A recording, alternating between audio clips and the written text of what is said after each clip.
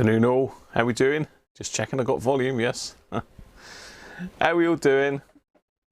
We're back again. Hope everybody's okay. Feeling a bit better today, touch wood.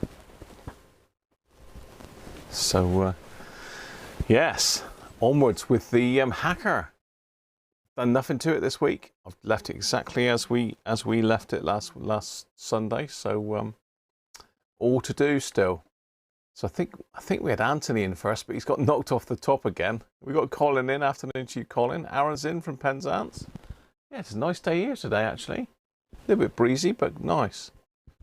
Timothy, hi Timothy. Michael's in. Hi Michael. Michael Hyde, that is. Hi Wenlock. Multi's in. Hi Multi. Nick's in. Petronics. Afternoon Barry. Harp's in. Hope you're feeling better, Harp. And Simon's World. How you doing, mate? Rich A. Benji's in.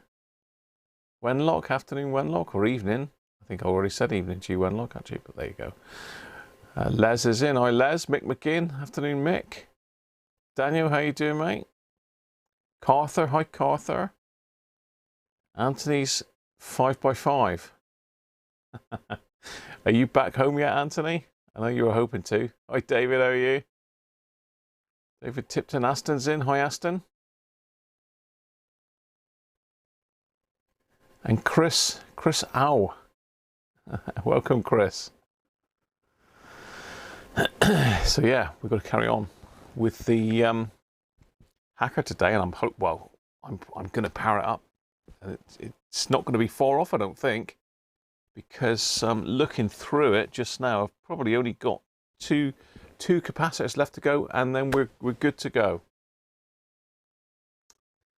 Yeah, 2 capacitors to go, and then hopefully we can power this thing up, because it's it was quite a lengthy process last week. You know, I wasn't going to rush it, so I'd rather sort of try and get it right. So got a little bit of cleaning up to do probably, but apart from that, not a lot. So I've gone ahead and taken the last capacitor just off the chassis so I could see what it was and what voltage it was actually. So I'll show you that in a second. Derek Cooper, how are you, Derek? On Holstay on the Isles of Scilly. Oh wow, down south of me. You're back home but can't find anything, Anthony. Cleaners have hidden the brand new kettle. Hopefully they left you some saucepans, Anthony, so you can boil up some water. Russian electrical repairs results in mistake. Definitely, Aaron. Afternoon, David. Dave Rhodes, how are you? So yeah, I wasn't going to rush it. I was sort of being egged on to try and finish it last week, but the more I went on, the worse I felt. So in the end, I had to knock it on the head. So apologies if you were waiting for it to be finished last week. So let's get you on the beast, so to speak. So here it is. So not really sorting the cameras out properly yet, but we'll sort that in a minute. Right, where are we? There we are, sort of. So, really done nothing. Afternoon, Peter.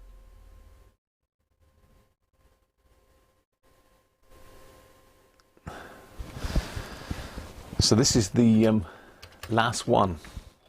Now I've just unscrewed it from the chassis and loosened the clamp on it, so I could just have a look, quickly see what it was. And it's an 8 microfarad and a 24 microfarad at 350 volts. Now I had it in my head that this was a low voltage one, but luckily I think I've got a couple caps that will do. I've just seen if there's a date on this, but there isn't on this one. There might be on the main filter cap, but I can't see it. Did we date this last week? Did we date a 61 somewhere? I can't remember now.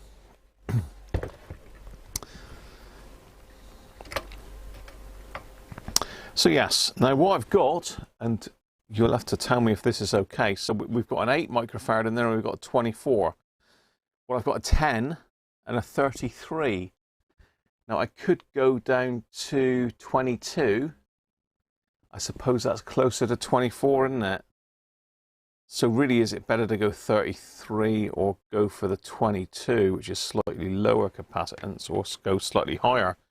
I mean, the only 8.2 I've got is 160 volts, so that's not high enough voltage, really. So yeah, that's the plan. GT Jeff, afternoon to you, mate. RV, how you doing? Older than last week. So I think the 10 will be okay for the 8. It's just I've got a choice of either a 33 or a 22 to replace a 24. Yeah, I agree. 10 is probably going to be fine.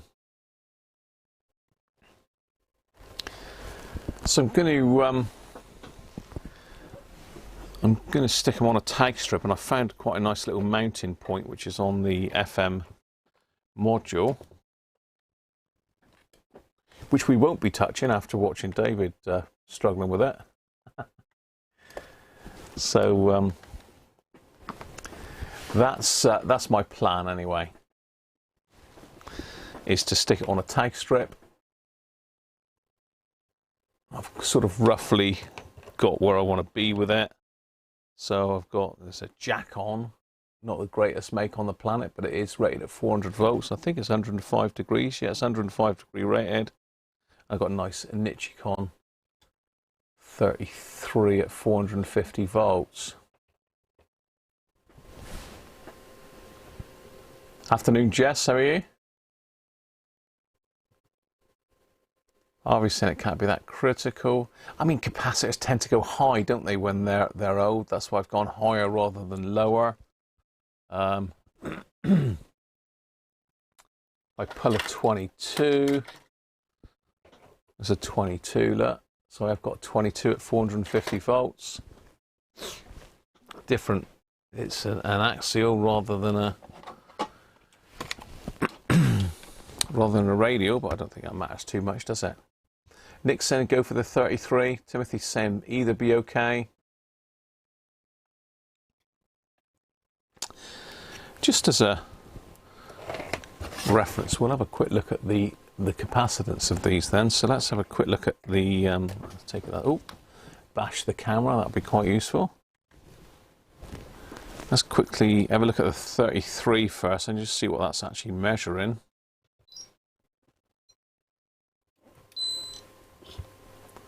So it is actually measuring 33. Well, it's a Nichicon, isn't it? Let's measure the 22. If this one measures 24, it could be in. Oh, didn't like that one very much, did it?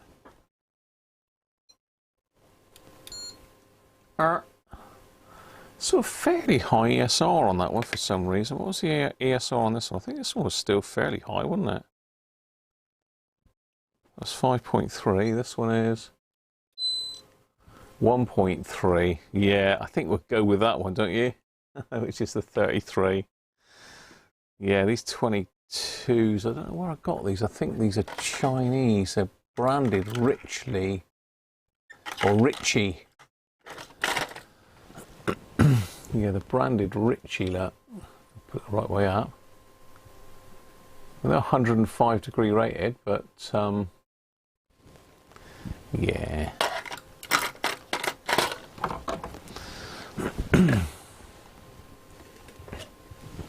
33 best? I think so. I think the old Nichicon's going to win on that one. I don't know where I got these. I mean, I pick stuff up for projects all the time, and I always tend to buy a few extra just in case I get another one. So there we are. I suppose we ought to test the 10 as well, just for comparison. Let's just test the 10.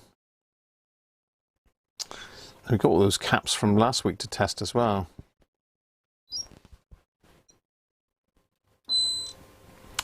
So that's bang on 10, look. Can't knock that. Fairly high ESR, 3.1.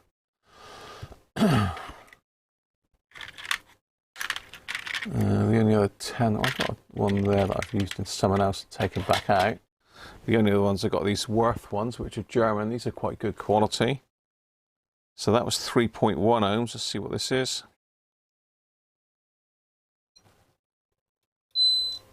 3.8. So it's around about the same in it, so we're not going to worry about changing that one over. I'm sure I could go through them all and find one that's slightly lower ESR, but it looks to me like the higher voltage means higher ESR.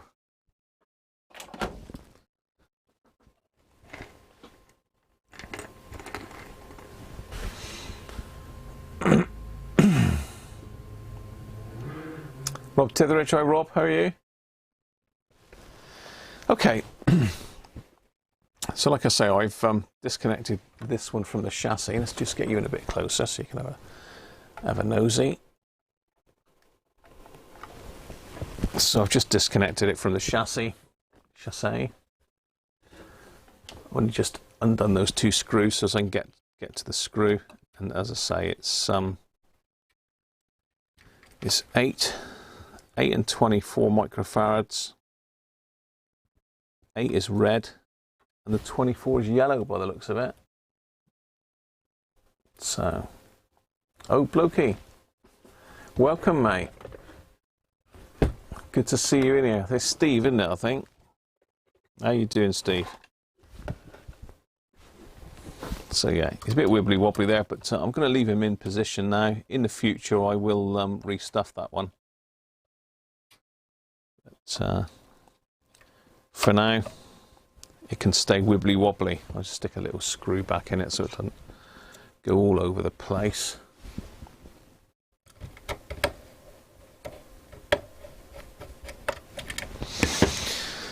Let's have a look underneath the chassis then. That's some of my handiwork. Or maybe not so handiwork, I don't know. So there he is, Mr. Wibbly Wobbly. And the screw for my tag strip is up here. That's what I'm going to go for. And that's one of the bolts for the FM module. I might need to stick a longer one in there, but I don't know. We'll see if it's got enough meat to still bite when the tag strip goes in on it. So really, there's not much left to do, I don't think. I don't think there's a lot left to do on the chassis. Let's just zoom you out a little bit. You can have a look over the bottom of the chassis.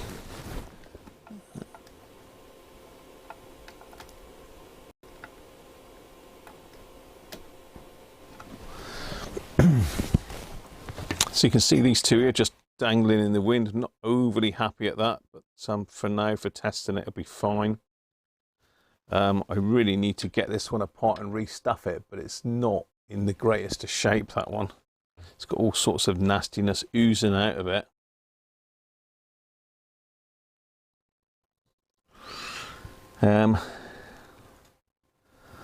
So yeah, I mean, there's not really a lot more to do. I will check that resistor in there, because that's the same as the one I changed over here. I've got some more of those in a higher value. There's also a couple of quite large resistors over here going to the FM side, but I don't think I'm going to worry too much about resistors at this stage. The only one that I might have a look at is the one over on the Magic Eye over here.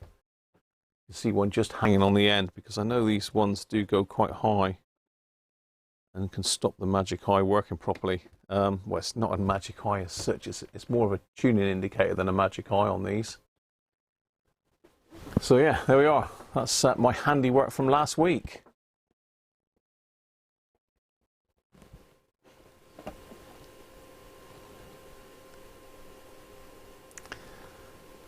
Mac Vision, how are you, mate? Get stuffed.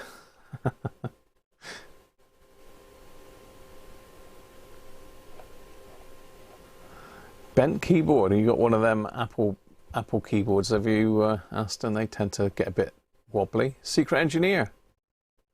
I've still got sound here. Still got sound here. Welcome, Rich. Don. Good day to you, mate. Good day. I think that's how you say it. Yeah, we're getting there, Daniel. Getting there, mate. We are getting there. Mrs. Cruncher's fine. She's down watching the latest with the Queen. She got the day off tomorrow, so we're going to be spending a day watching the Queen's funeral tomorrow, which I would say will be nice. It will be nice, I'm sure, but quite sad still. But there we are. How often you restuffed canned capacitors? I try and do it in most circumstances, to be honest, Aaron. I will do this one, but just for this, for quickness and all the rest of it, I will just leave them for now. But I normally do restuff them, especially if I'm going to restore a radio, because this is okay, but you know, that's definitely not permanent, and it's not safe to leave it like that, really, because it is mains voltage on these, and if they were to touch the negative, it would be quite a nasty bang, I'm sure, and lots of drama. The selenium rectifier, I'm going to leave that for now. I'm not going to do that one yet, but when seleniums go bad, do they, when they're starting to go bad, do they cut down the voltage or do they increase the voltage? So do they fail high or low, really, is what I'm saying.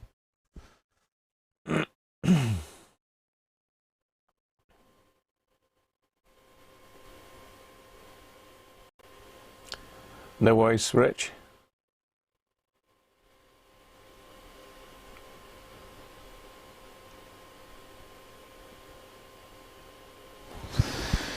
So we need to get on and get this done. I think what I'm going to do, because it's right up tight in here, is going to make soldering fairly difficult. So what I think I'm going to do, I'm going to solder it up outside of the chassis and then bolt it on afterwards. There's plenty of wire on these leads. There's quite a lot of play on these. Hang on, wrong leads, it's these here. Not much on that one, so I'm going to probably have to extend that wire there. So I need to put a new piece of wire in there. This one will definitely reach there. Yeah, so I'm going to have to extend this wire here.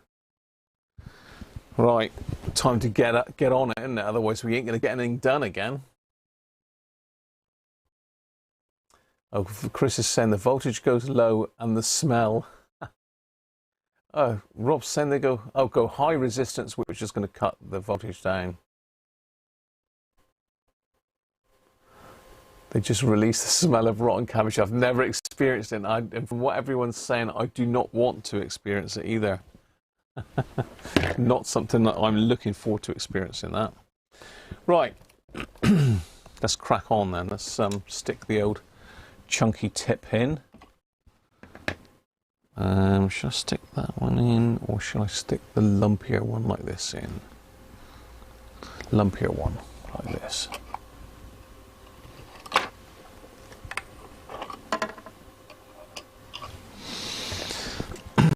So I've just changed to a bigger tip. This is one of these higher thermal mass tips. It's got a bit of a lumpier bit on the end.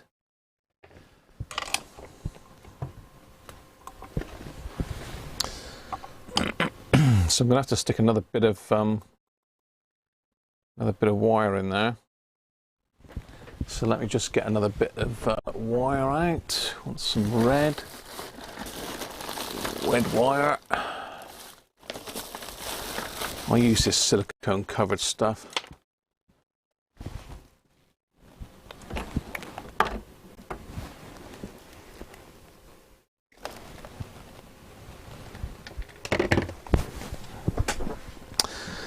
So what I'm going to do is just solder that onto this existing tag, if I can get in there. It's not going to be easy, that, actually. Now, does it will jump over to, so it links there, jumps over to there. Right, let's get you in a bit closer.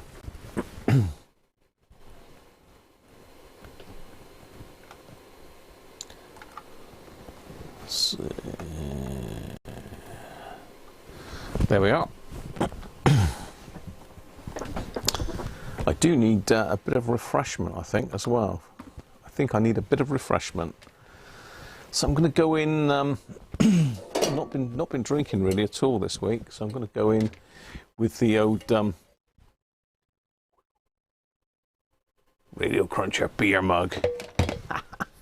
And I've got some Purple Panther.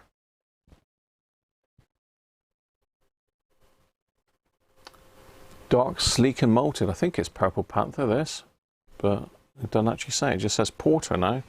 Perhaps they can't call it Purple Panther for some reason.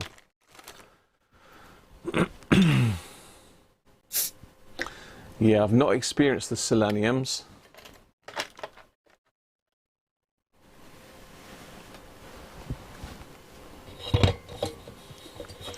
So just go bang for Aston. Rotten rats smell nice.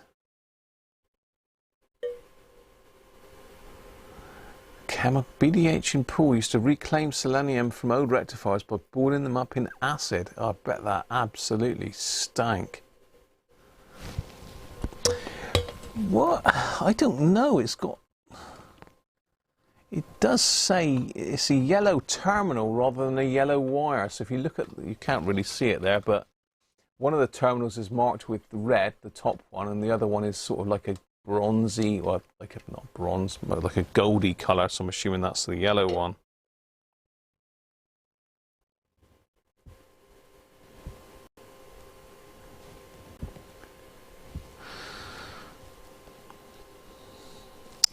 I don't know if it is. I've got yellow. If it's a yellow wire, I can stick a yellow one in there.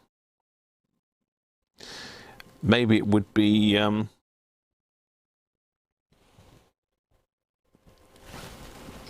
advisable to stick a yellow wire in. I don't know. I should have rewound David's video, shouldn't I, really, and I'd look at see what he's done. Robert!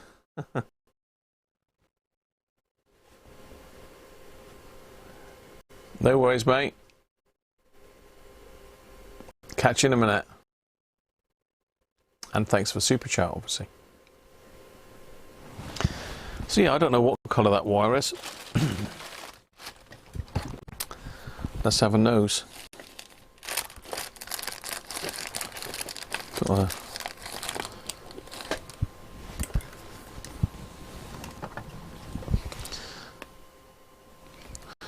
It looks just like it's got a bit of powder. Yeah, it is red. It is red. It just had a bit of mould or something on it. Look. See that? So it is a red wire. You fell asleep in the stream.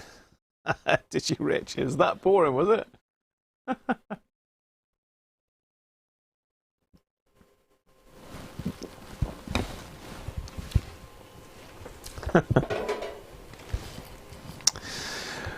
So Mrs. Cruncher has started topping up the Christmas Advent beer calendar.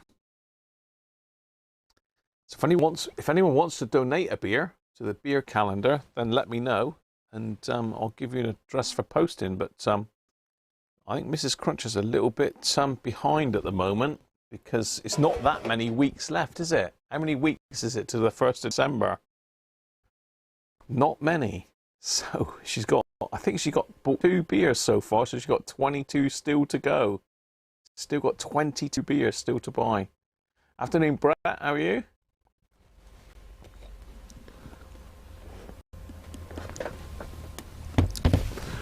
And I did repair my engineer solder sucker as well last week. That was a pain in the backside sorting that out. So I wouldn't recommend pulling one of these apart.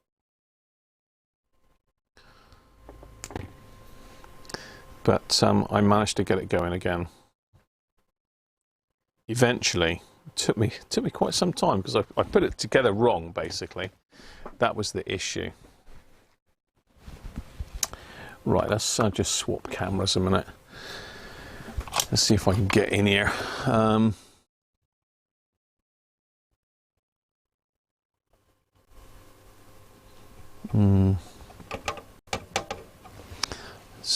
physically pretty difficult to get in here, but we'll see.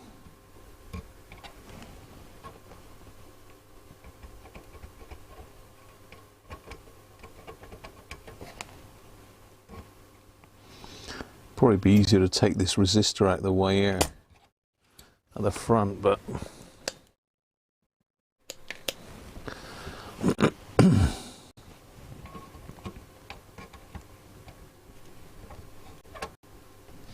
that would be too easy, wouldn't it? It's left after the solder behind.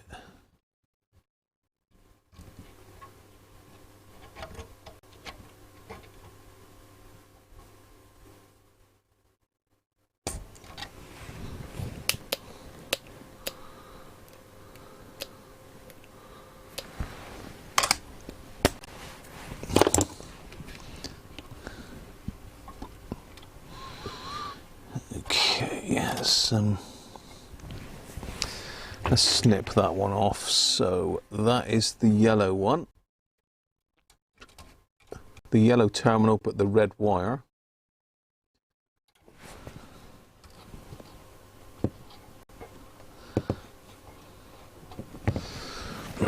Let's grab it over with the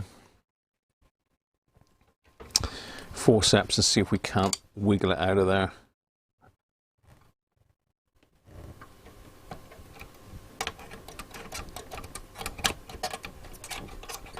There she goes. Excellent.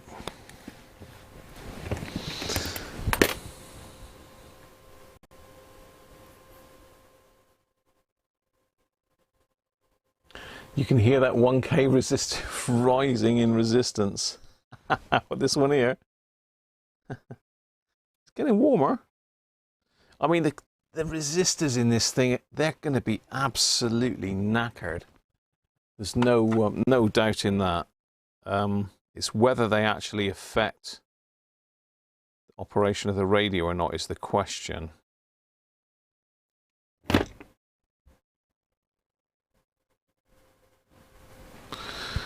Right, so let's see if I can wangle that in there.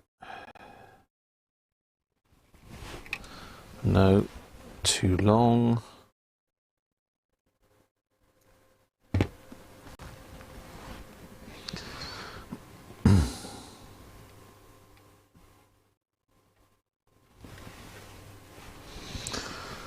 Bit more of a acute bend needed. So the Hacker Marine Herald is all done. So those of you that follow me on Patreon would have seen the final video on that. It's all done and on its way back to its owner. So bit of a journey that one was, but got there in the end. Right. Let's get some solder on that.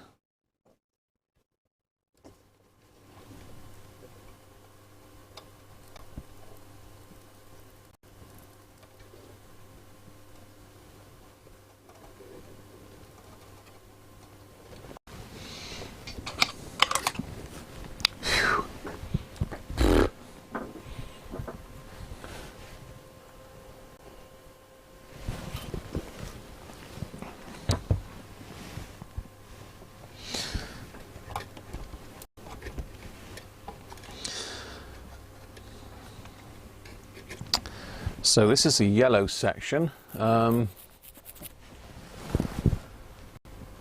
strange, isn't it? You'd think they put a yellow bit of something on it, but I'm just trying to see if I've got any yellow sleeve and I could just stick over the top of it just to remind myself, really, more than anything. I've got a little bit of yellow sleeve in there, look. Will that fit over the wire though? Yeah, well, okay.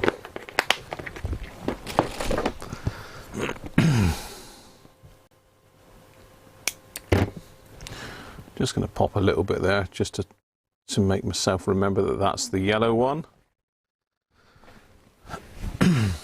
And the red one, as I say, that should reach.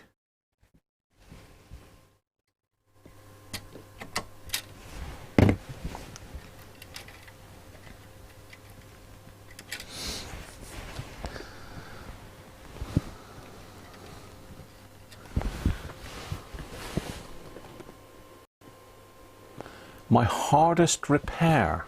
Oh God, I've had loads. I think the hardest repair has got to be the repair that you haven't actually repaired, hasn't it? So that my hardest repair to date, I would say, would be that AOR SR2000 receiver, because I literally haven't been able to sort that one. I've had lots of other really difficult repairs. I'm still going through one at the moment, which is my Denon CD changer. That's proven to be an absolute nightmare. Loads, Aaron. There's loads. Some of this Sony stuff has been an absolute nightmare to work on. Yeah, I mean, as far as radios are concerned,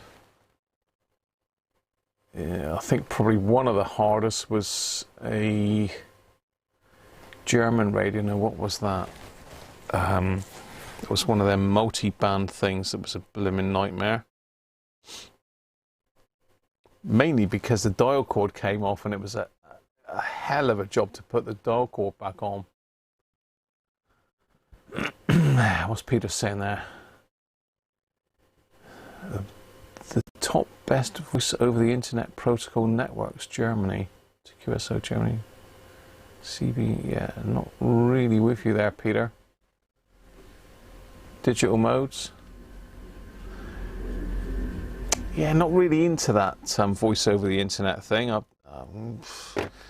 It's a bit like phoning someone up, isn't it, really? I don't know. It's not really my thing, but it's got a big following. So that's going to go in there. So one side there. One in there, one in there. So probably cut them both off about there, I would think. Snip that one off. It's better to cut them a little bit too long, and then you can shorten them afterwards. What you can't do is extend them. Well, you can extend them, but... Right.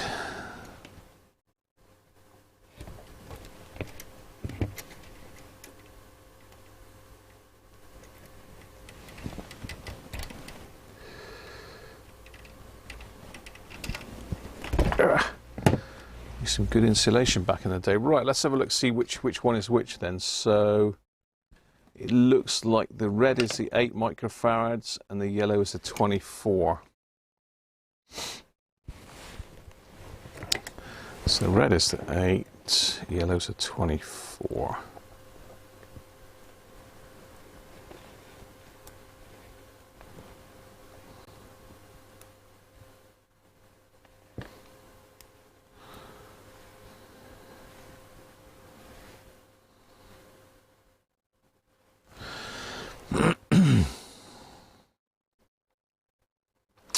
Do you think it would be okay to just use that as a ground, or should I be running a separate ground? It looks like most of the grounds are just chassis anyway, so that's not going to be any different. Maybe I'll just rough that up when I take the screw out. Be careful sometimes with cable routing as well, because this one might carry a signal. What is that? Is that one there? Is it that one?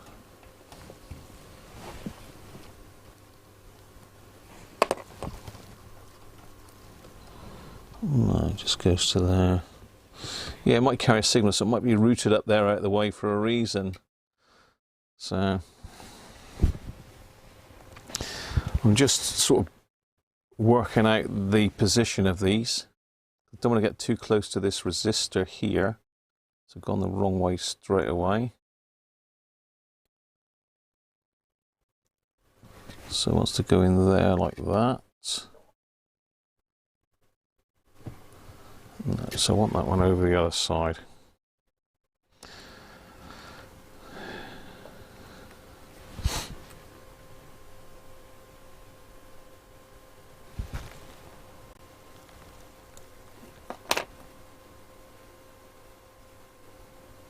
Yeah, this one here, you mean? Yeah, you're right. That is Earth. But I say, putting the tag strip onto there is going to give me that center tag as an earth anyway.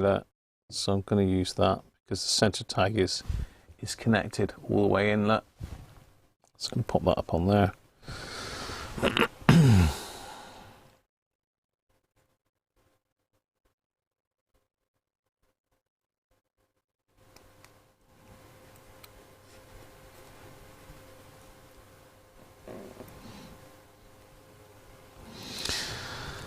Okay, so that's going to be there, and this one, let's say I've got this resistor here which is sort of in the way of this one going straight down, but if I sort of angle it a little bit like that, I think it'll be better.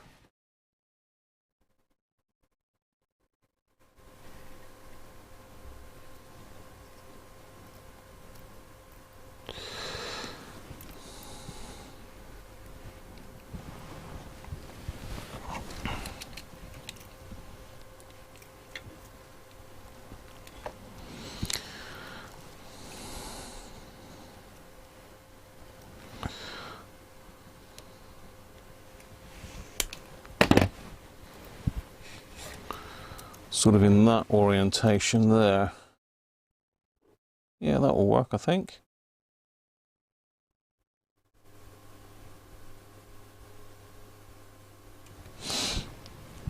Okay, so the red one was 8 microfarads, so that's got to go to there.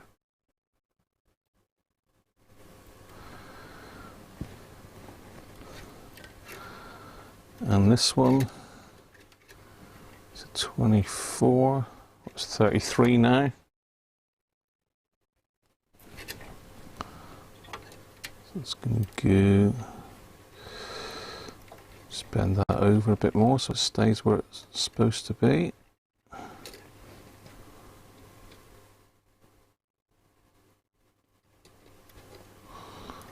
There, that's my little tree ready to go. So I'm going to solder that up a minute. I don't know, that is underneath the FM tuning can, and there is a hole been made just there. You can't quite see it. Let's just zoom out a fraction. You can see there's a hole there which is straight into the bottom of a trimmer.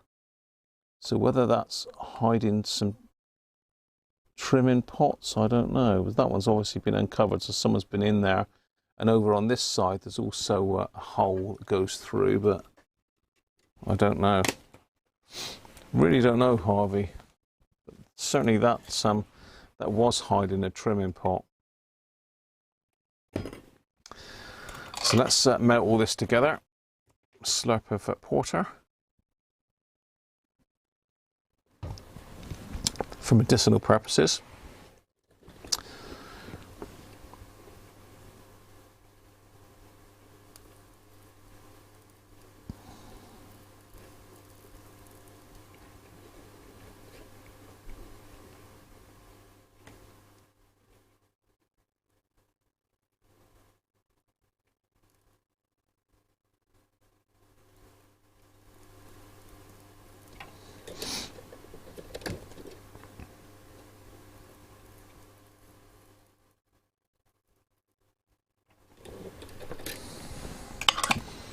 Right, that should be good to go. Let it cool down for a second. Then I'll manipulate it.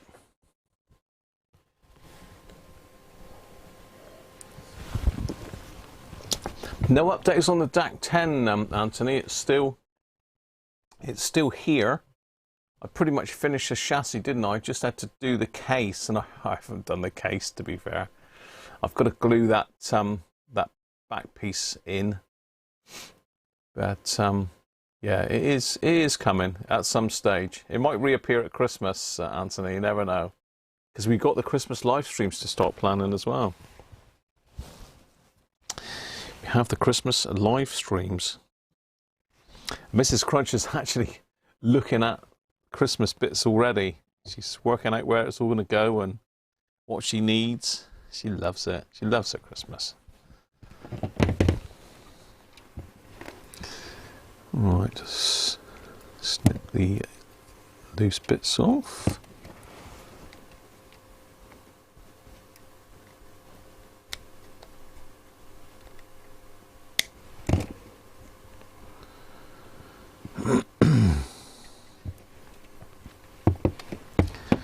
The one in there.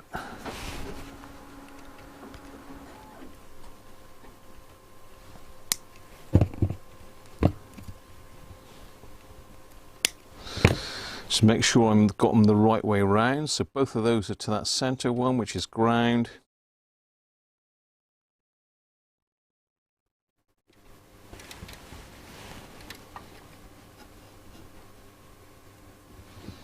One there, which we can stick in underneath. I think that's going to work rather nicely. So let's get that little nut undone at the top there. There's a little nut there. Smooth that back out of the way. So can we get the right nut driver first time? Yes, we can. Yeah.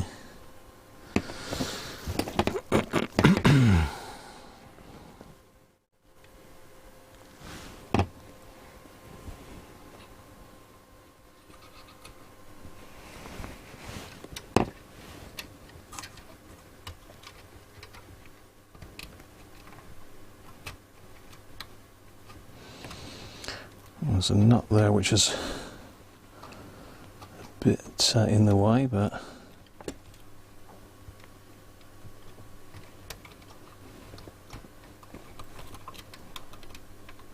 yeah, this is going to be fun. Right, let's see if we can grow about 10 pairs of arms. Get this thing in here.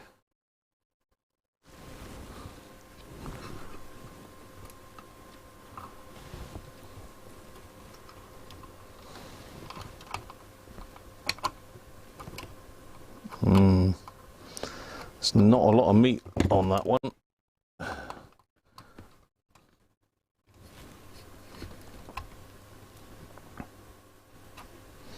And it's just loving springing back out again.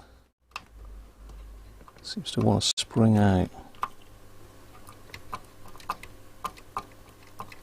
What's making it spring out? Is it that one? No, is it that one?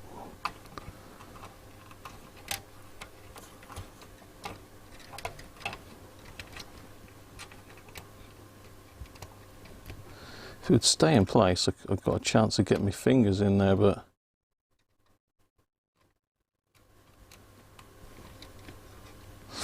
no, I'm going to have to put a longer screw in there. I'm going to go with I've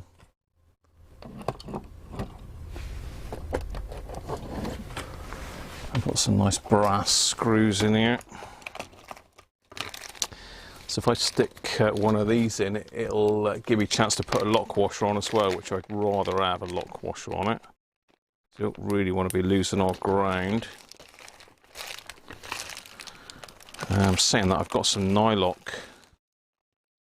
Got some M3 nylock nuts there. That'll be just as good, won't it?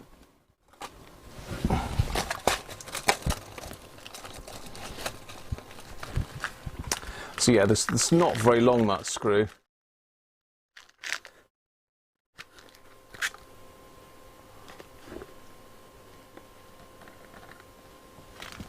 You still have stuff left over from last Christmas, except beer.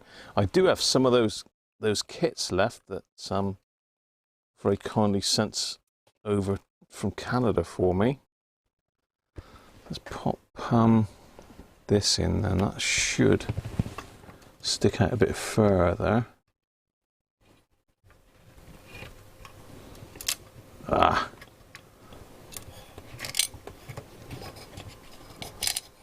Tell me that's actually bigger than what's in there. Come on. Thank you.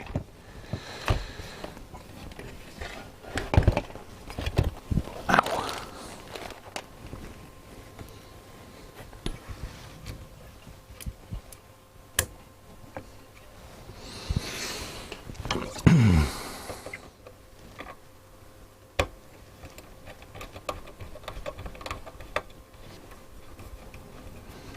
Yeah, the hole's just not really lined up. Right, that should be a bit more meat on it. Oh, look at that. I'm much happier with that. Oh. Shall I put a lock washer on as well? I don't think I'll need to with a nylock nut. I can't even get the nylock one in there. I'm going to have to switch to metric now.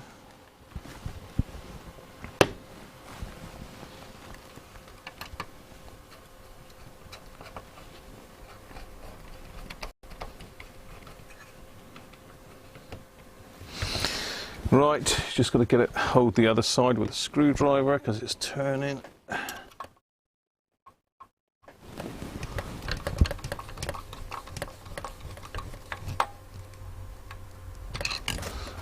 Let's make sure we're in line as best we can.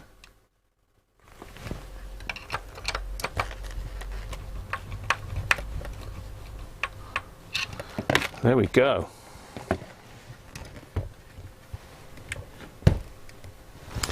So it's worth just testing the ground just to make sure we've got a decent connection. I didn't rough it up underneath, did I, like I was going to?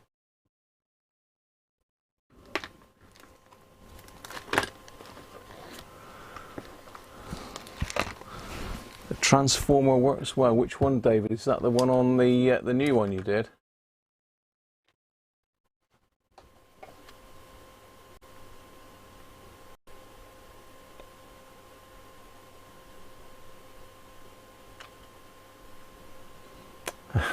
Hang on, I've got to catch up here. What's some secret engineer saying? Germany. Aaron's saying Germany makes the best model railway. Missed that one. So secret engineer saying YouTube are changing. You will be able to play music and you won't lose ad money. But ad money is going down. Bring on DJ Graham. Ho ho! Got some music playing to come up.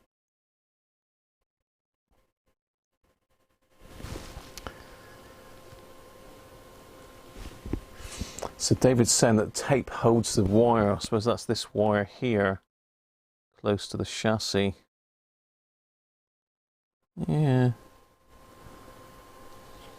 So there's my tag gum strip, anyway, my two new capacitors in.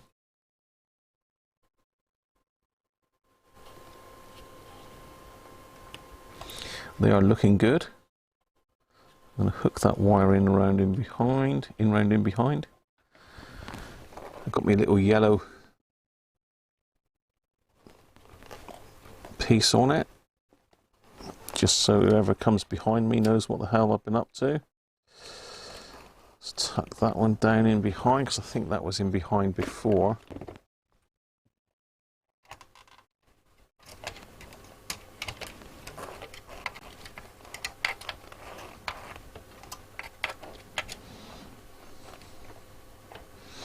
There, look, it grew there, look.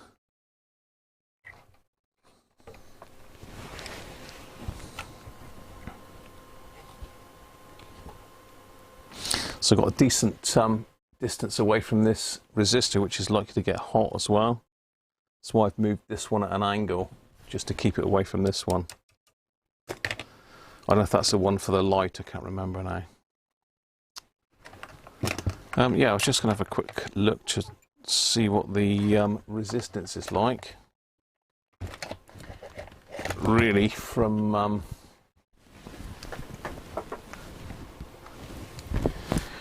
just any point on the case. So let's go, say, over here.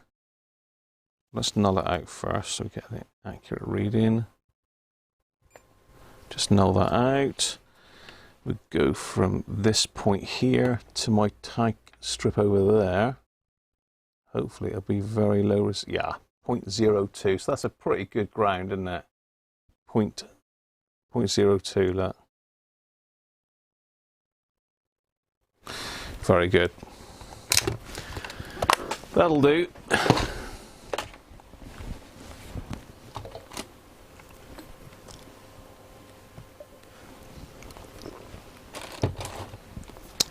Okay, we're getting there. What else do we need to do? What else do we need to do? I need to pop that screw back in. We'll screw that can back onto the chassis now. I need to just do up that screw on the clamp. To pull this one to do that screw up last time, so let's do that.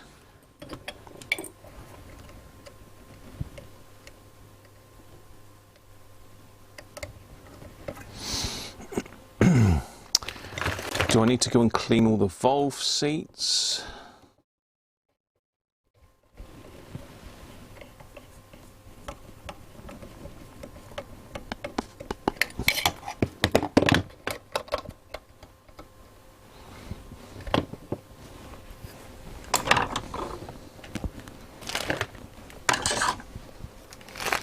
Got too much stuff everywhere.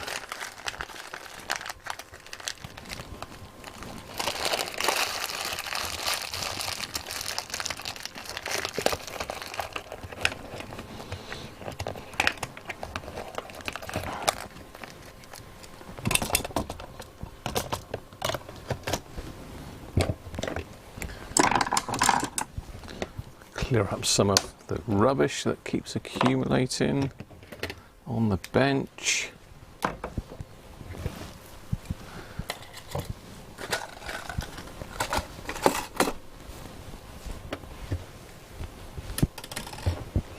Find things then if I get everything back where it should be.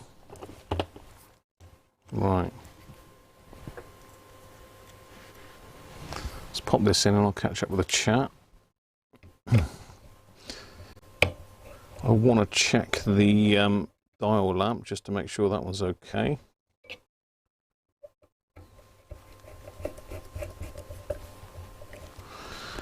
It's a little bit proud, but you can stay like that for now. I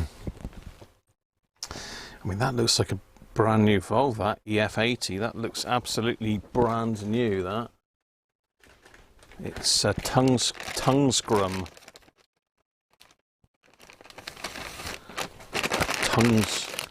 Tongue scrum. Let's give that one a... So yeah, the pins are dead clean on that one, so no need to mess with the pins. Let's find where it goes back in.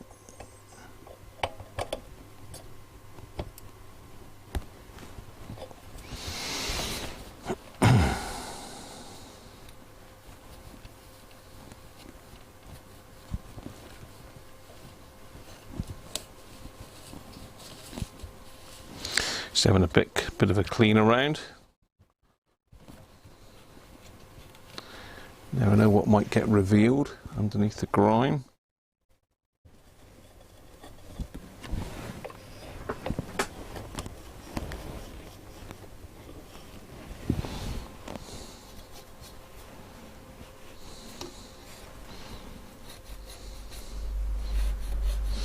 Yeah, the tuning indicator doesn't look great. It looks like it's had a hard life, but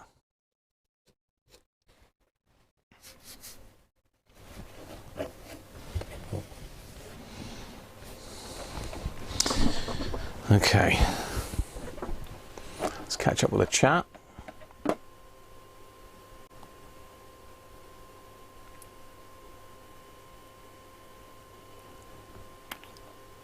Andy Kelly, good afternoon.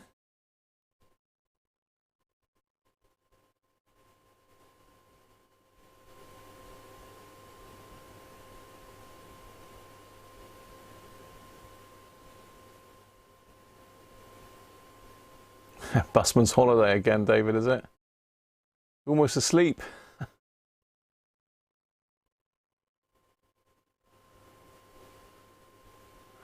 The top of tube is milky white, then it's got air in it. That one is looking slightly white, to be fair. I've not got another one. I could go and pinch one out of the other radio.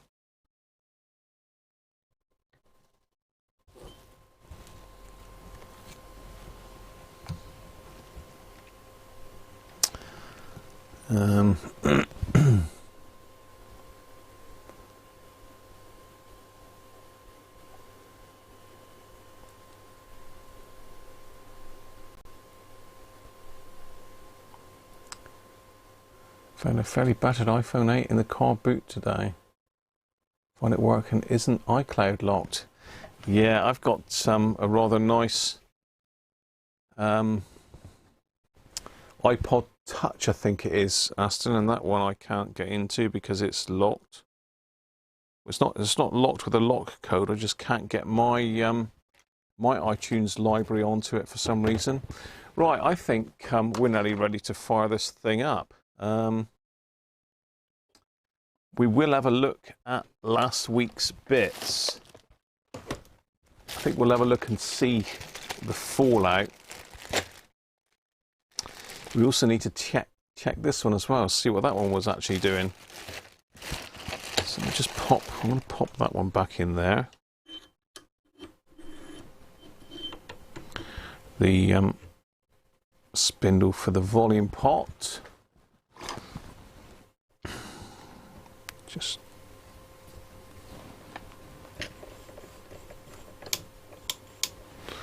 on off pot. We'll stick the other knob on here with a little bit of silicone grease just to stop it jamming, because I seem to recollect that these were a peg to get off.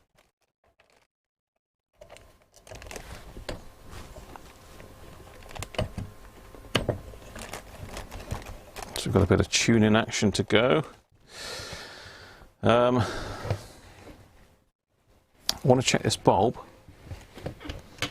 So just pop this one out. Oh, it's really loose, that one. That one wasn't doing a lot. Just see if we've got resistance across that one a minute. I'm getting there. Stay with it, Don. I'm going to be firing it up soon. You've got to stay awake until it's fired up. It's the law. Right, let's see if we've got continuity on this bulb. 2 ohms, so yeah, that one should be fine. Maybe a little squirt of switch cleaner in there. I can find it. Just to make sure we've got decent contact.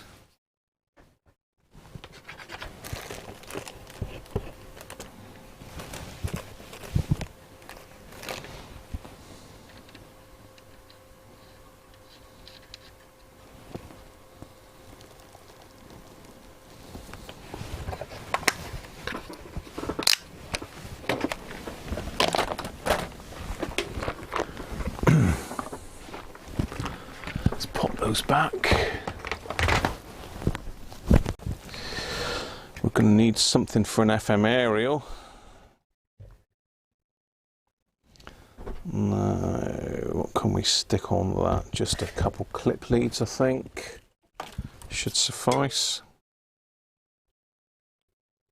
I think we'll fire this up first because I know there's people from far away that would like to go to bed probably. So Shall we fire it up? Gently. And slowly catchy monkey and all that. Let's just drag that up around there for now.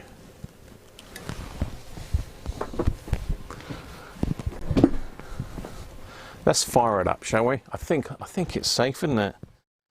I can't think of anything else I need to check. Check the output transformer, we've checked the input transformer. We need to connect a speaker up to it. Now I was going to just stick, I've got a 15 ohm speaker here.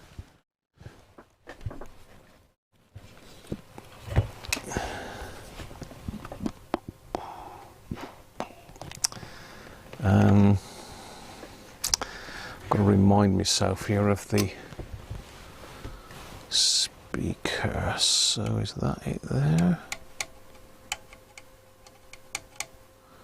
I think that's the speaker there, isn't it? I can't 100% remember. I think that 2-pin is the speaker, external speaker socket, isn't it? That the speaker comes down and plugs into. Yeah, it is. So let's get a couple of wires and hook this speaker up. Can double check that.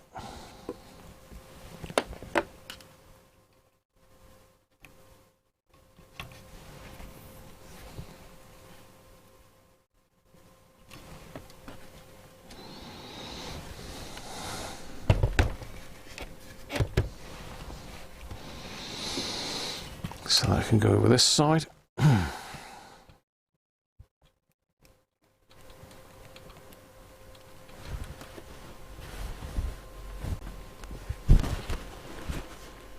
Fume extractor. Don't say fire. Light her up. Bob's done a few years. Yeah, he probably has. Right. Got a speaker. Got an aerial.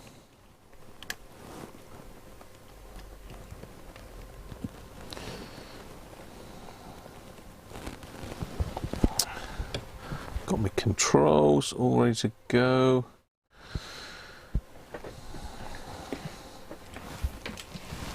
Right, let's get the lamp limiter up. This plug is crusty as you like. I mean, look at the pins on that thing. I mean, jeez.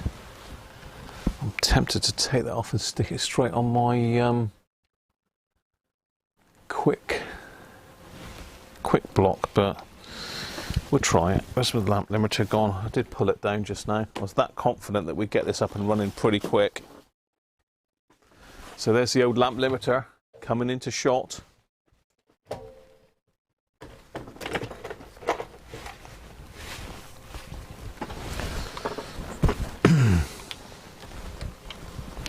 $60-watt bulb.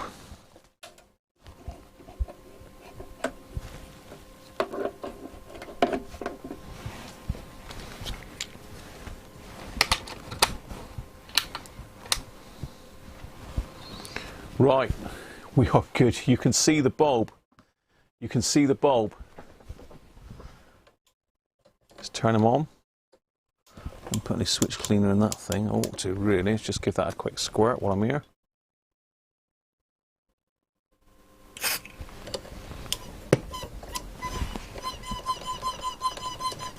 That's me bones.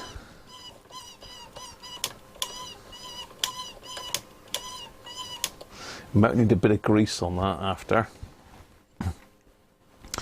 Right, where do you think the smoke's going to come from then?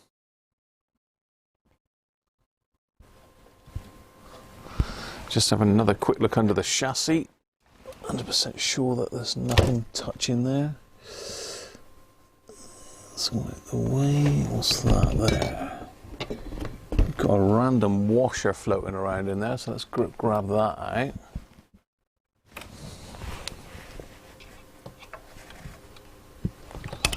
Oh, that's that earth terminal. Okay, that's okay. It's not doing anything.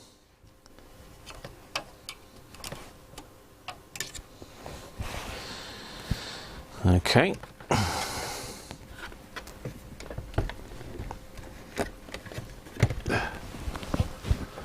Put the aerial back on. So this is the moment of truth. Is it or isn't it going to work? What's the odds? Who thinks what? Let's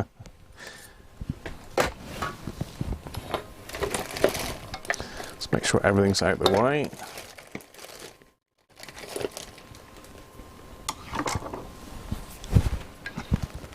Who thinks it's going to work? Afternoon, Phil, how are you? Andy back? Back? Afternoon, Andy. Afternoon, Derek. Derek Taftman. They'll be fine in your knob wash. What are you washing, Brett? Which knobs are you washing, shall I say? Got to be a hunter, isn't it? There must be a hunter with Brett. Right. Shall we dim the lights? Dim the lights, you can get maximum smoke effect then. Okay, so we're on amp. We're turned on. I've got the variac down here, so I'm going to start winding them up. So we're looking for this lamp. We do not want this to glow really bright. So we're coming up, so that's 100 volts.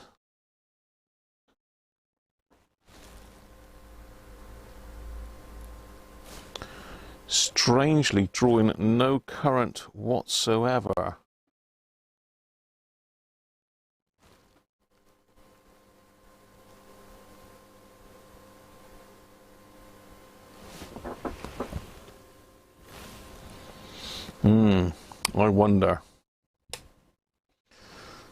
I wonder if we've got a dodgy plug here. I'm going to take this off. It's shockingly bad anyway. It's a really old plug and it's corroded to hell. It's highly likely that's not making a good contact.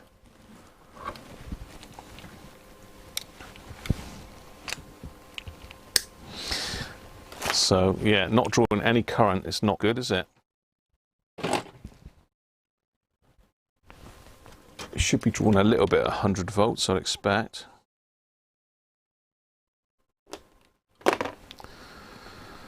So just, yeah, I don't know. Set switched on, yeah.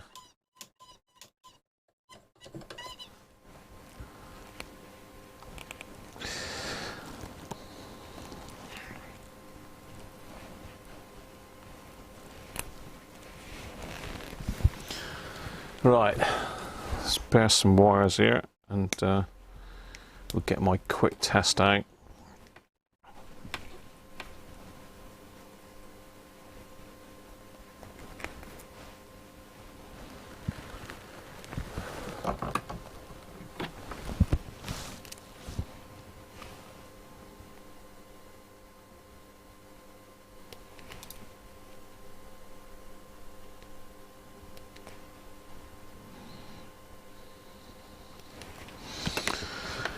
Right, let me just find the quick test.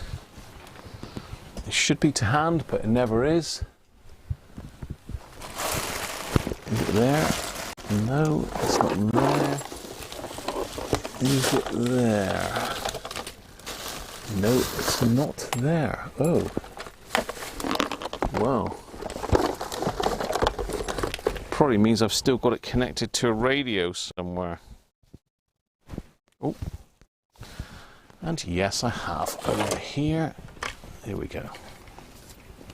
So this is one of these quick test things. It's got 3 terminals, live, neutral, and earth, and it just allows you to temporarily hook up something to the mains.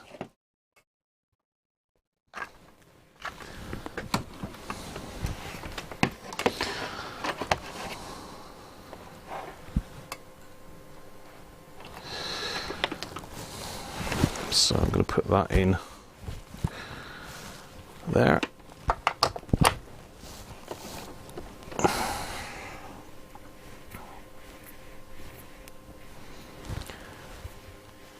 Theo, how you doing, mate?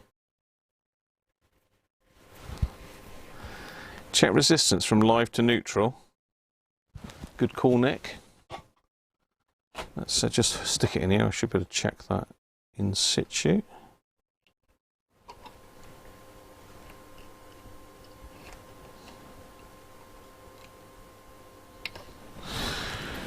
Resistance from live to neutral.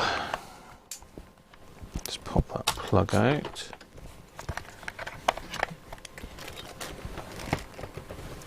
So we should see something, hopefully.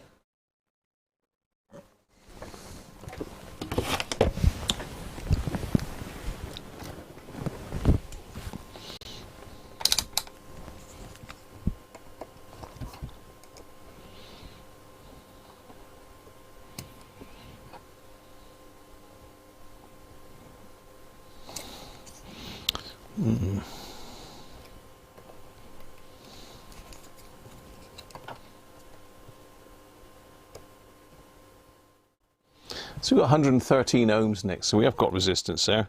I think it was either a knackered fuse or more likely just a really ropey old plug. Right, so let's just wind it back again a minute. So pop that in. Pop the lid down on that, so that makes it live.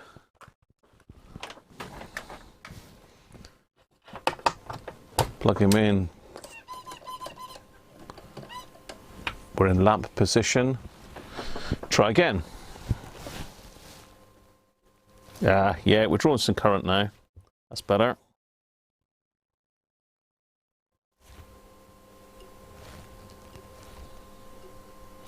$60 milliamps, 70. Let's let him sit on 100 volts for a bit. So it's drawing 80 milliamps at 100 volts at the moment.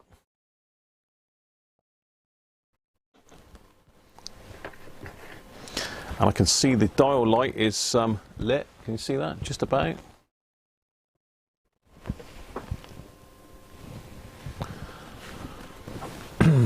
So we have power. So it's drawing 60 milliamps.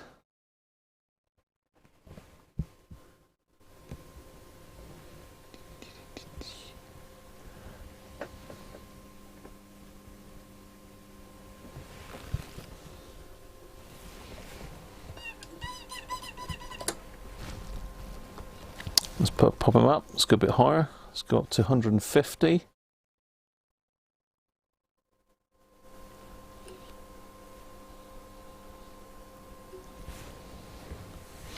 Lamp's getting brighter. No noise from the speaker yet.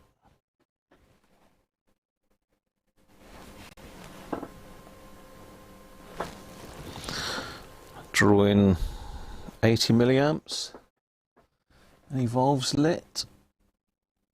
Any smoke appearing anywhere?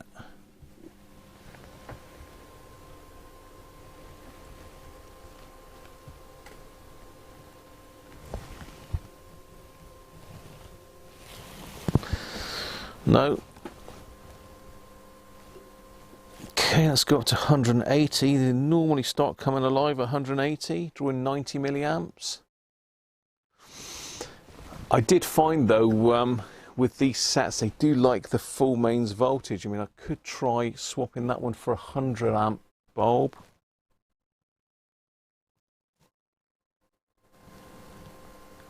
So drawing 90 milliamps, 180.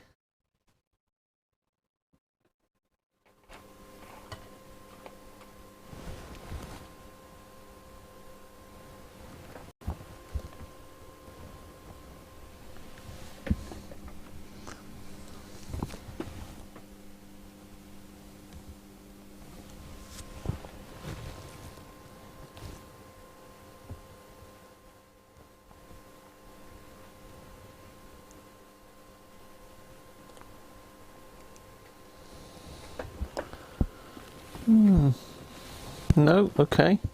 Let's go up to 200. 110 milliamps. Ah. Woohoo!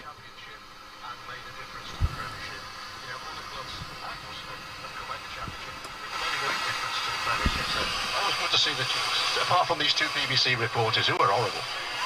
But they certainly are. Ho ho! She's working. Thank you very much. That's Dave Bradley there from BBC Hereford and Worcester. Now, not surprising, this subject 240. came up on a regular basis at Rob Baxter's Thursday press conference, when the game, of course, was still in serious doubt. I'm walking around today and I'm seeing more non-playing staff, and you start to look around the offices and the people involved in the club, without even talking about the players and the playing staff. That's a lot of people. It's not 5 or 6 people, it's tens of people. So you can see the bulb is glowing a little bit. You can see it's just glowing a little bit. They're not really doing anything wrong. It's tough.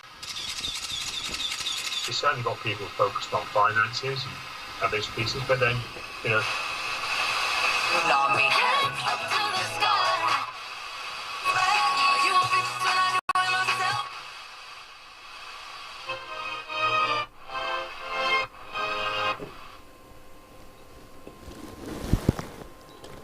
Okay, it seems to have died there. It seems to have died there.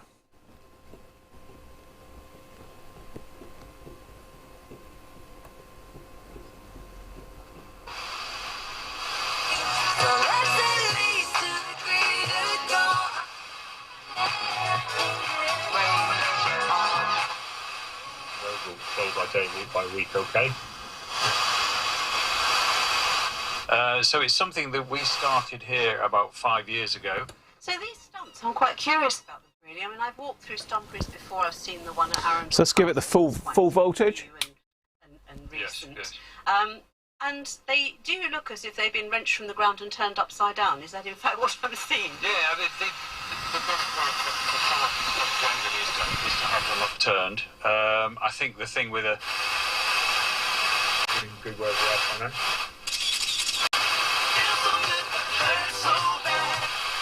Two children, free time.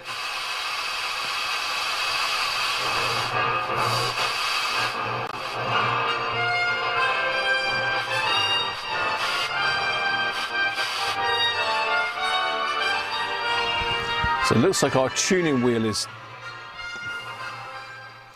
It looks like the tuning wheel is jamming up a little bit there.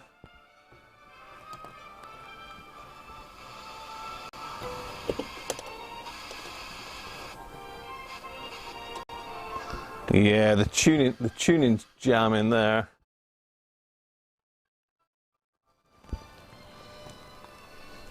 And that is the weakest magic eye on the planet ever.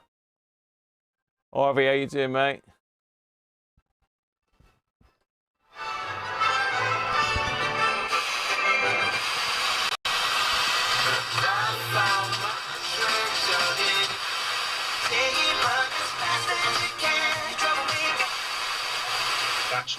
It's actually become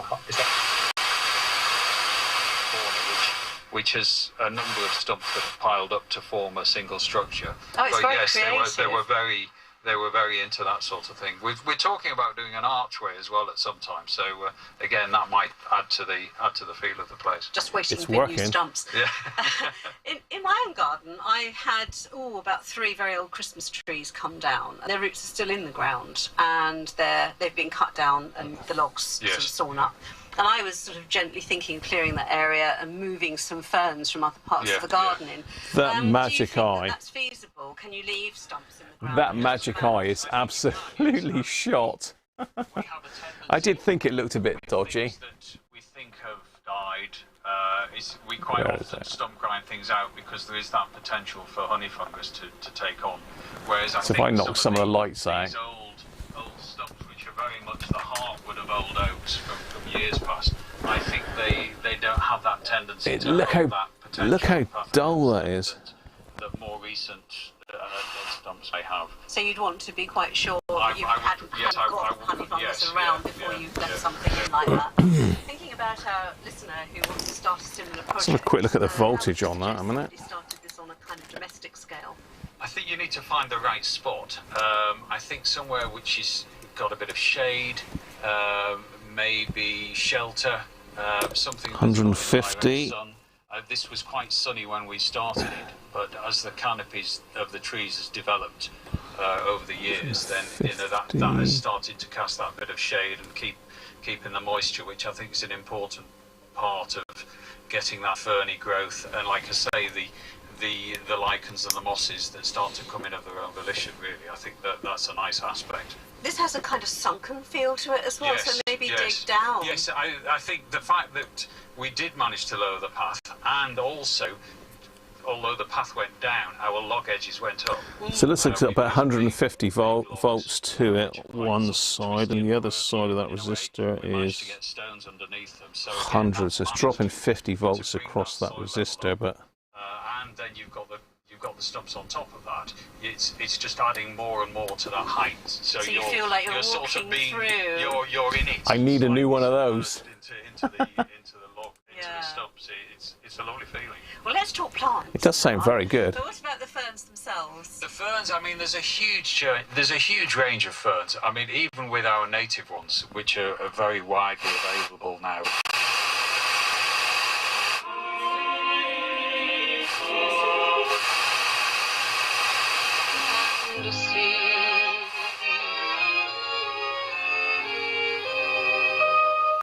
I'll never forget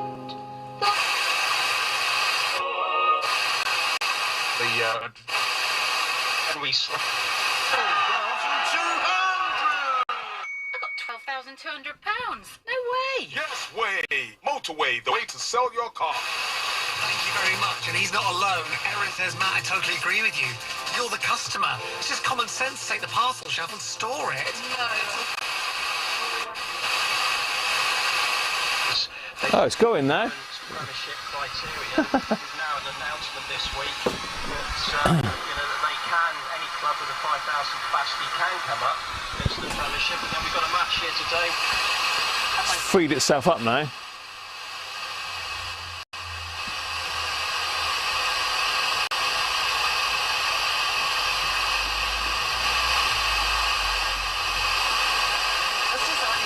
And all those cabinets and worktops are 50% off RRP. Plus, we've got interest-free credit with a 10% deposit. A stylish, traditional, contemporary or shaker kitchen could be yours, made in the UK and 50% off. The half-price kitchen says. There you go. Minimum spend applies. Let's give it a bit better area a minute. It's got no ground, obviously. Does your dinner sound more like this? Then it's time to grab your dinner by the balls. With Gusto, who says Tuesday can't taste like Saturday? Choose from over 75 tasty recipes delivered to your door every week. Sign up at gusto.co.uk and give it some. Yes, sir. Memory foam? Madam, king size. Miss, double frame? Yes, that one's pocket sprung. Very breathable. Business is booming at Michael's bed store. He needs more staff for his dream team, as they're all working flat out. Have you got it in a single? I'll just check for you.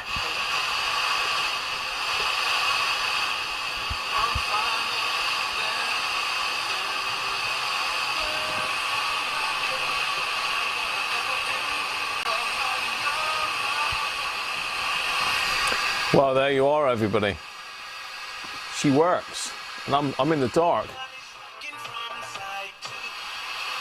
One of the Premiership sides that was actually in the black, actually turning a profit, and that was because they're so successful off the pitch. And of course, Let's get some light back on the subject. unless, of course, rugby clubs turn into football clubs, and it just becomes a Afternoon, Ace. How are you? loss maker for big businesses, for rich people. Oh, you're absolutely right, Alan. And Let's just catch up with chat. Of Exeter Rugby Club, and I see all the figures and facts and all the rest, and I talk regularly to Tony Rowe and the directors, and we would like to see a 12-man league. We certainly want to see promotion and relegation from the Championship, because that makes such an interest at the end of the season.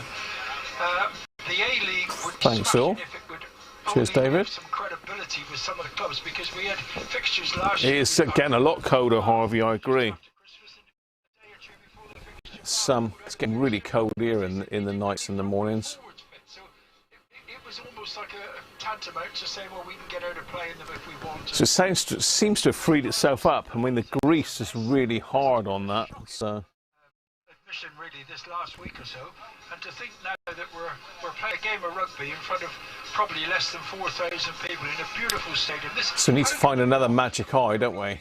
Afternoon, Keith. How are you? Here at Sixways, they've got pitches, they've got lovely car parks, they've got a lovely community centre, they've got a lovely gymnasium, super grandstand. Thanks, Aston. Because of this management, I honestly think we're not going to see much more of Worcester Warriors as a professional rugby club, which is ever so sad. And to think, you know, here we are playing a game today. We all Still hot there, is it? Point of view that they don't come away with any injuries, but it could be in a few weeks' time there won't be a Worcester Warriors, and then all the points have got to be deducted. So what is that thing? People that have had an injury here. So still drawing 180 milliamps, so still good. That's good to go.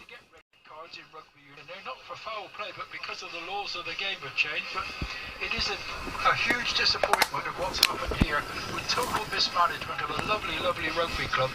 And we're only. It's not bad, is it? We've got to go in look before 2:30. Hour and a half, all good.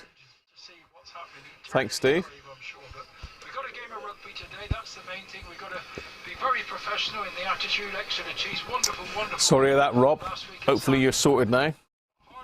But the radio's working, Rob. You've missed the big fire up. Exeter, but very difficult for the Worcester It's got some volume. Staff and players. Nigel and John, for now, thanks very much. So this is a hacker speaker. Sporting headlines from BBC Radio Devon at 2:30, and Arsenal have gone back to the top of the Premier League after a 3-0 win at London rivals Brentford. They're just trying to prop it up so you can hear it a bit better. In the Premier League, that's at Goodison Park. 15 minutes played there, and it's goalless between Everton and West Ham. It's also the first, the first day of the Women's Super League, with Aston Villa playing Manchester City. A short time ago, that was goalless. At 3 o'clock, Leicester City play Tottenham, while West Ham face Everton. And Chelsea start the defence of their crown with a trip to Liverpool. The Blues boss Emma Hayes says England's Euro 2022 victory in July proves just how tough the league will be. No, I can't prop that up. I think the summer is It just wants to lie on its back. Speakers, the magnet's so heavy in it. I think that's been building in the WSL, and I've said many times before, I think it's the best league in the world. I think it's the most competitive. Every team has strengthened, and this is another year better, where right. the quality is going to get better and better across the board. So you should hear it now. It's facing my microphone. Yesterday's football, Plymouth Argyle's top of the table catch at Portsmouth. Tone is lovely on it.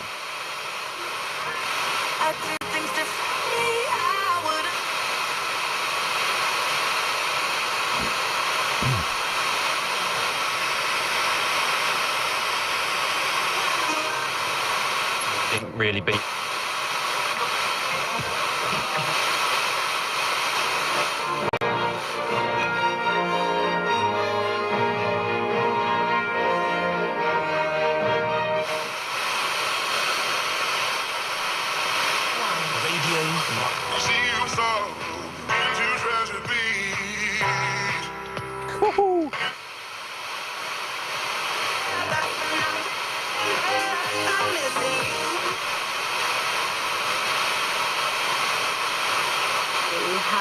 Had an overall good experience with peat free.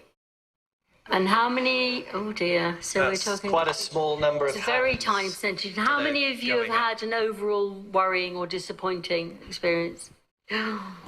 Right, okay. That's quite a lot of them. It's really worrying, because I was at a big garden show earlier this year, and every time there was the opportunity to ask questions, that same question came up from people who were all sorts and sizes and shapes of gardeners, and obviously of different levels of experience, some of them really experienced, who were really feeling demoralised by the situation. And it makes me very sad, because I started out does sound very life nice. really as a bit of an eco-warrior, and still really understand why we need to look after peat. But I just wish, you know, we had something a bit better available to us, because so many people are saying just what you've said. I think it's really important, as the others say, to experiment with different brands, but sadly they do change from year to year. Off the bed. But Yeah, I thought I'd stick that on for you, David. to bear in mind, You can sleep. You can rest well now. add a bit of loam, as Anne suggests. You can That sleep in certainly peace. helps. But the watering and feeding are the main problems. I mean, I was somewhere the other day where somebody had planted an ericaceous. Yeah. I mean, if they made a transistor radio in the same sort of size case, it'd be difficult. I see. Yeah, Steve said that earlier, Theo. Not Steve, sorry, Rich. Secret Engineer said that earlier. So I'll have to look. I'll have to read up on that. I do read the updates from YouTube. I get this Creator News comes every month, and I haven't seen that mentioned as yet. But thanks for the heads up. You don't get a copyright strike, Aaron. It's just they demonetize your video. That's all. Thanks, Rich. Yes, cabinet. Now I'm going to go and get you what I've bought to do the cabinet with. Going to go and get that, and then we're going to have a look over the components that I've changed, and then we need to see if we can find one of these magic eye valves. I need to have a look to see if I've got one. I don't think I've got any magic eye valves at all. You mentioned it 2 programs back, Theo. Yeah, I probably wasn't with it, Theo, to be fair. I've not really been with it the last couple of streams. I've been here, but not really in... I've been here in body, but not in mind, so to speak. But let me go and get you what I've bought to do the woodworm and see what you think. I mean, it's not a recommendation, but... I do wonder if it's a case of there needs to be a bit more knowledge exchange, because there are professional nurseries who have been growing peat-free for many, many years. There are places like Morden Hall Park, where we went to a few weeks back, where they've been growing in peat-free for many, many years. It can be done, but it feels like it's a bit more... Let me go and grab my woodworm stuff. But it does depend what you're growing, and some of the professional nurseries are doing really well. Some of them are really struggling. If they are finding it difficult, then that doesn't make up for us.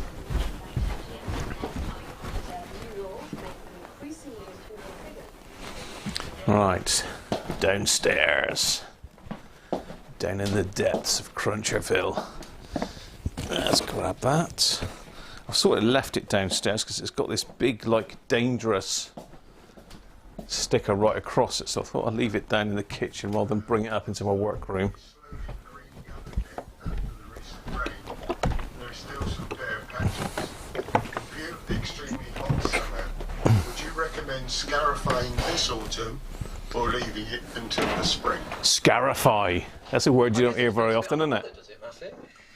It does a bit. Was there lawn there back in the spring before the drought started? Yes, it was. Scarify.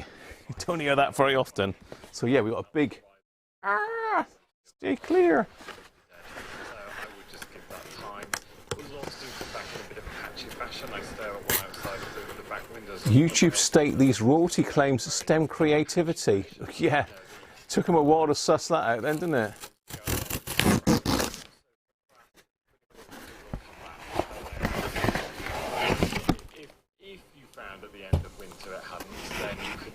Scarify and an overseed, but if there was grass growing, Solugard woodworm treatment.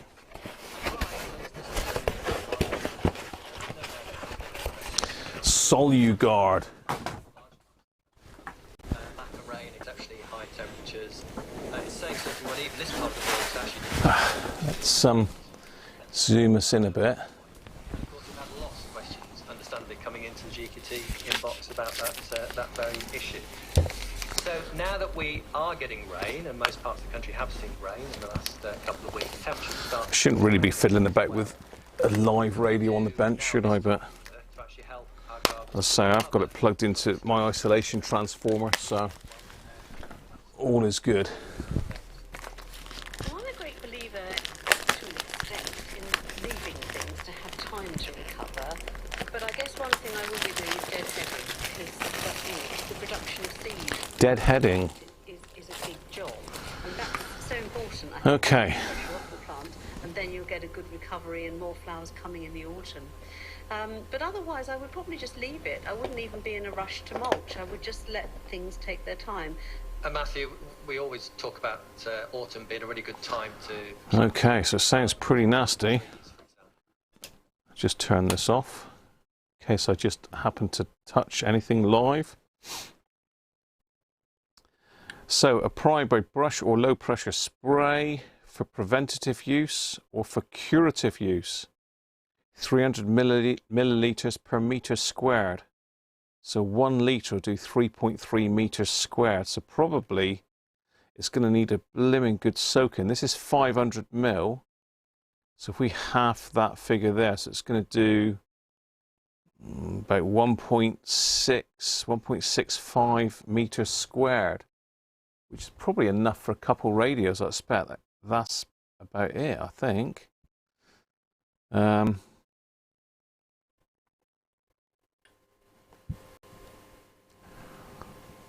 Additional for professional users.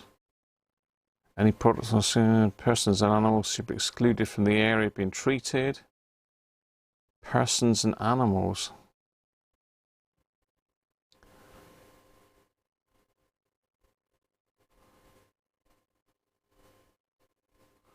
Treated surfaces should not be touched until dry. Blah, blah, blah, blah.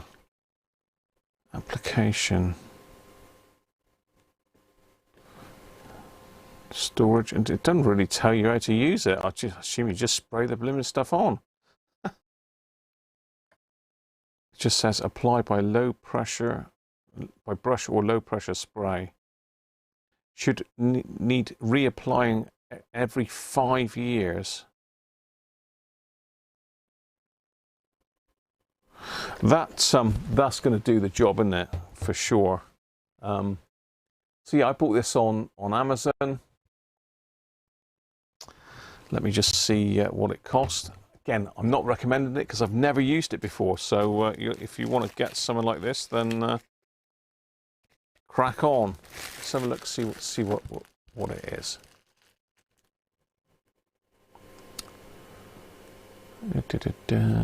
Restore record player and actually play an actual record. You can still do that, Dom, but as I say, you won't be able to monetize your video, that's all.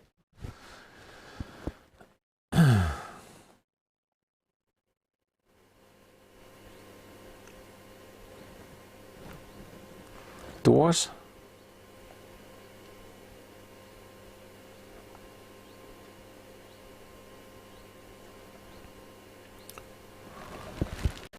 So let's see if we can find this on my Amazon account in a minute. So there's plenty of products out there for woodworm treatment. Now the last one I got was just like a can with a very fine nozzle on it. So let's just go to my orders if I can find it. Returns and orders. Bear with me while I get this up. So wood worm. Okay.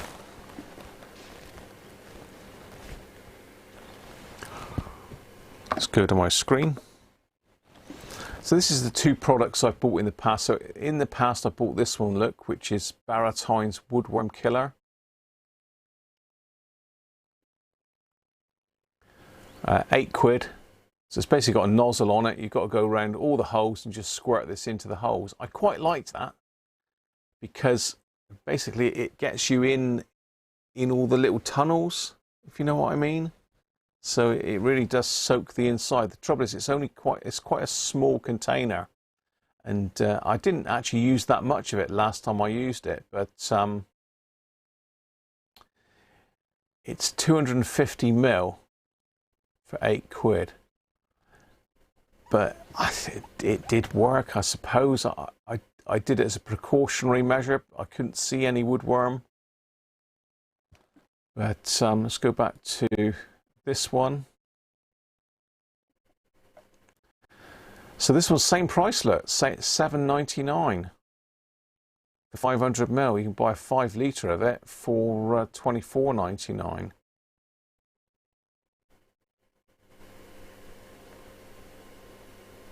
That's some little monsters that have been chewing up my radio, look. So it's got 0.2% permethrin. I can never pronounce these things. So it's 1.65 meters squared it covers, look. So that's a good amount in there. There's some nice pictures of nasty things. Grubs, that's the eaters.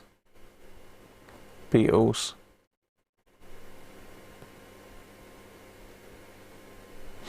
And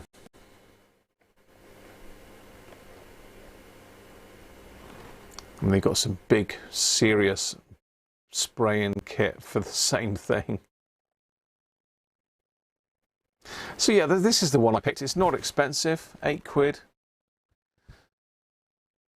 Bit of a bargain really, isn't it? Hopefully it'll do the job. So that's what I'm doing.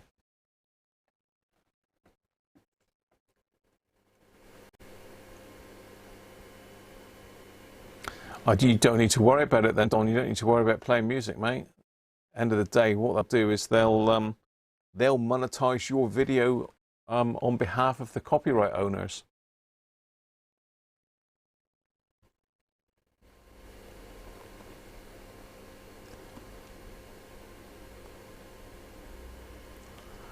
Yeah, we do.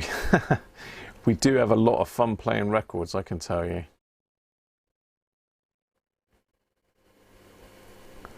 Yeah, yeah. Well, remember George getting ill with that and ending up in the doctors or hospital, I think even.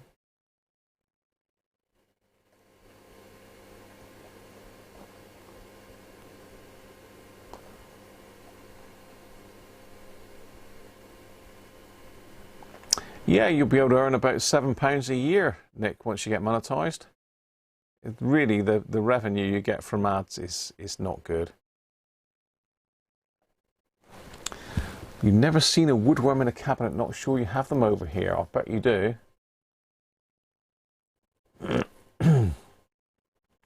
But you won't get penalised for playing music. I mean, yeah, you don't get penalised for playing music, Don, really. Just the copyright owners reserve the right to monetize your video and earn money from it. So good for them. End of the day, they've written the music, so they deserve their royalties, don't they, I suppose. But yeah, it'd be good to not have to worry about it. Right, okay, so that's the woodworm treatment of choice. So in the week, I'm going to give it a good dosing with that. Give it a good soaking so as it goes right into it. Then I think I'll leave it then for a few days. Then I'll fill the holes and I can look at refinishing the cabinet. I need to get some proper grill material for the front of it, because what's in there is not correct at all. I've looked at pictures of them since you said it's the same. So it's exactly the same as the Mayflower 2. What am I rolling over now on my chair? Exactly the same as the Mayflower 2. So let's just disconnect all this a minute, because that's pretty much that one done for now. We know it works. We know all the valves work apart from this magic eye. So we need to find a magic eye.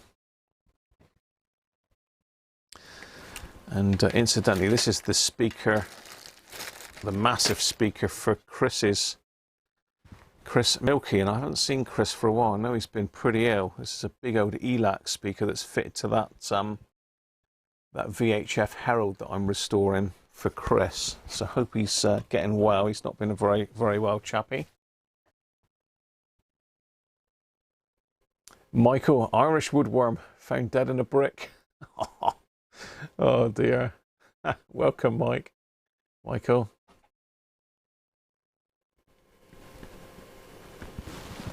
Yeah, you get very little ad revenue from YouTube. Any income I get from YouTube really is down to you guys with your super chats. So that's pretty much the majority of income I get from YouTube is super chats. The channel itself earns next to nothing as far as ad revenue is concerned. So let's have a look at my bag of goodies, shall we?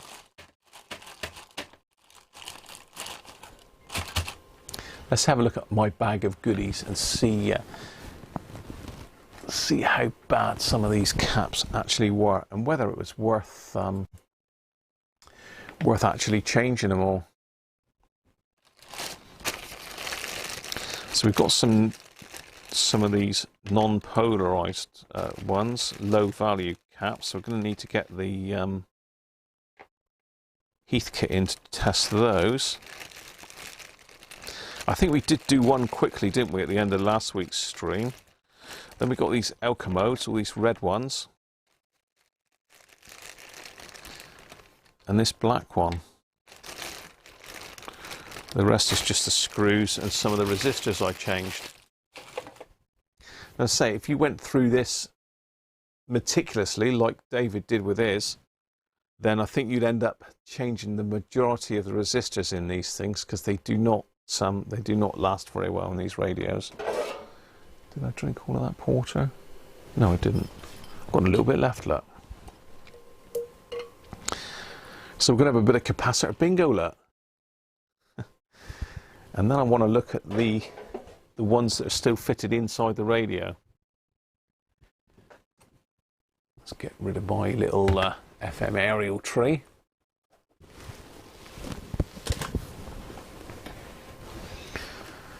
Let's get the ESR meter down.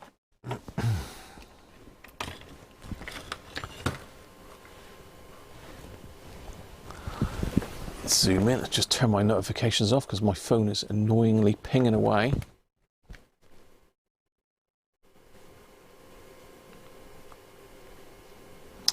Yeah, I understand what you're saying, Theo. Definitely agree there.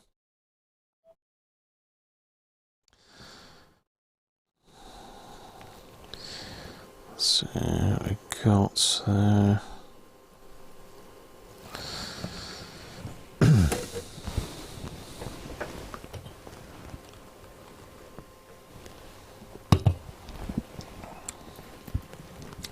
okay, let's go for it then. Now, all these are the same. So these are all 50 microfarads. So I think we're going to do an average of these. We've got 4 50 microfarads.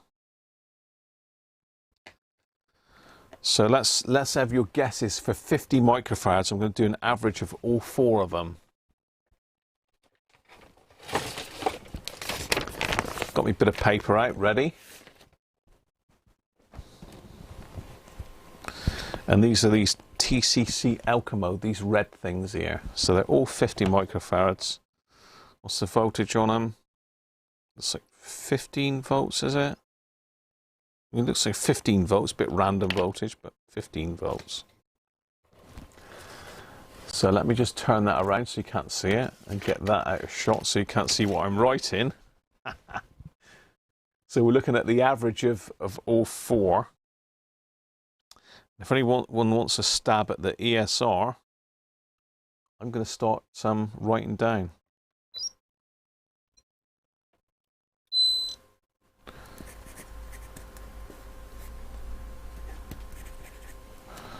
Okay, that's the first one. And you'll be able to hear by the noise if we've got any really bad ones. That was a single ping, which usually means it's got high ESR but not mental ESR.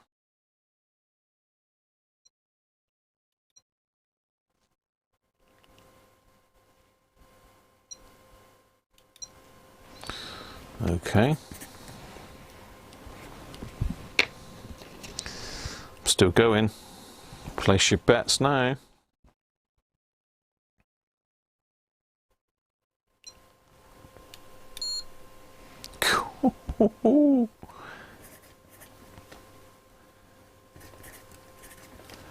Dear, oh dear.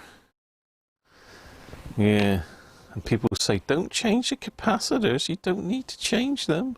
What a load of twaddle. Of course you've got to change them.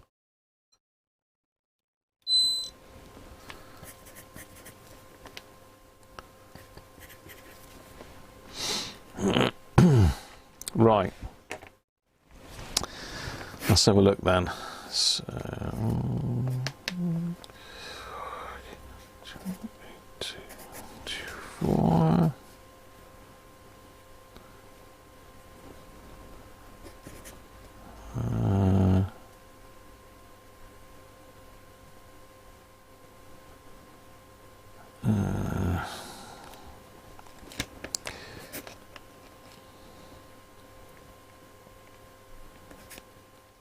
So that's that. I've got to do some maths now. Rich, thank you very much. Mervyn, how you doing? 70 microfarads. Okay, it could be. Let's work out the average of these then. Okay. Are we all done? Because I can tell you the average average is 68 microfarads. And the ESR is 4 average, because we've got one really poorly, well, we've got 2 really poorly ones, to be fair.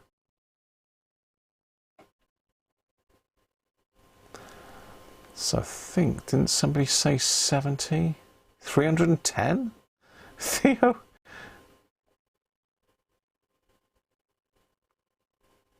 Oh, you sent me a link for Magic Eyes. Thank you, RV. So we've got Nick at 60. We've got Mervyn at 70. Got to be Melvin, sorry, not Mervyn. Melvin at 70. Got to be you then, Melvin. But there's a couple shockers in here. So this is the first one, look. So one of these didn't even measure at all, which is this one.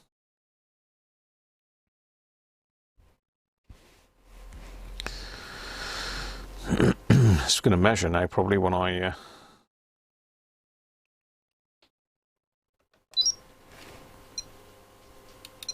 No, open circuit, low capacitance, nothing. So that one's absolutely shot.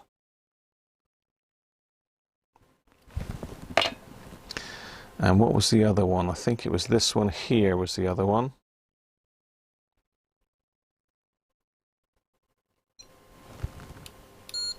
Yeah, so it's gone up to 90 from 50, and the ESR is 11.2, so it's pretty much a resistor, that one. And the others were 59 and 55, so they weren't bad. So really, it's 50% of those were gone, absolutely gone. So the next one up is this 2 microfarad then. So we've got another one. This is a 2 microfarad Elka mode at 300 volts. This is the one that we put the 250 volt 2.2 in. But as I say, that's not going to cause any problems. So 2.2 then.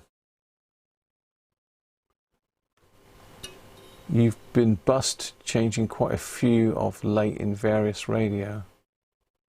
Well, you've been busy, I take it, Melvin.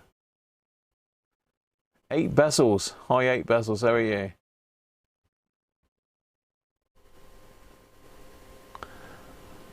Yeah, thanks very much, Bezel.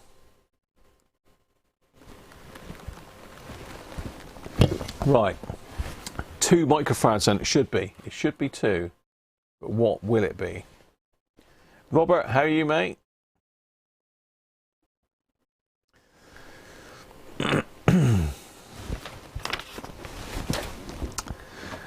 So you ever think about that too? I'll just go and get the Heathkit capacitance bridge to check the other ones for leakage. Now, what have I done with that? I did put it somewhere safe.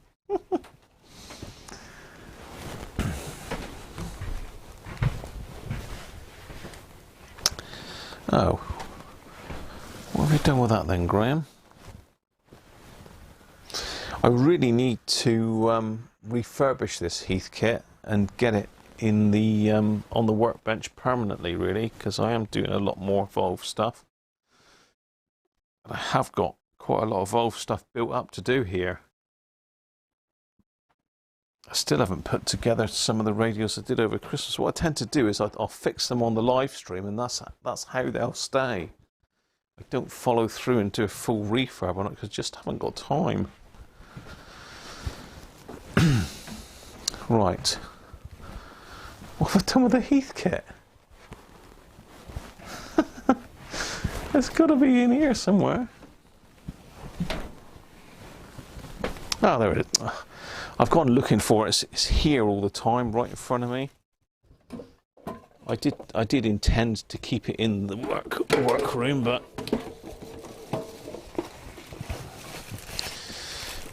let's get it hooked up. So are we all done? Are we all done on 2 microfarads? Here we go then. Okay. That's 1.54 microfarads, which is not a million miles out, but the ESR is 15.2. So again, that one's absolutely shot.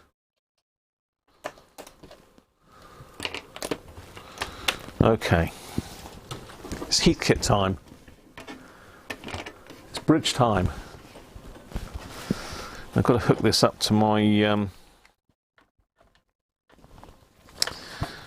block because I haven't put a plug on it yet, because I was going to ask my friend next door to spray it, but I'll probably end up spraying it myself, to be fair.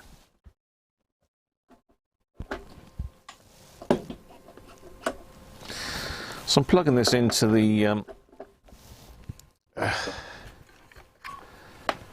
isolation transformer. It is an old bit of Volve kit, so we did refurbish this quite some time ago.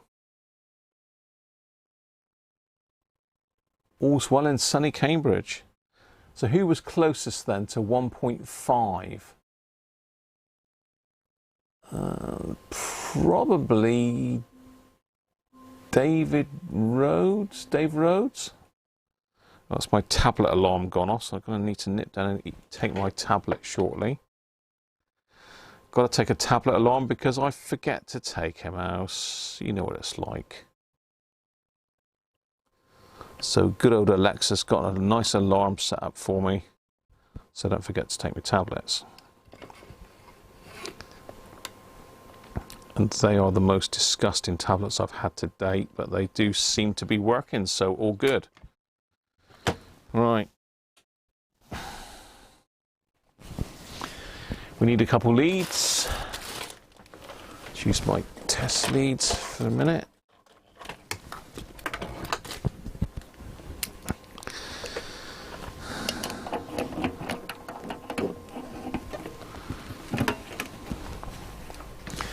Zoom you out.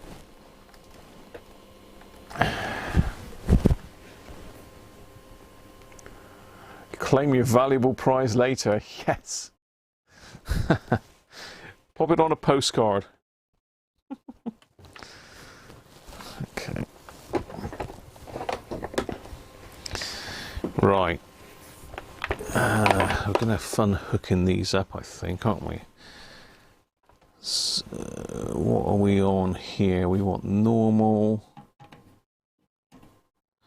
Want to test the capacitor first. So we've got 4 of these to test. We've got 2 of these metal mic ones and 2 of these waxy things, 0.1 microfarad. So 0.1 to 50, actually 0.001 to 0.5. Just wind the voltage up.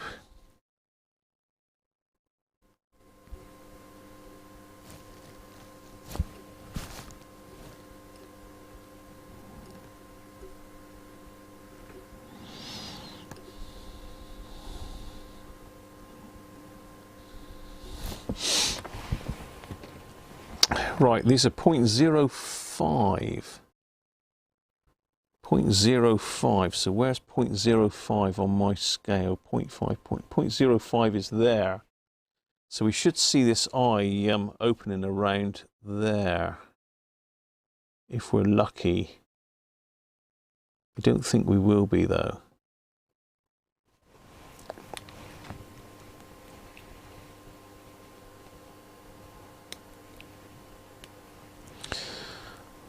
I can't remember these metal mic ones. So this is TCC Visconol X metal mic, 0.05 at 350 volts DC working at 70 degrees, or 175 volts at 100 degrees. So let's connect it up. So I'm going to need to dim some lights here a minute. So let me turn some of these lights off.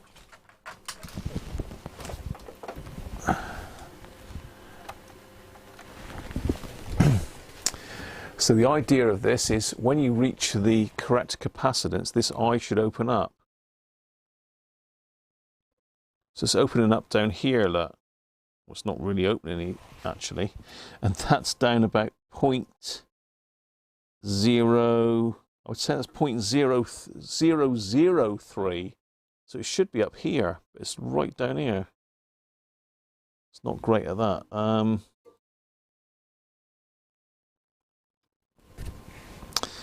Yeah. So yeah, that was very low. So let's check it for leakage. So let's try it at 5 volts. So what should happen is the eye should snap shut and then open back up when we go across the leakage, which it has done. 25 volts. No. So you can see that it's not, it's opening when I take my finger off, but yeah, so that's leaky at 25 volts and it's low capacitance. Right, next one. Where are we? 0.5 to 0.00. Let me just check. Yeah. Yeah, that one's very low. So let's check the next one. Thanks, Rob.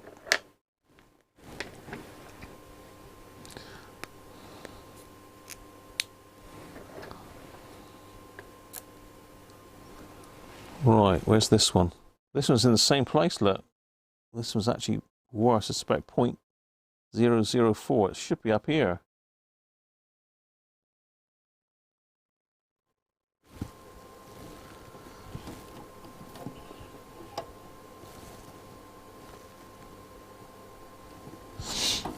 And what scale am I on there? 0.1 to 50. No, that's wrong.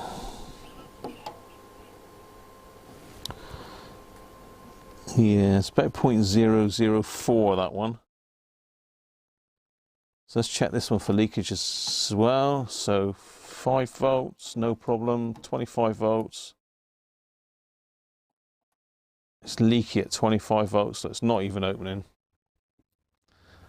So both of those are knackered. See if I can get, I'm going to have to scrape a bit of the insulation off of this. Afternoon, Old Phones Australia, or good evening over there actually, isn't it?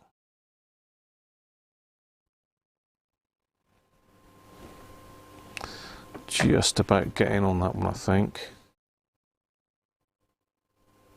Just. Right, this one's 0.1.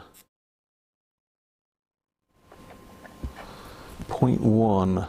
So, 0.1.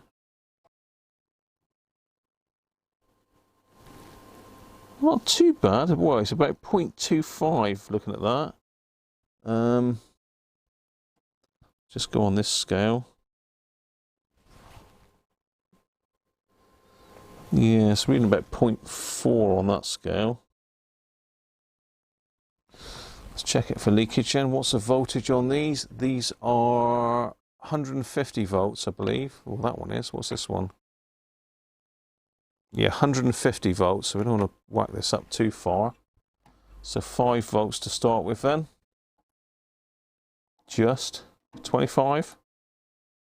No. So it's leaky at 25 volts, that one. Had it. And the last one, exactly the same.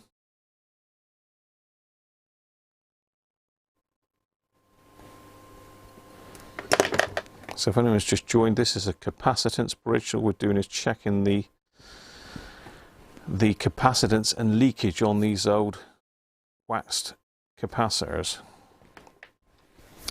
So let's go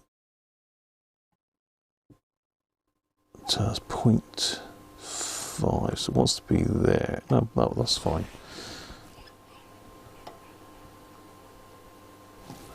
So that one's higher than 0.5. Let's go up to the next scale. It's not even on the next scale.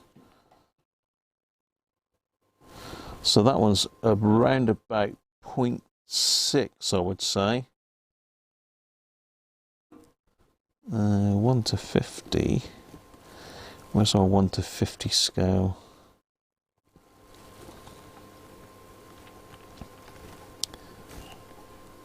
It's not even opening on that. Right, leakage then, 5 volts. That one's leaky at 5 volts, look. See, that is not even opening. And the leakage is just over here. So I've got 5 volts. I can go up to 450 volts on this. It's basically putting a current through it just to see if it's leaky or not. And say it should snap right back open. 5 volts, but it's sort of not even closing. 25. Yeah. Absolutely knackered. Let's stick you a newish one in, shall we? What have we got here? What's that? 470 NF. Let's check a brand new capacitor and we'll show you what that looks like. So this is rated at 600 volts. So yeah, decent. About 0.5, so it's right. So if we go over to leakage, you should see it'll snap shut and open back up. 25 volts. Opens right back up. 150 volts. Opens up. 250 volts. Make sure there's nothing in the way.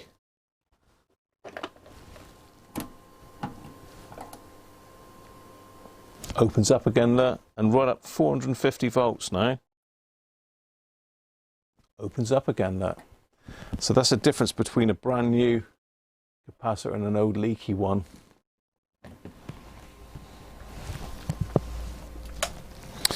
There you are. So those old waxies have to be done. They are absolutely an accident waiting to happen.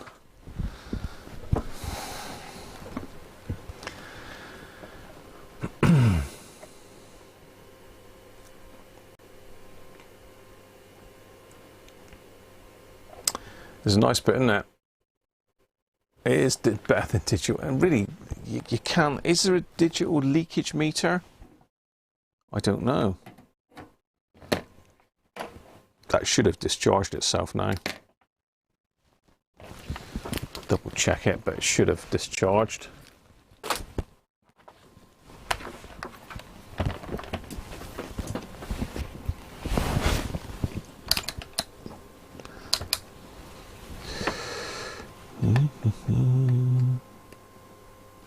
Yeah, nothing in that one.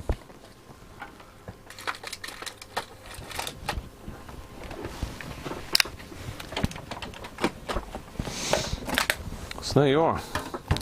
The Heathkit capacitance bridge, and they are very difficult to get hold of. I was very lucky to come across that one. I've been looking out for one for quite some time, and this one came up at a really good price, so very, very lucky to get that. I think I paid about 45 quid for it, but they're usually well over 100. But well worth picking up. Theo, cheers mate. It will soon be Christmas. I was just saying earlier that Mrs. Cruncher started the Christmas beer collection. So she's out in the shops trying to pick them up, but she's only got 2 so far. So all beer donations will be gratefully appreciated, because we need a lot of them. Oh, you're Chris. Ah, thank you, Chris. Thanks very much, and thanks for your help as well, mate.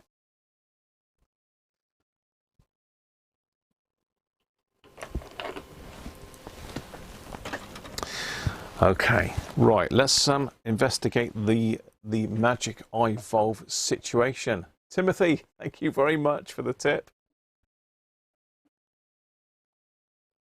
Yeah, they're well worth picking up, Don. If you look at Mr. Carlson's done videos on, there's quite a few people have done videos on them, so there's a lot of videos out there. And I did refurbish it quite some time ago. Right, let's let us get up. Now, where is it? Oh, it's not on Microsoft Edge, is it? No, it's not on Microsoft. I had the service menu up just now, but I don't know what it's gone to.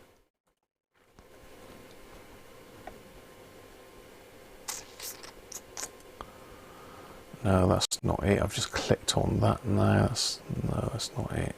Get off. Well, that's strange. Where's that gone to then?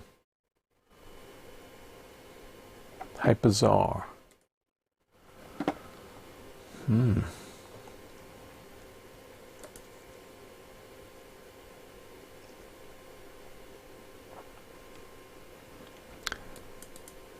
RV14, right, okay. Let's just double check what the Magic Eye actually is in this.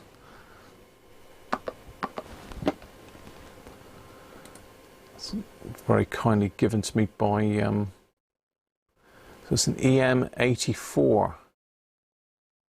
Brimar EM84. Let's have a quick look on eBay then.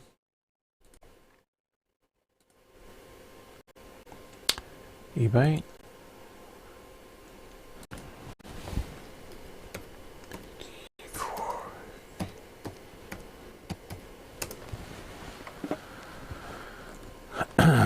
Belarus. Pre-owned. That's more like it. Opened, never used. 14 quid. Last one. Siemens.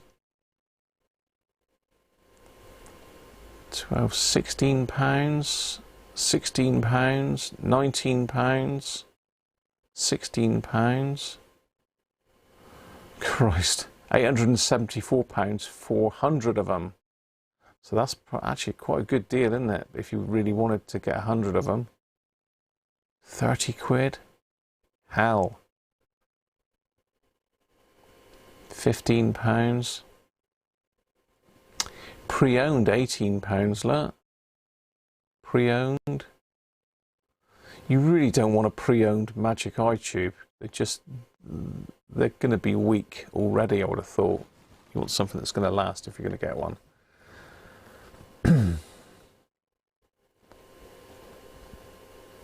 Not cheap, are they?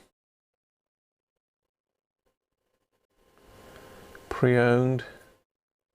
£9.50 for a second-hand one. £10.50.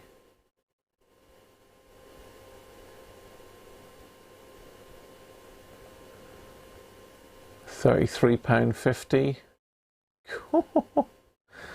Jesus. Nearly as much as the radio's worth. £14.95. EI EM84. Brand new. That's reasonable, I suppose. The boxes are cheaper, look. Yeah. Expensive. So we're looking. The best prices are up the top here, aren't they, really? Not Belarus, but £14 is probably the best bet, that one there, isn't it? One left. Yeah, not cheap. So we'll double check what I've got in my stock. You never know. I haven't got one. I'm 99% sure I haven't got one, but I have got quite a lot of valves, and I am running out of storage space on my Google Drive by the looks of it. Soon I won't be able to upload new files.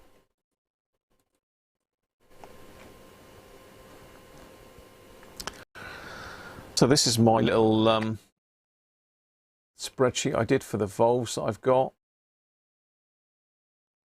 So we're looking down here, column B.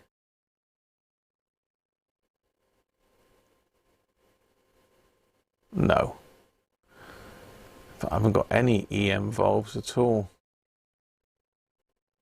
I mean, I have got a load of valves that I haven't listed, that I haven't put in this yet. I suppose I ought to go and have a look at those, didn't I? Although I did do some photos of them.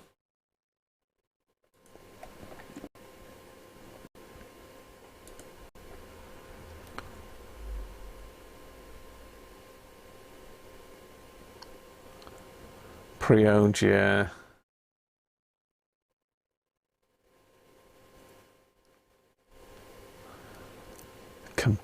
Capacitor wizard meter.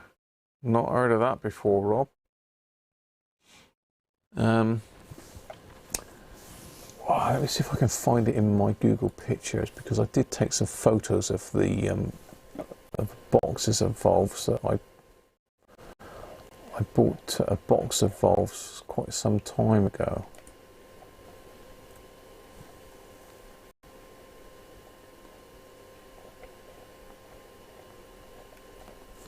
It's typical. I haven't put them in an album, so it means I'm going to have to search back through all my photos.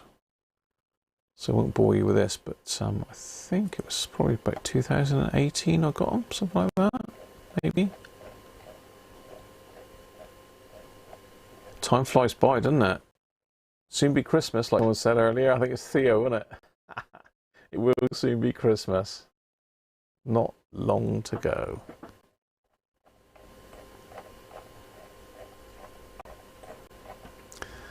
Now let's go. I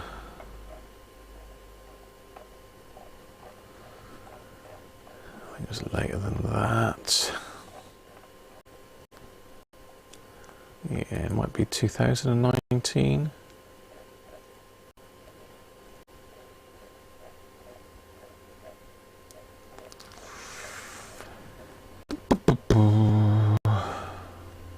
Let's get my chat back up.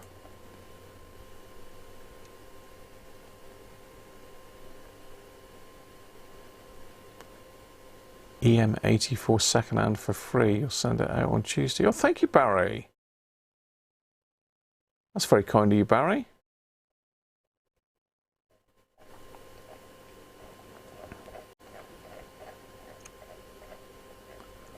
I will double check to make sure I haven't got one first. Save you sending me one out, Barry. But that's very kind of you, mate.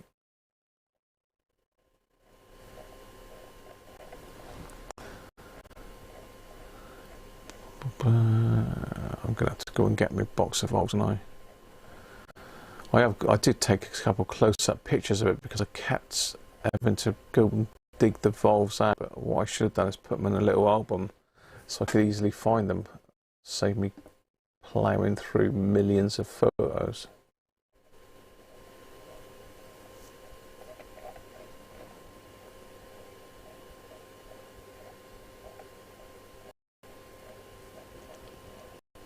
Oh, come on, Graham, where are they? Back in 2019, it's got to be around that sort of time.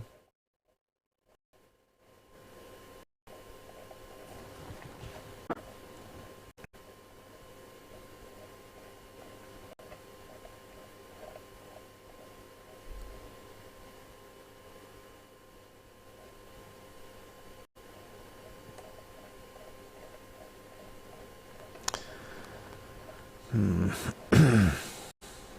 think it was that far back though. Let's try 2020 then.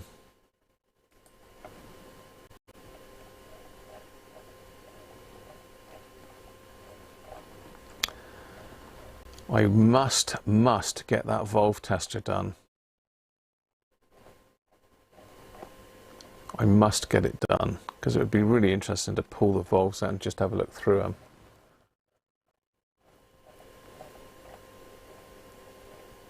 Although in this case they seem to be fine.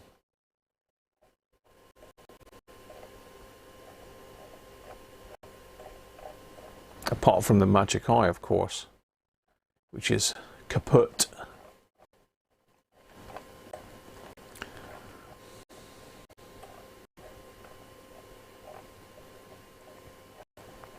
I'll tell you what, looking back through some of these pictures brings back some memories of stuff that we've looked at in the past, I'll tell you. I document loads of stuff on here, but this is the problem, I document too much. Why have I got a picture of toilet rolls? Random toilet roll picture. Must have been relevant at the time. Probably something to do with Shaw Nuts, but if the truth's known. No, I'm not going to find these, I don't think.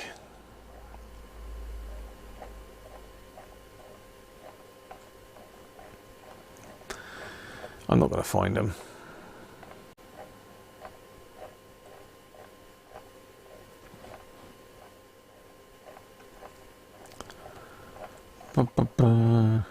Thousands of photos on here. I must go through these and get rid of some, free up some space for more.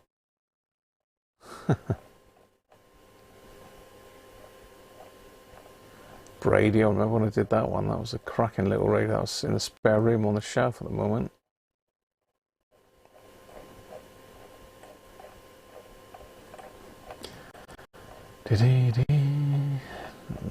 Microphones.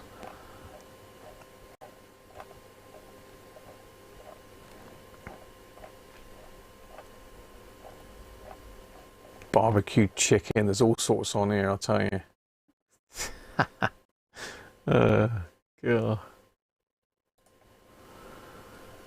Ben, how you doing, mate?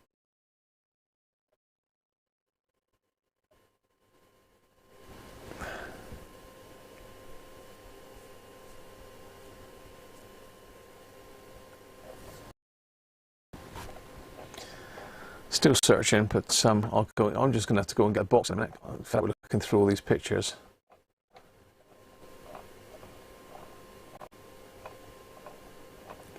Commodore 64. I'll do some Commodore 64 stuff soon as well.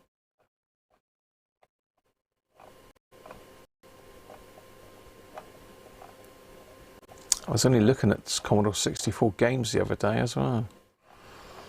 I'll download some more.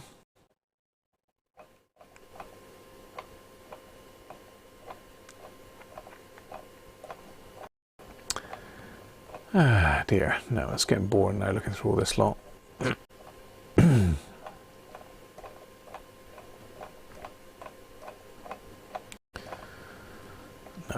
forget that. Scrap that. Where's my desktop gone? Where am I? What are we looking at? Okay. Yeah, I'm getting better, Ben, thanks.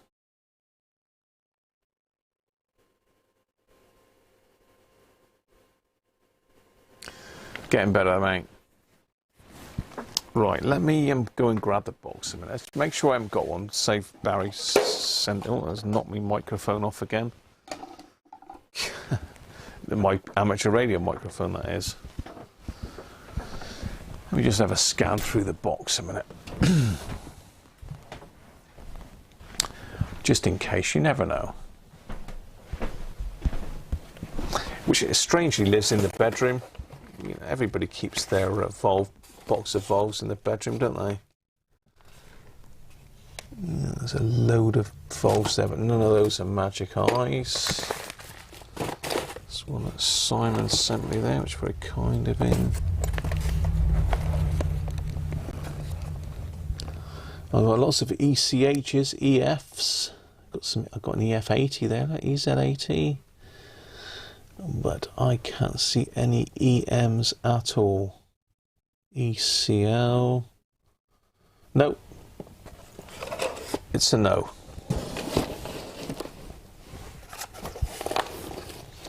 It's a no. So yeah, Barry, if you did want to send me that, that'd be very grateful of that, mate.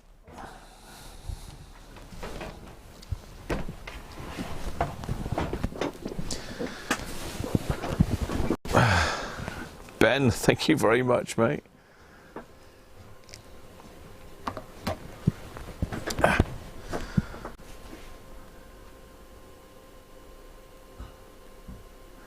Invest in a hard drive caddy. Save lots from the Google server.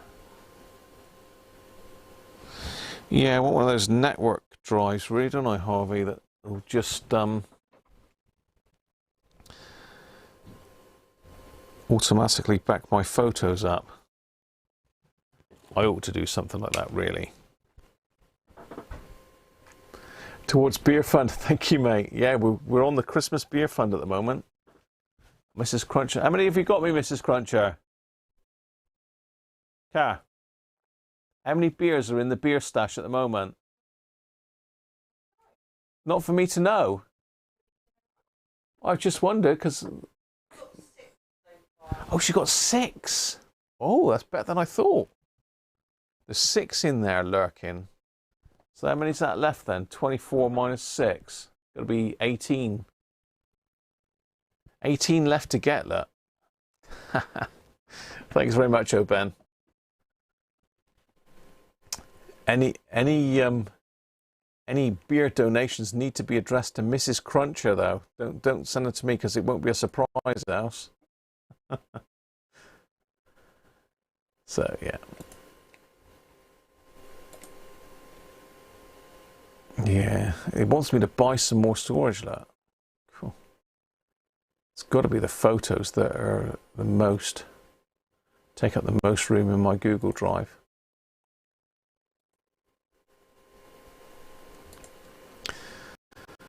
Okay. What else have we got to do on this then? That's pretty much all I can do on this at the moment. So we need a Magic Eye valve. And I need to get the case treated with that woodworm stuff. But apart from that, we're done on that one for today, really. But it's great that it got going.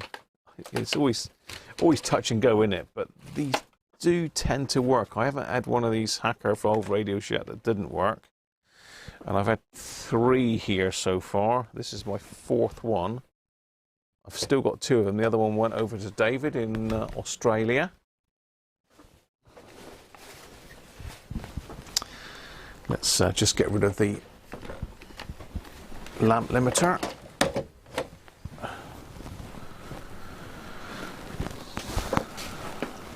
Let's pop the valve radio over out the way a bit.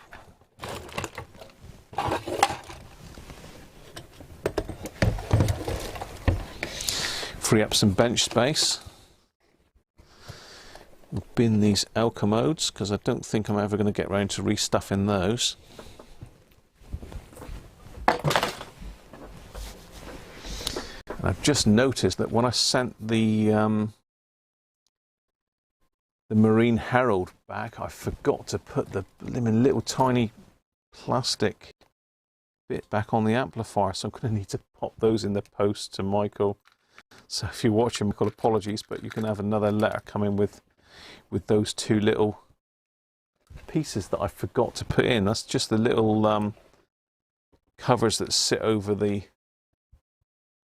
That's annoying. So I must pop those in a little baggie, if I can get one.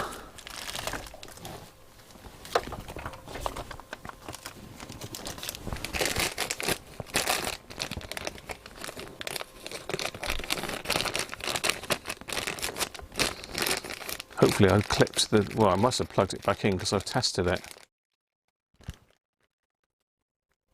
Oh, thanks very much, Barry.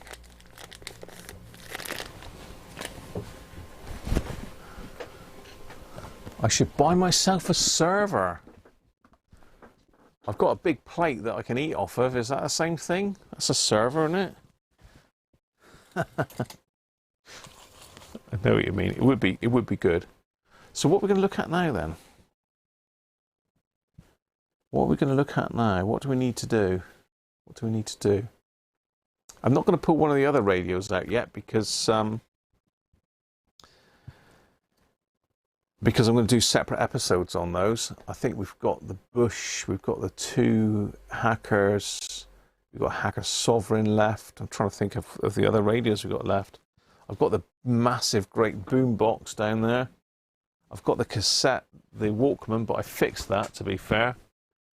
That's the little Walkman there that I picked up in the auction lot, and that is absolutely brilliant. Works really well. Lovely sound comes out of that.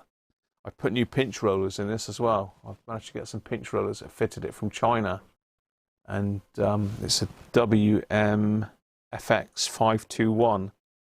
It's got FM AM radio on it as well, so it's a really nice bit of kit. That the only thing it hasn't got on it that it would probably benefit from is Dolby, because there's quite a lot of tape hiss comes through without Dolby. Dolby does cut out a lot of the high frequencies of those. Dolby's one of those debates really, but I think if you're listening with headphones, Dolby is very useful. So yeah, that was one of my little purchases from the auction. I'll tell you what I have got. I have got that that little Walkman that doesn't work. That might be because that wasn't on my list of things, so that might be something we could have a look at a minute. It's a little Iowa. Let me go and grab that a minute, because I did want to get that one running. It looks impressive, but when you grab it, oh, it's a plasticky thing. Really, it's not great.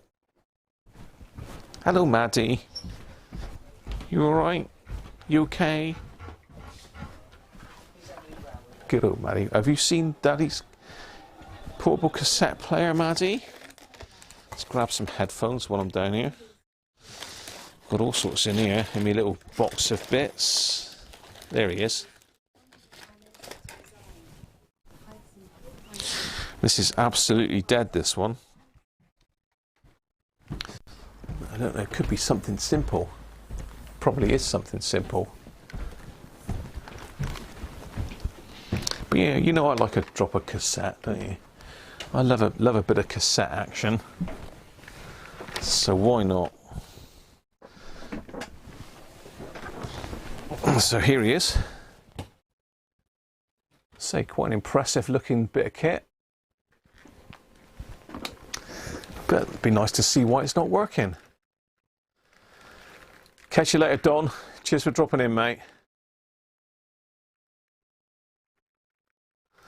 You're in the process of installing a server for your snaps. Lots of terabytes. Yeah, I did look at that actually for my photos, Ace.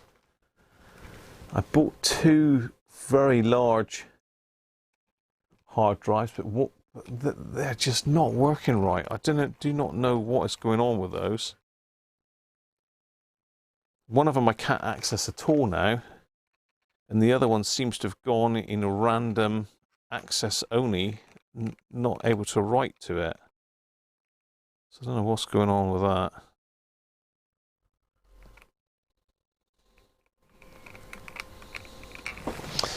Anyway, this is the Iowa. It's a bit shiny, so it's difficult to get it in the picture really, because it keeps blowing the camera out. But it's got this weird sort of selector on the front that turns around, and it's got classic rock, pop and jazz. So it must just dial in different resistors according to, or different capacitors, I mean, according to where this is. But I mean, it's in really good nick. It's a GS202. But it's got normal metal tape on it. Takes 2 batteries, volume, earphone socket. That's about it. Mechanical deck, play, stop, fast forward, rewind, and it's totally mechanical opening. It doesn't look like it's ever been used. It looks absolutely brand new. It looks brand new. So let's pop some batteries in it. Battery terminals, no corrosion at all.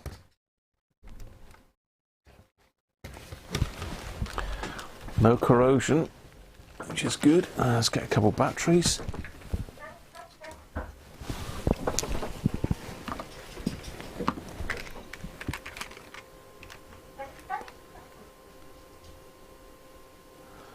Oh, that's nice of you, Chris.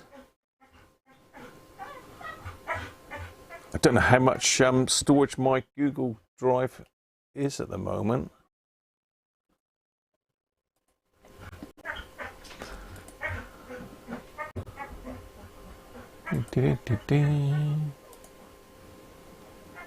My Google Drive, well, does it say how much storage? Oh, I've got 15 gigabytes I've used nearly. That's nothing, is it really? It's just where my photos get backed up to. I do use it, it's much easier to access that. Right, let's pop a couple batteries in.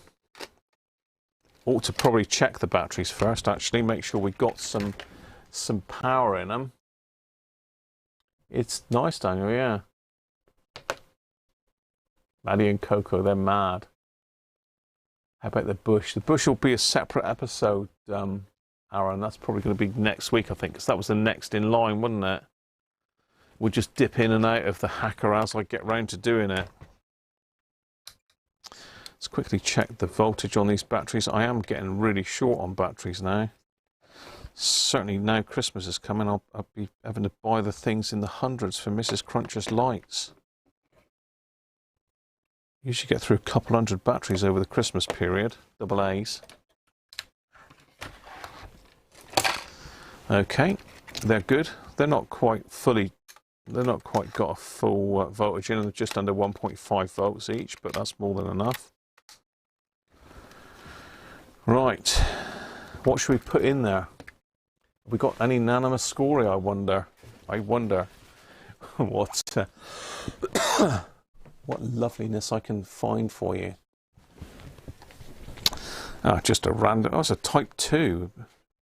Let's not try a type 2 in there. Let's not risk a type 2. We've got an Agfa FDX1 in a Maxo SLN case. It's not a Maxo SLN. It's an Agfa FDXi. Right, let's try that. Just sits down in there. It's going to play now, isn't it? What's the betting this will actually work now that I'm here testing it? Let's plug this in. Turn the volume up. Press play. It's making a noise, can you hear it?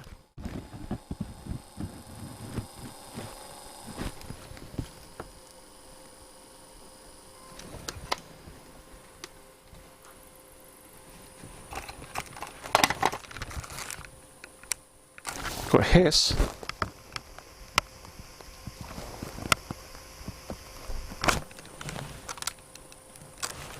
Oh, so we have got some action. It wasn't doing anything before. Let's make sure we're in the right way. Just turn it around. Make sure it's not just at the end of its play. It's got to be belt gone, hasn't it?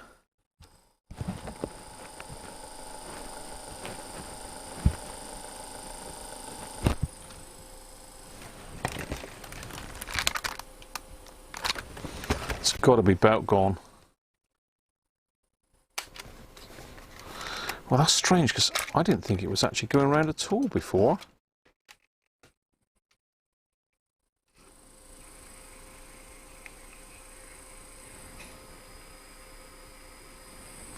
It is going round, look. It is going round. Can you see that?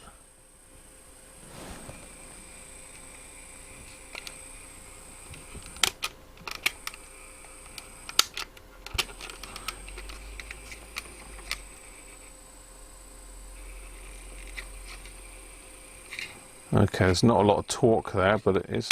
Let's just try it fast forward and rewind then.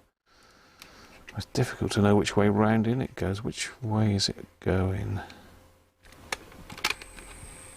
So it's dragging it that way. Yeah, that's the right way there. So have we got a problem with the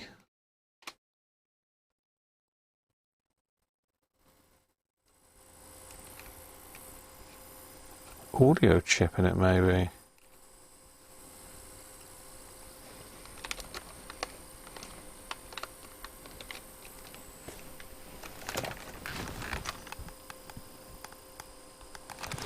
I don't think it's moving the tape, is it? No, it doesn't appear to be moving the tape. Let me think, let's turn that way. Yeah, it's not moving the tape, so it looks like it's going to be belts, isn't it? It's going to be belts. The motor's running, and it has got a bit of torque, but it just seems to not be that good. Faulty headphone socket, broken solder. Could be any of those things. It's a very plasticky device, and I don't suspect for a minute that there's a service manual out there on it, so it's just going to be a case of crunching and creaking plastic until it gives up. Let's get you in a bit closer so you can have a bit better look at it. So say it's not a bad looking bit of kit, is it really? Get the shine off of it. So it's got these different settings here which are worked by this, but it is very plasticky. It's nothing to it really. It does look brand new. I need to get it apart and have a look at the belts. So I assume it just clips together somehow.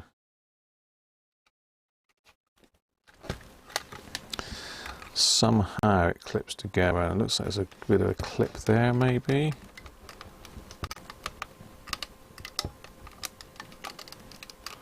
No. Clip there. That's a clip for the circuit board by the looks of it. Yeah, so this grey piece has got to unclip from around here by the looks of it. There's one screw in it. That's probably nothing to do with it at all, but we'll take it out anyway.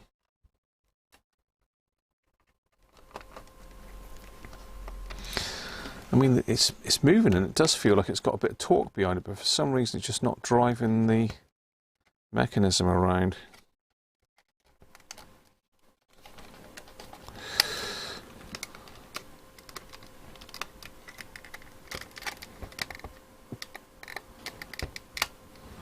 Right, let's get some of these plastic spudgers. And this is the kit that Rob very kindly gave me. And in it are these little plastic things here. So they're almost like sacrificial. Sort of pretty much the same thickness, a slightly harder material maybe. But very, very useful. So thank you again, Rob, for those. Better than using a metal one, really. Although I might need to use a metal one if I can't get to grips with this. So just see if I can get it in the gap, which I can. I really don't want to break this. Let's have a look inside. Sometimes there's claws inside that you've got to push. So yeah, it looks like there's one there holding it. One there.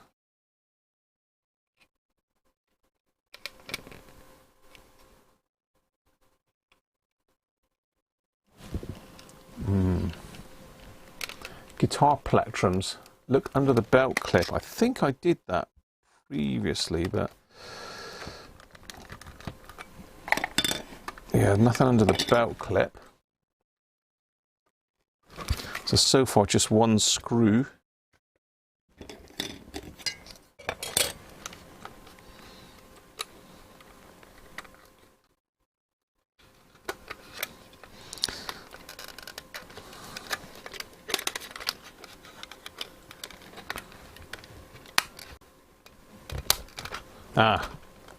We're going. We're going.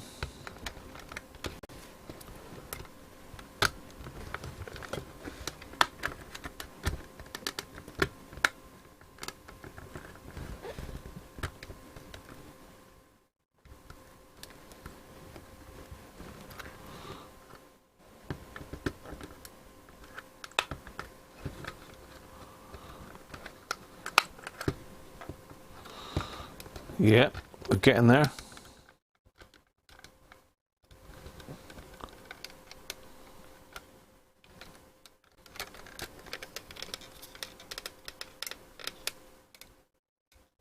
Strange, it looks like the whole board's coming with it as well.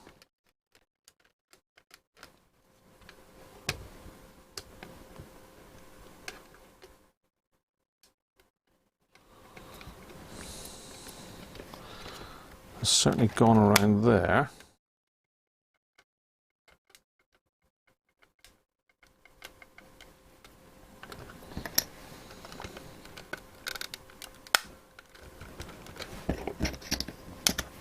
Go in.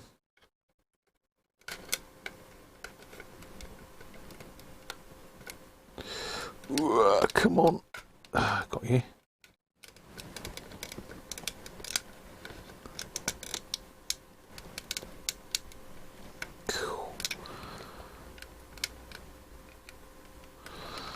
Okay, so the brake sort of inwards like that.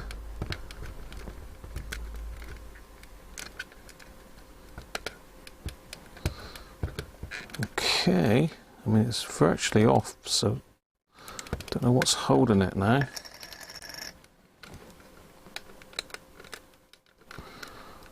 Strange, it seems like the board is coming as well.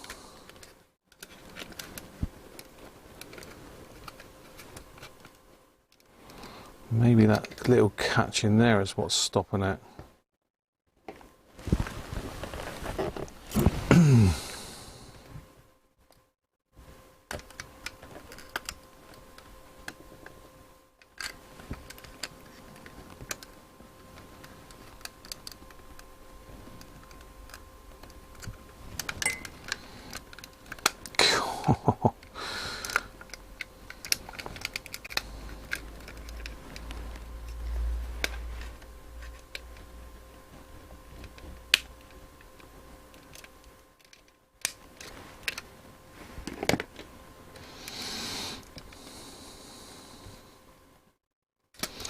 It's strange because it looks like the whole circuit board's coming out with it, but it seems to be caught down in this corner here still somewhere.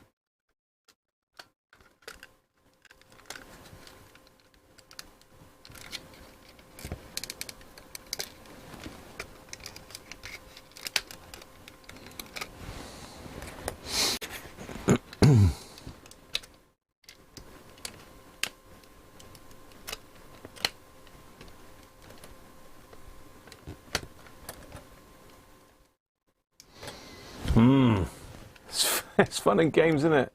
You don't want you to repair them now. Hidden screw. Well, I can't see a hidden screw, Les.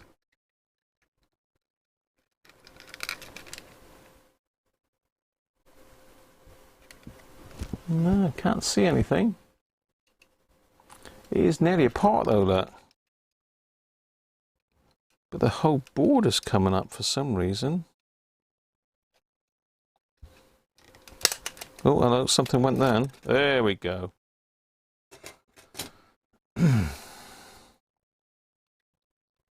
Yeah, that belt has had it, look.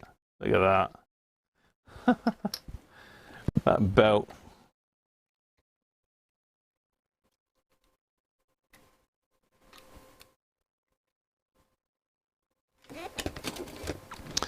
Okay. Now commences the massive belt hunt. That is knackered. Right, let's have a look at the belts I've got here, see if I can find one to fit it. Les will remember this when he came over with his cassette player for me to fix. Hundreds of them, but this looks like I might have something in this little stash that will fit. That one's close. That one's pretty close. Let's see what that goes like. A little bit thick maybe, like me.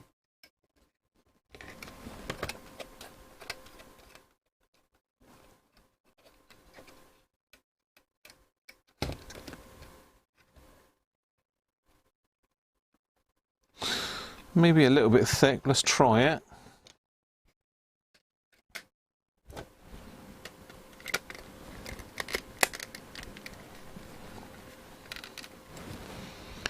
Put our cassette back in. Side A.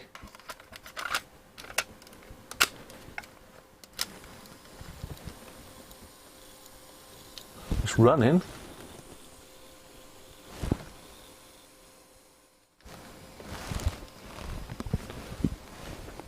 What have I done with my headphones?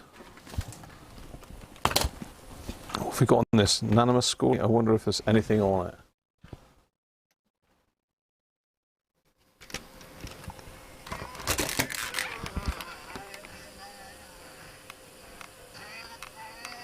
Let's have a listen to this.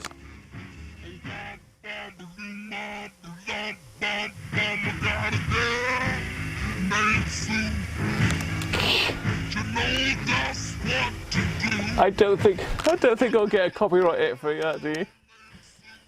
Alan.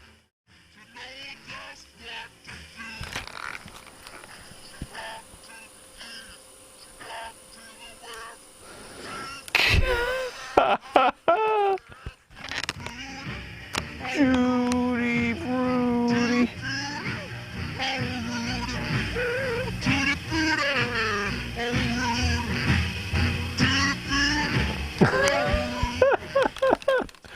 Oh, that's brilliant. I love it.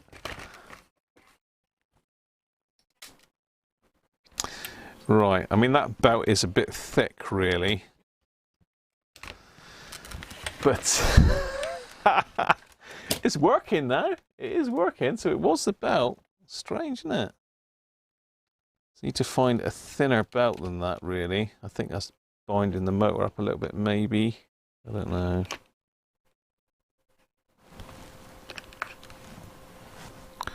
That one's a bit thinner. Let's try that.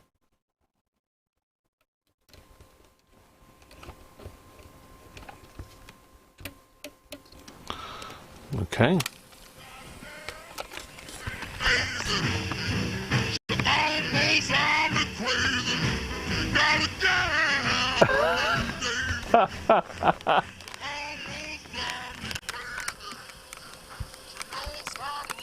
A bit slow.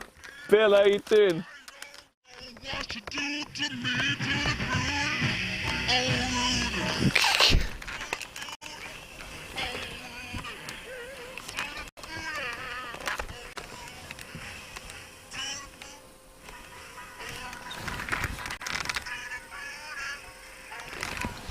So there is a speed control in it. I think that belt's not far off.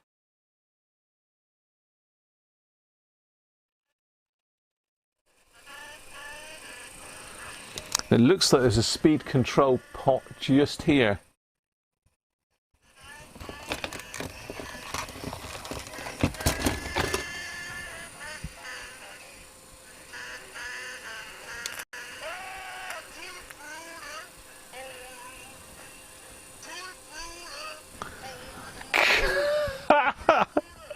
I love it.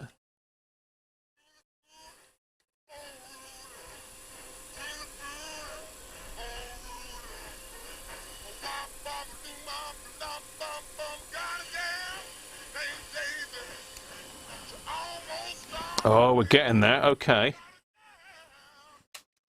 Okay. How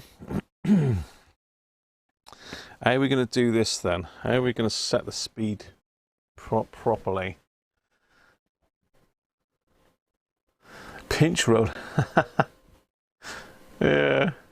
I think I can pull it up on the thing, but I need to let me try and think. I've got an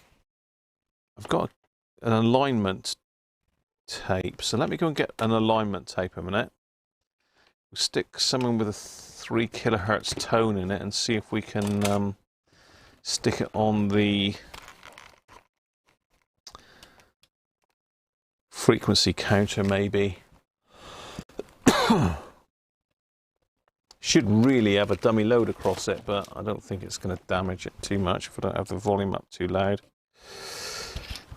So let me go and get one of my alignment tapes a minute. And we'll have a go at aligning it.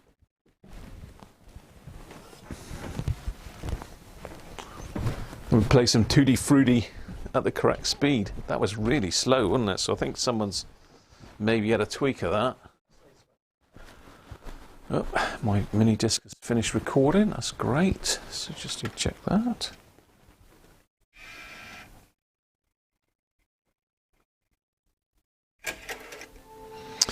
I bought a non-working Sony, quite a good quality mini disc player, and managed to fix it, which I was quite pleased about. Right, what did I come down for? I came down for alignment cassette. So what have I got here? Test cassette, 8 kilohertz, 50 hertz. Yeah, I could use 50 hertz for that. What have we got here? Azimuth. Well, there's going to be no azimuth adjustment on that one, I can tell you. 15, I've got one here somewhere. Where's my decent one? Got a chrome one here somewhere.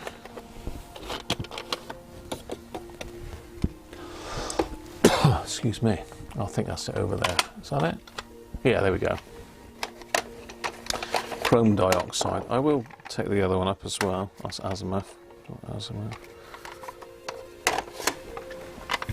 So I don't know what level these are recorded. I really could do with getting a nice set of. Well, I have got some nice test tapes, but these are very old now. They're showing their age.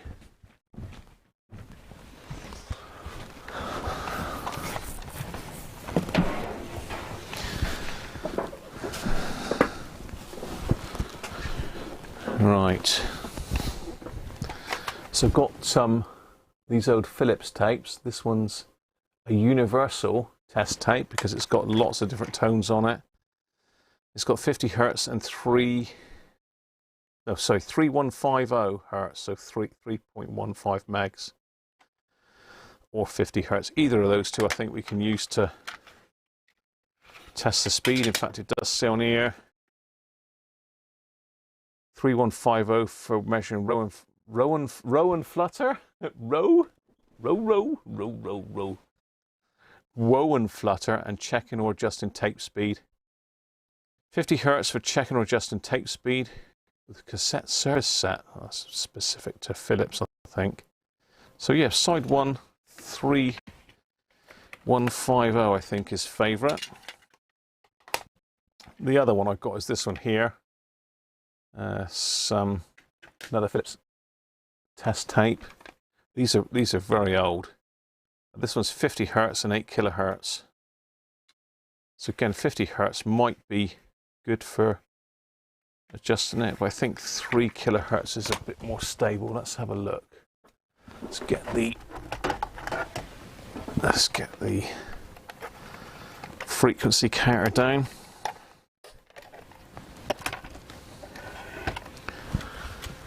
Very handy to have one of these little portable frequency counters, by the way.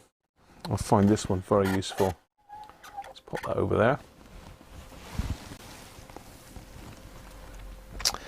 So we've got to come out of this with something, haven't we? What leads have I got made up here? I've got stacks of leads for various things. I can just use that one there, possibly. Let me just find a lead to get this connected up with. We stick new batteries in it. Good call that was. In fact, no, I'll clip my power supply across it. That's probably best. We've got here now. That's connected into there. So I pulled all of my hi-fi kit around here at the moment. So it's all everywhere. But somewhere I've got the correct lead. But where? I wonder how many ohms the socket is, because I've got one made that I made up for a Walkman. What the hell have I done with it? It's got to be here somewhere. Here it is. Yes, this is one I've made up for a Walkman, but it's really geared up to plug into the oscilloscope, but I can plug it in to this. Let's grab a BNC. I've got BNC to phone in here, haven't I?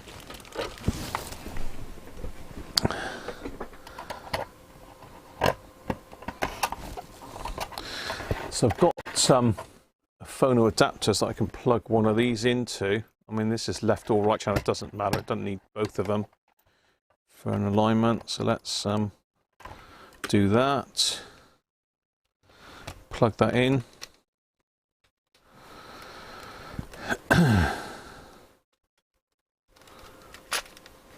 Let's get rid of Tutti Frutti. It's not very tutti or fruity. And let's sort my power supply out, because I've used it for zapping. Because I ended up replacing the Russian transistors in that Marine Herald and put in zapped AF117s back in it. Right, so it's going to be 3 volts, not 26.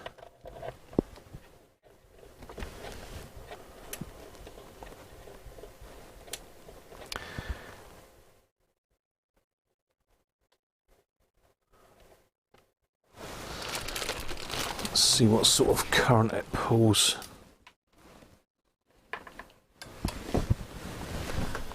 I'll zoom you out a bit so you can see what the hell's going on here, because I don't know what's going on myself. I've just got my leads here. Let's see if we can hook this up to the bench supply so we've got an exact voltage. Should be easy enough to do. Negative. Positive. Steady.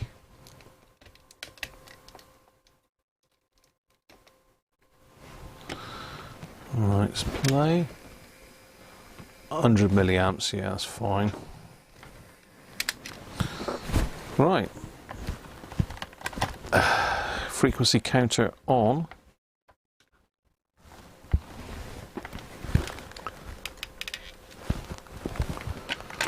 Stick our tape in, side 1.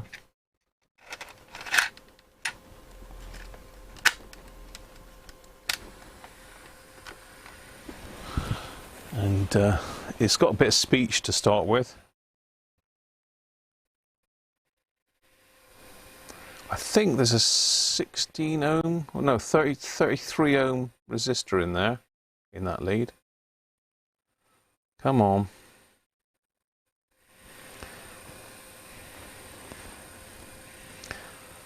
So it should settle down, hopefully in a minute.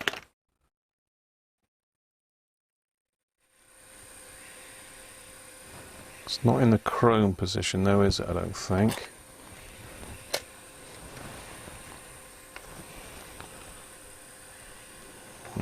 High position.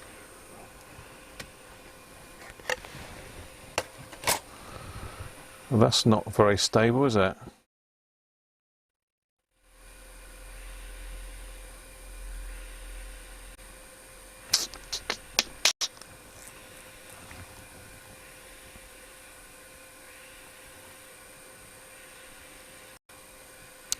No,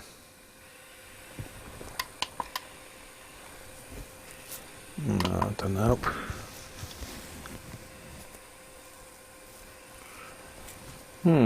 Strange. Okay. So let's connect it up to the oscilloscope, see if it's doing anything.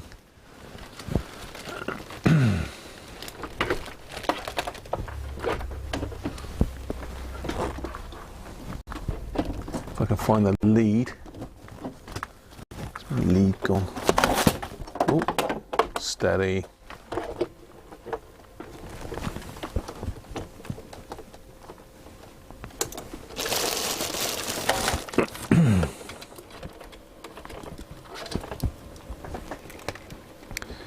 Just rewind that.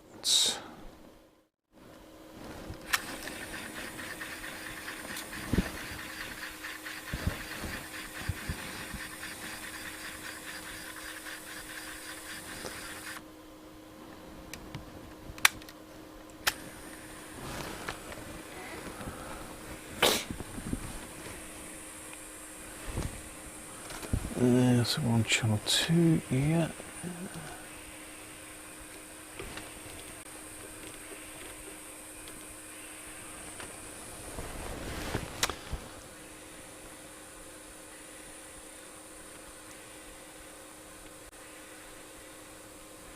It might be that the resistor's too high in it for this machine, but you can't really see what I'm up to at the moment, so apologies because I haven't got the thing on the... If I can get a tone on it, I'll show you the scope, but...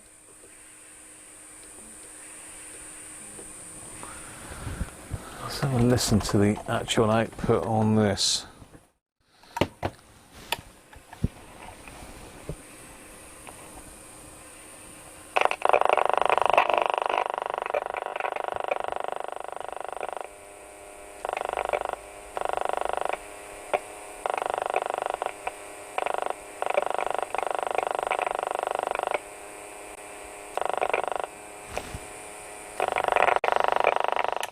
Strange.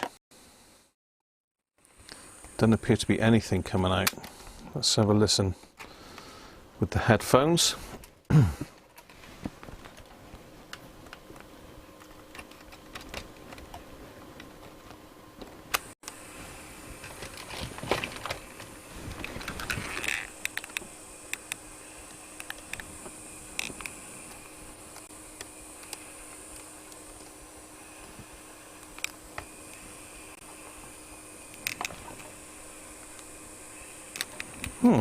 No output.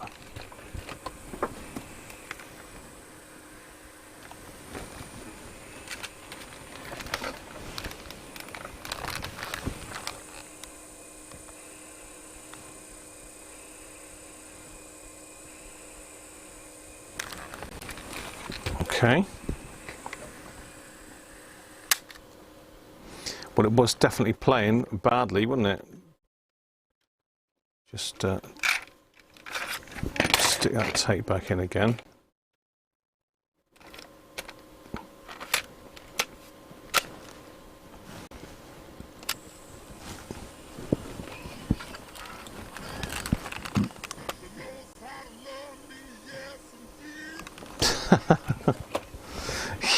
I wonder if it's on the wrong side, you know.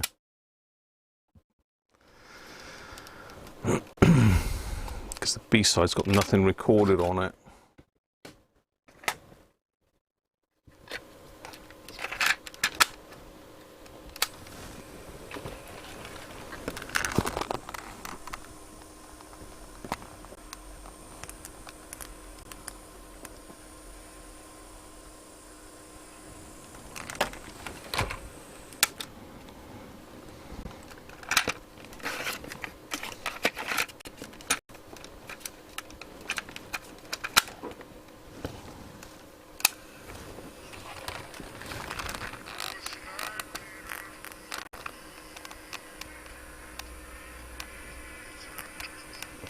What the hell?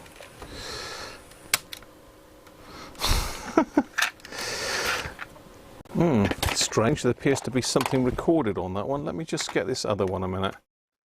Let's try the 50 Hz tone.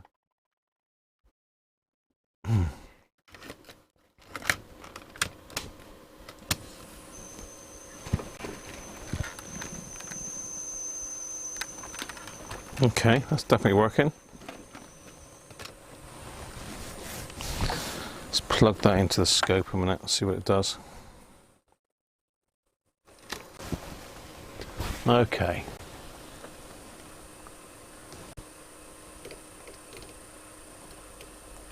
Shockingly bad.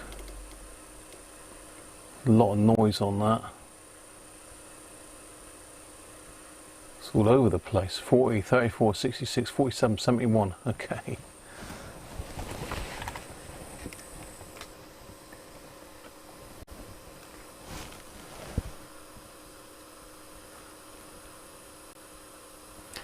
Well, that is the 5 kilohertz. Oh, hang on. What did I say was on this? Bear with me. 50 hertz, that's 6 kilohertz, so I'm on the wrong side, aren't I?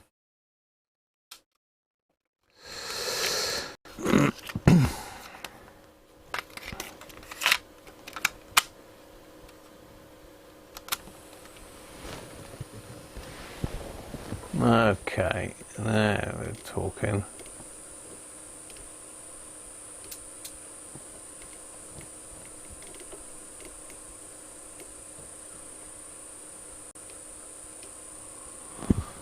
Well, it's difficult to see on the screen, but let me just get you up there. That's the tone.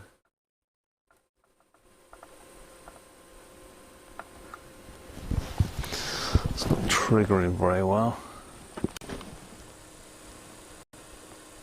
Come on, stop. It's jumping all over the place. 54, 53, 67, 41, 61.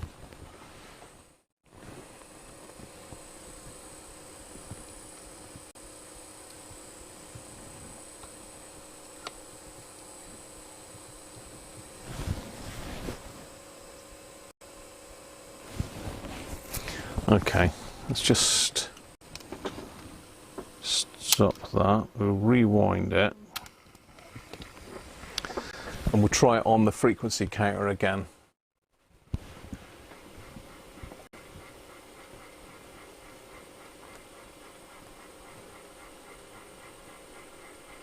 Oh, nice one. Thank you, Barry. Frequency bingo, yeah.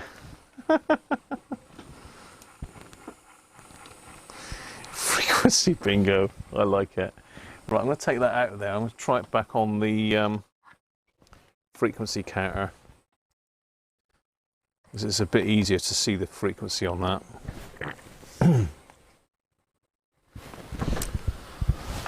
Let's get you back down on the frequency counter if I can find the bench. There we are. Right.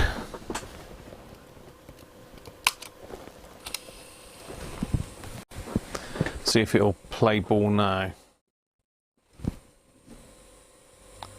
Okay, there we are. Look, 43, 44. Jumping all over the shop. It's around about 44 by the looks of it.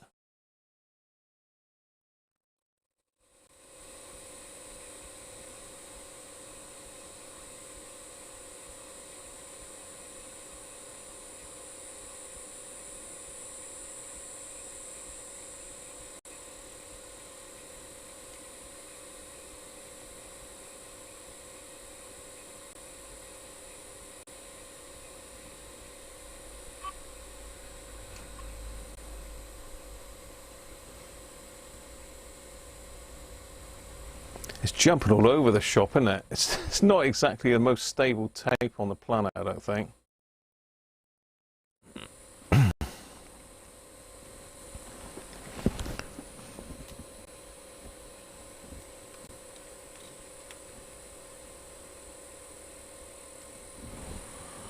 So I think that's too fast now, 53. Going like the clappers.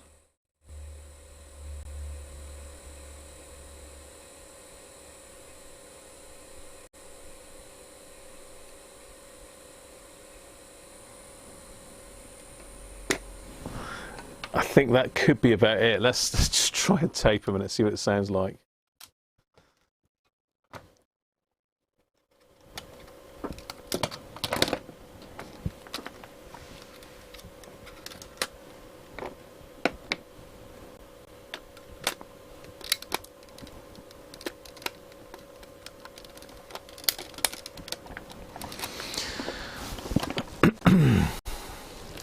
See if that is right. That's the problem with these cheap ones. The whoa and flutter is mental. Better off with 3 megs really. Let me just have a listen to see what that sounds like. Yeah, you're right. There's a lot of electronic stuff in here, Steve, unfortunately. Let's have a listen. Change it like an animal on heat. A small capacitor to clean the noise off.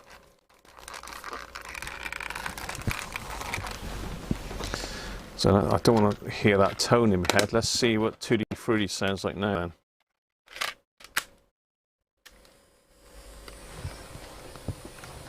Yeah, that's better.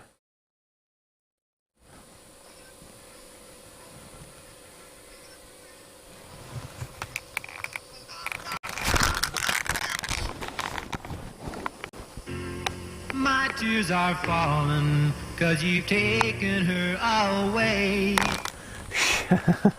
As you can hear, that is bang on now.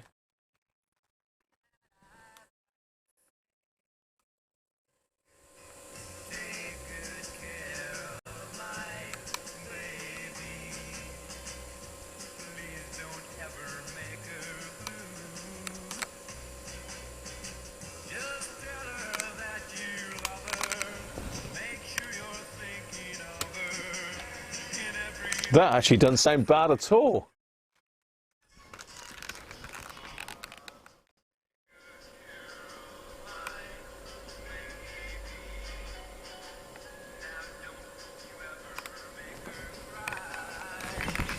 What you need is really a tape that you know to be 100% sure. So it looks like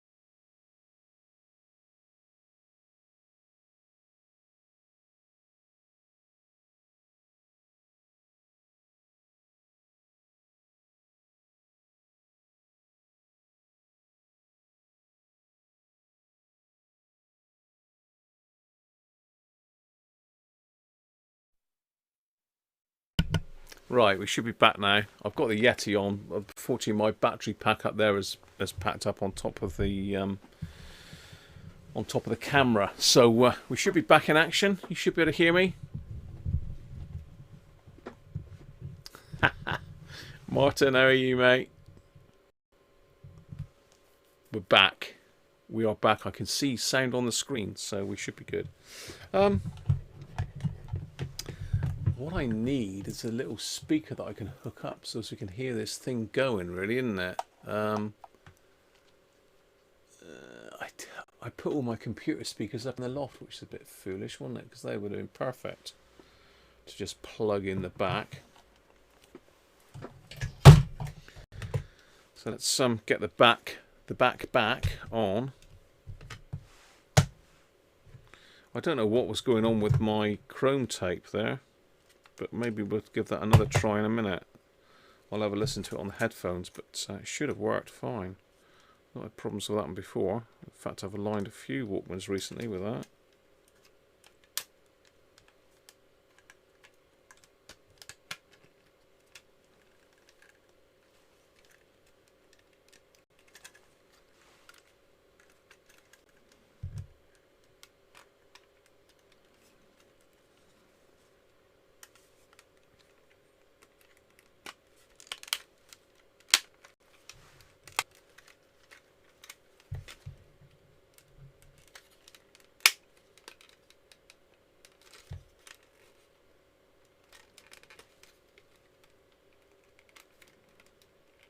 Oh, typical. It's not gone back there for some reason. Why is that then?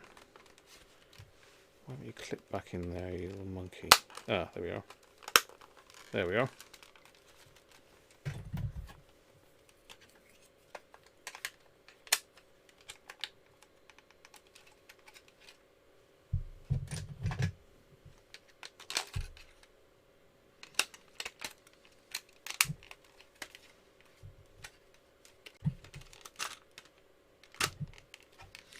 As I say, that's not really a good cassette to test it with because it's been recorded by somebody else on something totally different. So we want something that's actually saying that we've got a bit of a manky capstan there that needs cleaning off. So we need to do a little bit of cleaning here. So let's get the bench tidied up a bit. Let's turn that one off because the battery never lasts on that thing. Turn the scope off. Let's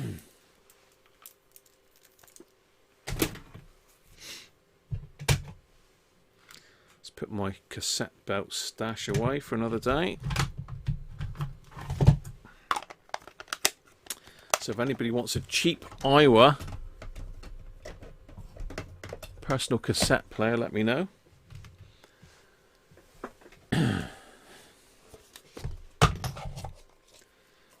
Clean the capstan a minute. If I can find my isopropyl. Let's get rid of these cassettes. I don't know what the date of these cassettes is, but they are pretty old, I think. I got them off of a TV engineer that was clearing out his place. The Chrome one is particularly good normally, but for some reason today it don't want to play.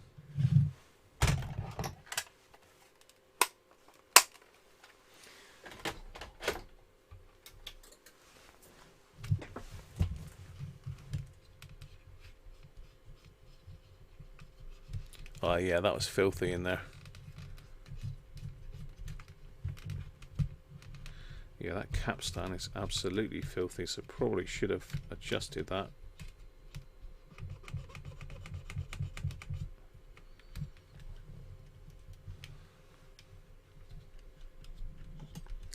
Mind you, it could have been that tape there that's just shed its load all over it. That doesn't sound right, does it? Shed its oxide all over it.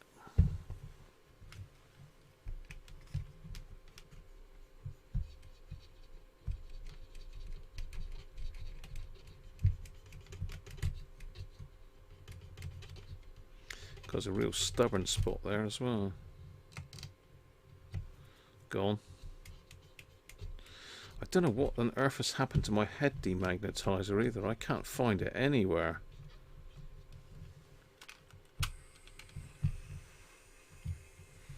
Just give that pinch roller a clean as well. Yeah, that's filthy. It didn't look like it had already been played.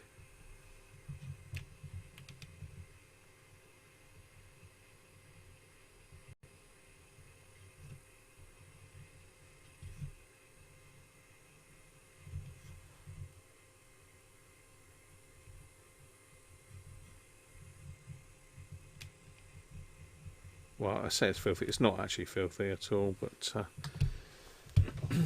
it's definitely not clean. One of the things with this is you can actually play it with the door open, which makes cleaning it a lot easier. Still getting muck off of it. I'm only using isopropyl.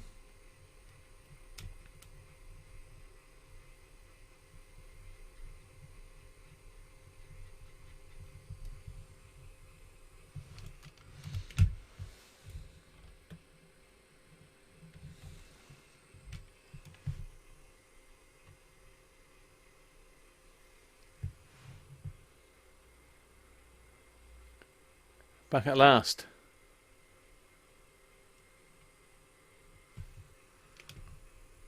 Yeah, the old WM4's nice old...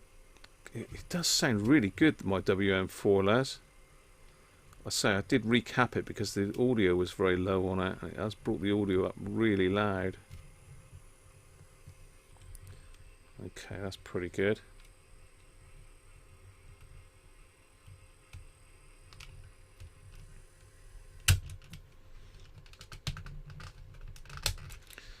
Pop a battery out there a minute. I'll just put it in play and I'll clean the head as well.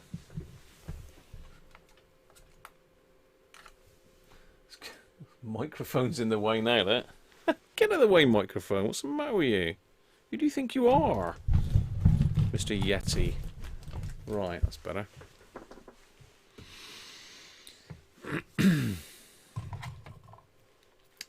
So let's give the head a clean while we're here.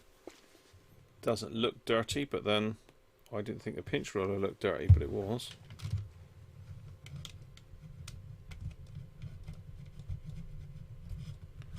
No, it's clean.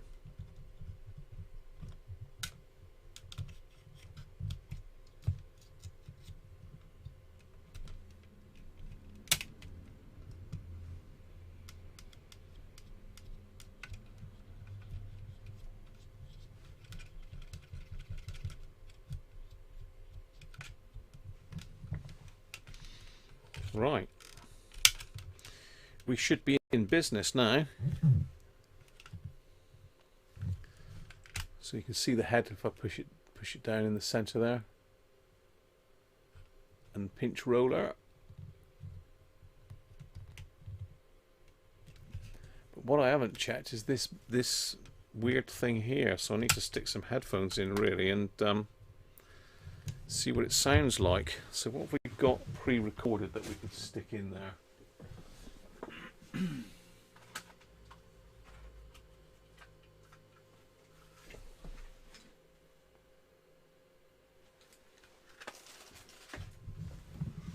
We've got some the best of classic rock with a nice split down through it.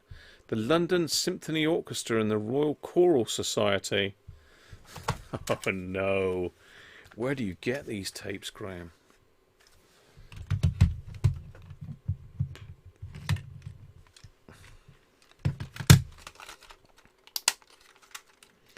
So let me have a listen. It might might need a bit of a tweak on the speed.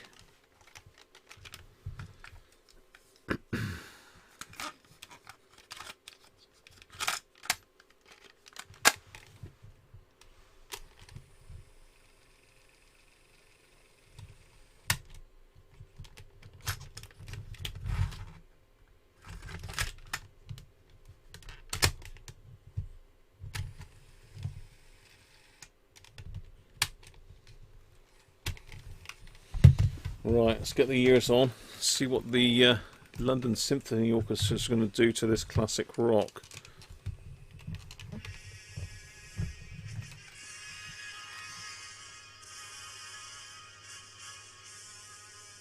Still sounds a bit slow to me.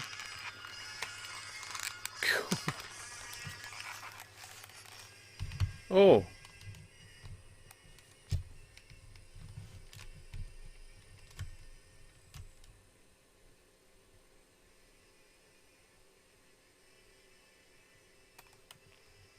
Sounds quiet.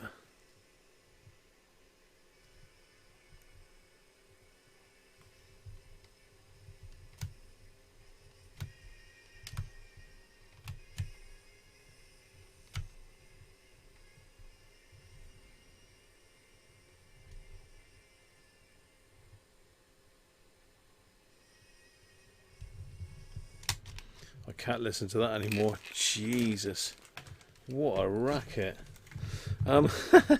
Right, yeah, we need to do another alignment on that. It's running slow. So I need to stick probably some new batteries in it. I'm not going to try pulling that apart again. You have an Iowa ZD7000 modulator sound system. Sounds awesome. Iowa's good stuff. Is it true you can use a ballast with a variac to double voltage output?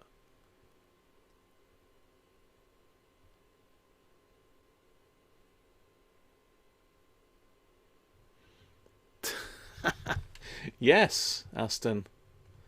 Nice little Iowa alert.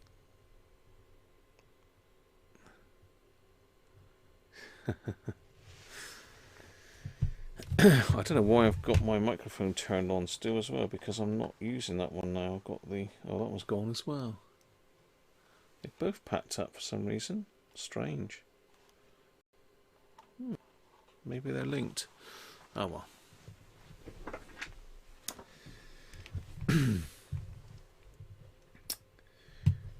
Right, let me just get this chrome tape back in here and see if I can work out which the hell. So side one is that way round.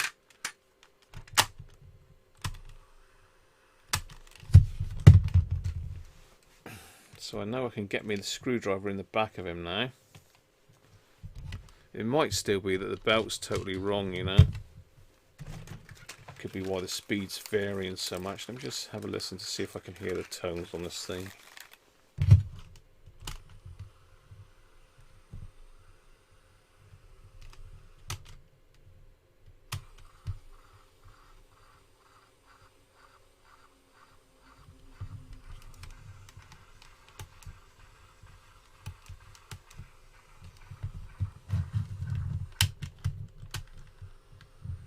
Oh yes. Oh dear. That's low frequency. So there's loads of tones on this. I mean, it's got 3150 hertz, 50 hertz, 315 hertz, 10 kilohertz, 40 hertz, 250 hertz, 6.3 kilohertz, and 12.5 kilohertz.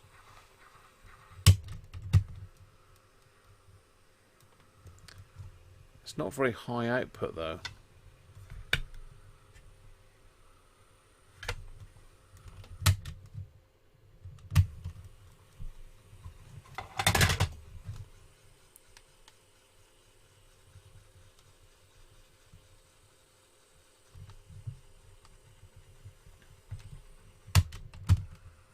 Oh, Christ, that's high pitched. I need a beer after that. So what else have we got here? Banks's Amber Bitter, look. Courtesy of Liddell. Cheapest I could find. 3.8%. I think it's Lidl or Aldi, one of the two. Produced by Carlsberg Marston's Brewing Co., Wolverhampton.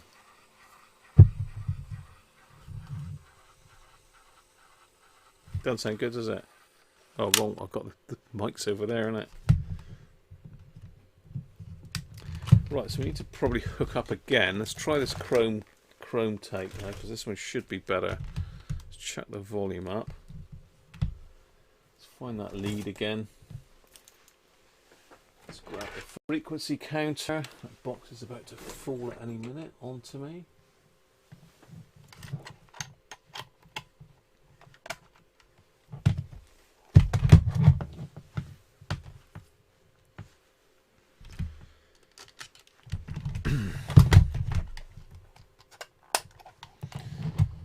Right, try again.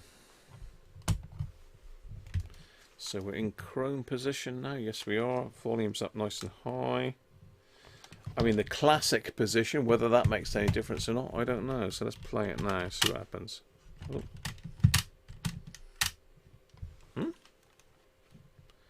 I didn't fast forward it, did I? Yes, I did. I fast forwarded it. What a fool. Right, I'm just going to go and get a couple of new batteries in a minute. And then we'll give them a proper test.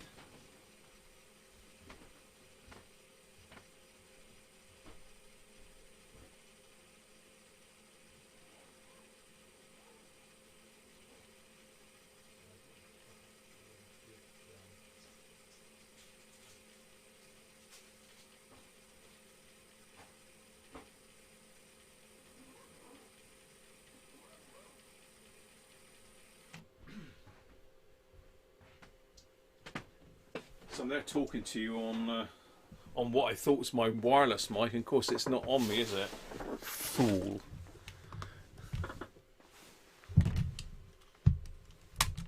Right. So let's pop a couple of new batteries in.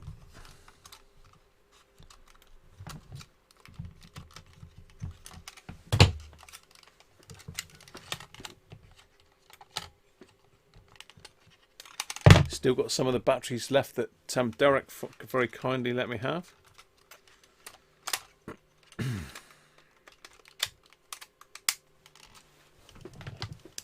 Right, brand new batteries.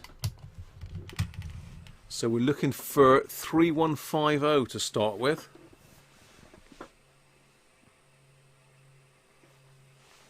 Yeah, no, it's not bad actually. I've had it before. It's pretty good.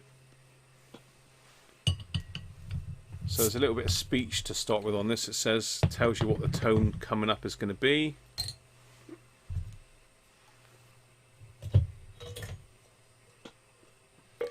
And then we should see 3 point... Ah, so there we go. It's not far off, look. 317, 318. 314, 312, 31. So it should be 3.15. So it's slightly slow still. Let's see if I can get in the back and tweak it. But say, it's even worse now, that.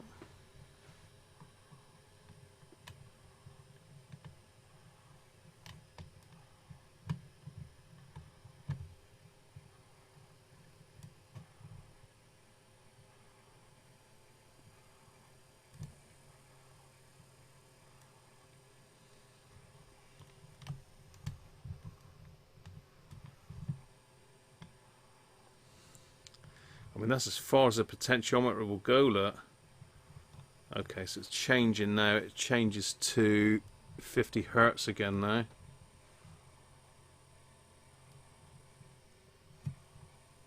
Yeah, I don't think we've got the right belt in it. That's about as good as I'm going to get. 49.78. That should be fine.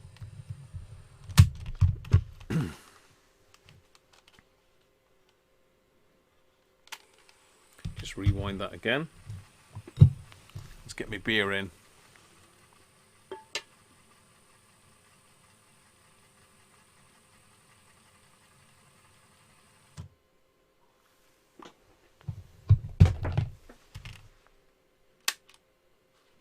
I'm not listening to that blimmin' thing there again anyway, that classic rock. That sounds shocking. Whether it's just because it's that's K-Tel as well. Can you all remember K-Tel? K-Tel, that. It's a blast from the past. Are they still going, K-Tel? They always did cheap stuff, didn't they? Cheap, not necessarily cheap rubbish, but always budget stuff. So let me get some. Let's turn that off. Save my battery. Let me get someone else here. What else have we got that's half decent that we can listen to? Oh, here we go. I knew I had it somewhere. Nana!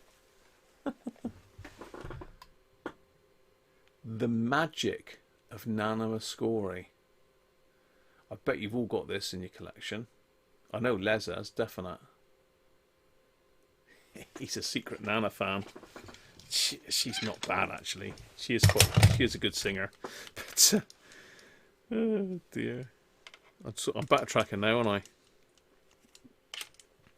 See, I don't know which way round this goes. I mean, if I put it in that way and play... No, that's the end. So let's listen to Nana's dulcet tones. Well, I'm going to. And we've got Only Love, The White Rose of Athens, Never on a Sunday, track 3, my favourite. Oh. Hello. Come on, Nana. Let's give it up for Nana. How much current does your mic transmitter use? I don't really know, Harvey, but what I've got a whacking great battery pack strapped to it, so it doesn't actually use the batteries in it inside it. It uses the external battery pack, and I mean that does must last best part of a month. It lasts at least 4 live streams, if not more. So I must remember to pull it out and put it on charge. Yes, it's my favourite, Timothy. I'm going in with Nana. Now, would you say Nana's classic, rock, pop or jazz? Probably more pop, isn't she?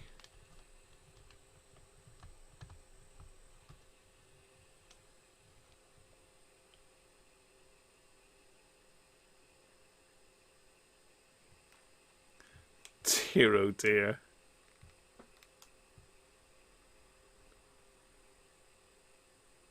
Yonks old.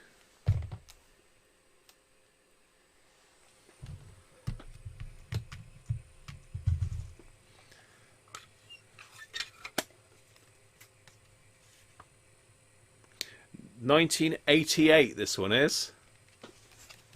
I don't know if you can see that. 1988.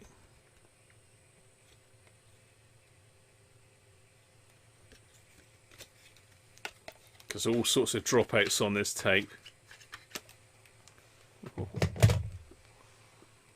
Nana was punk rock. She's ripping it up. She's ripping it up, Theo. You can't really hear it. If I put it on, it'll just get me a copyright strike. Well, not a copyright strike, but it'll demonetize me video. We need to save the demonetized videos for Christmas, really.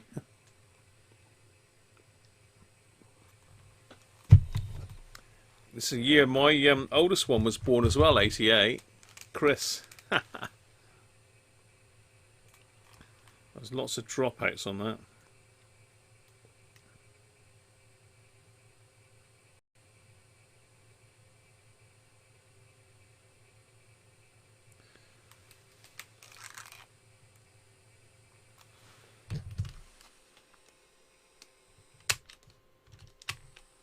Nana. I've got to love a bit of Nana. Mike! Thank you very much, mate. Just missed out on $6,000. Jesus, but still got 600. If it's 600 profit, Mike, all good. Relaxing pop. Okay.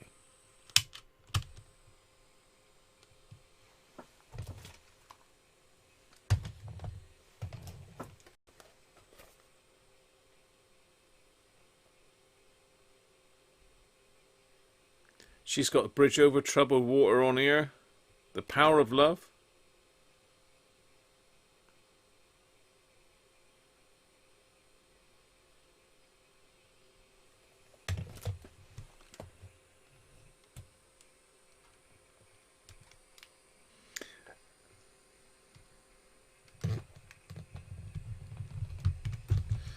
I need to measure that belt really and get another one that's right.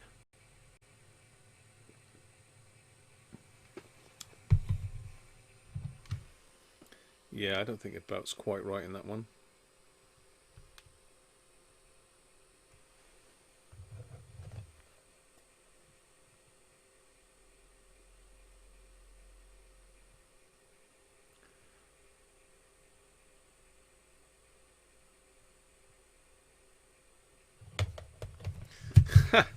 Let's give you some Nana. You deserve some Nana.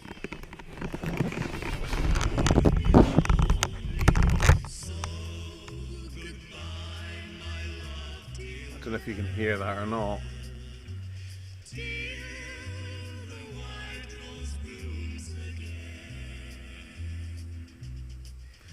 It's impossible, Harvey. It's almost gone to licorice. It's nearly decomposed.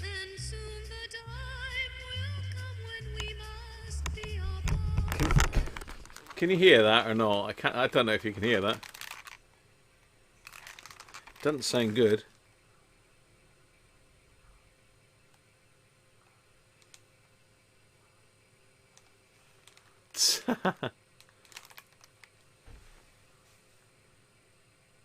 Enya. She's on the White Rose of Athens here at the moment. I keep getting sort of like dropouts in it. Let me just try it in my decent Walkman if I can find it. Let's try it in this one. What have we got in here? Some cracking headphones that my brother let me have, which sound amazing, but see what I've got in this one at the moment. I've got Heartbeat Forever Yours in this one at the moment. So this is my Sony Walkman. So I'm just going to compare it just to see if I'm still getting the dropouts.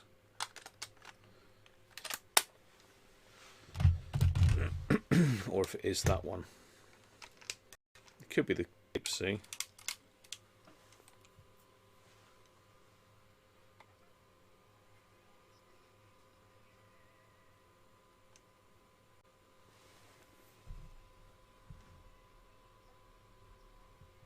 I can put mega bass on her. No. Not mega bass.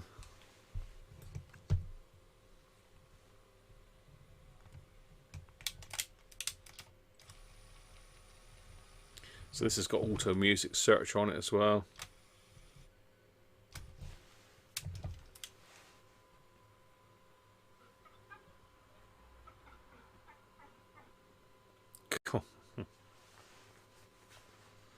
Yeah, I think the tape's a bit dodgy. Come on, Nana. Rip it up.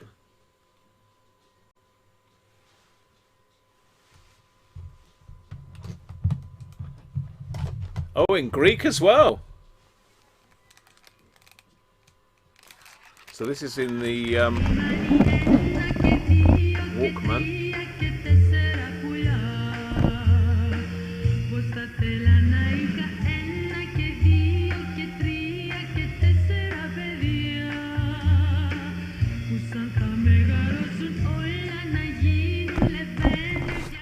So that's the Walkman. Sounds muffly though. It does sound muffly. I don't think that's the greatest tape on the planet. It's been played through a tape that's it's been played through a machine that's got a magnetised head, I expect.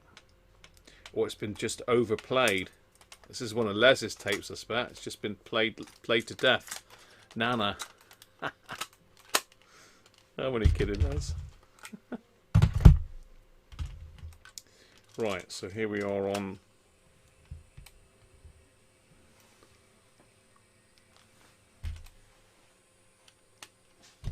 it actually sounds alright. I don't know if it's a little bit warm though.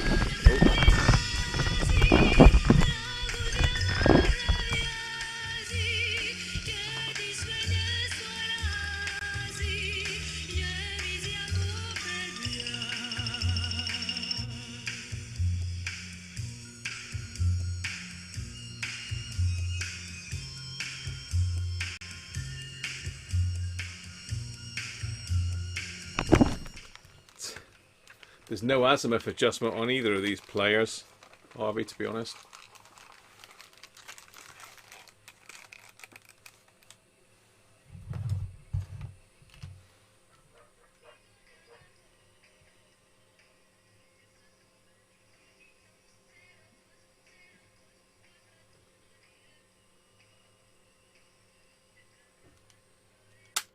I want to say there's no azimuth adjustment. Let's just have a look. There is azimuth adjustment on that one. There is on this one. It's not on the Sony. Trouble is you can't adjust the azimuth with the door on. That's great. It doesn't sound too bad actually.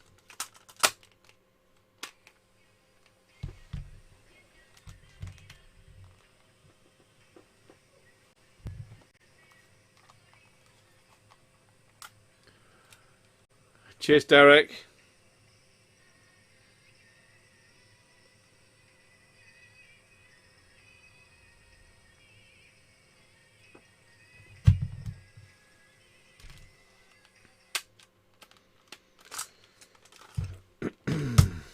That looks like chrome tape as well. It's very dark.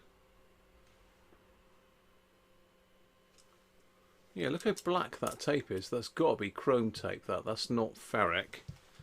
If you look at ferric tape, the difference in colour, that got to be chrome tape. That.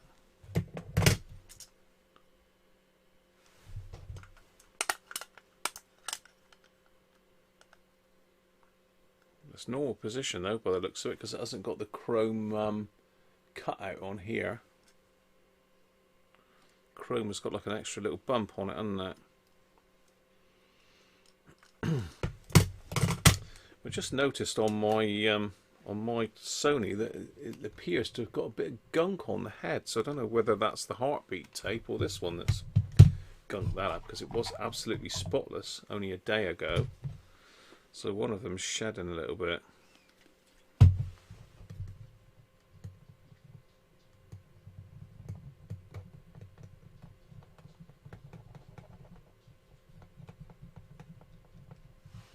Naughty Nana.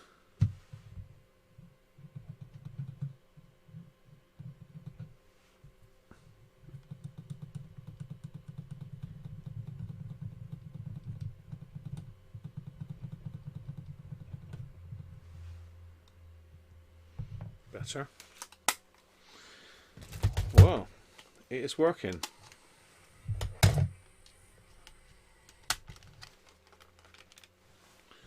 Try the heartbeat tape in it.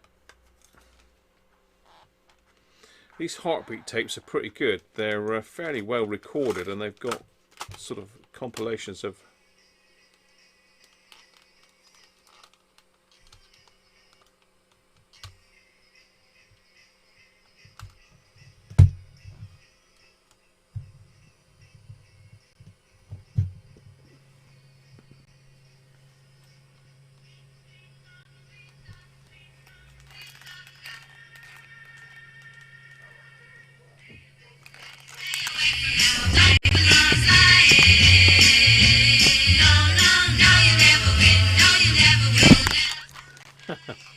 sweet talking guy. That's me, look.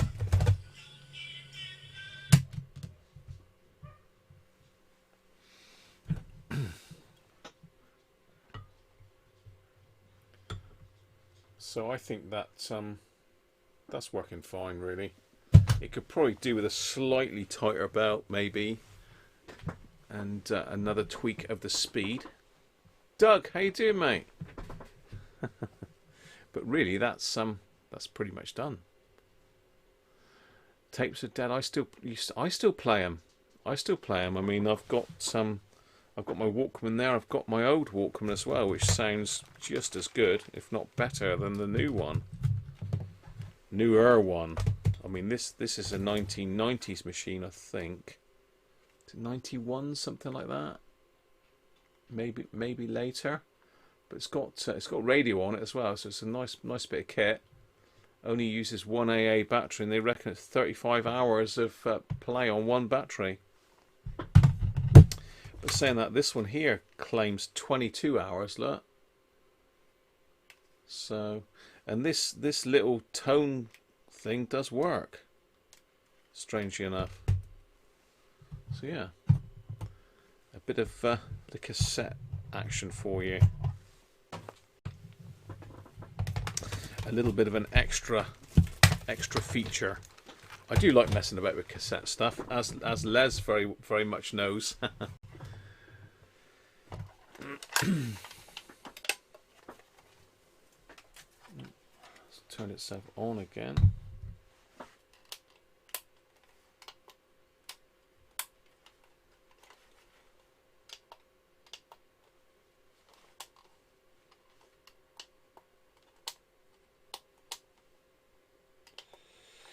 Yeah, this is a bit random, this thing. It turns itself on for some reason.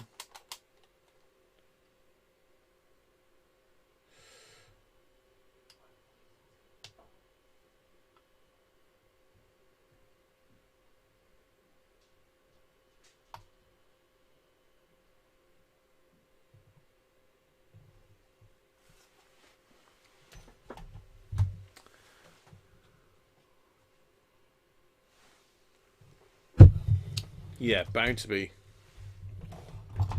alkalines. But yeah, there we are. Little Iowa now working. I've also got a belt for my other one here as well. This is the one that Derek let me have, which I fixed in a stream quite some time ago now, but I didn't have the right belt for it. So again, I put a belt on that fitted. But I have now got the correct belt for this one. This as well has got the FM AM radio, and it is working. But yeah, I've got quite a few of my. I've got a couple that I've pinched bits off of.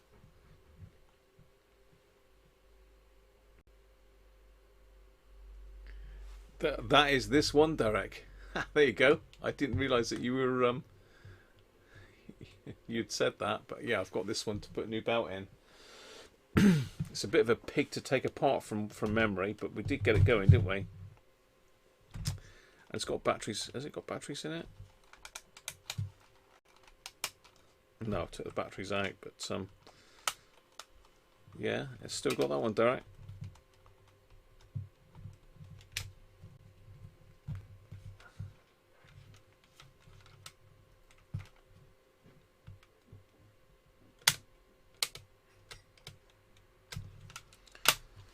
Nice one. This, I think this is very similar to one I used to have back in the day.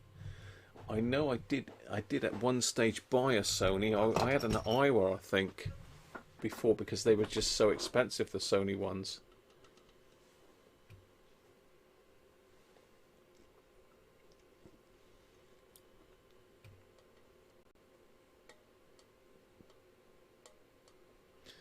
Yeah, they are. They are. Let me go and get you my other one then. So I've got a bit of a collection of personal cassette players building up, as you can see.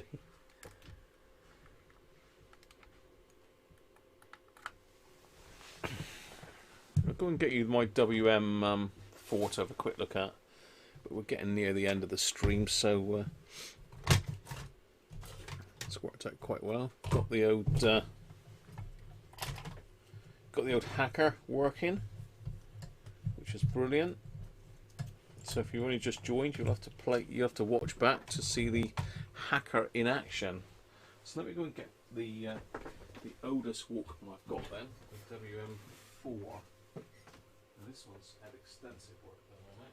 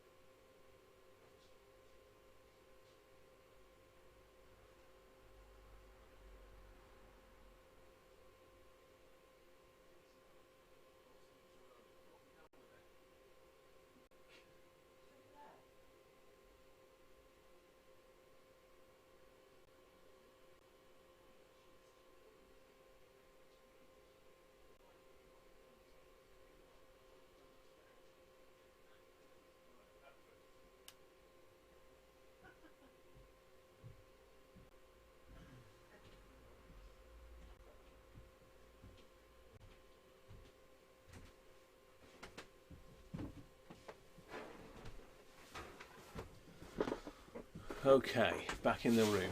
I keep forgetting that I haven't got a microphone on. So yeah, there we go. My oldest Walkman.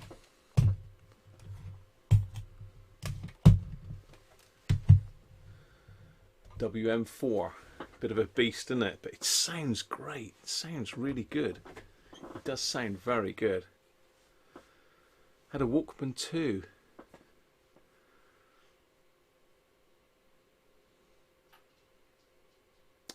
No, I'm not wireless, Martin, at the moment.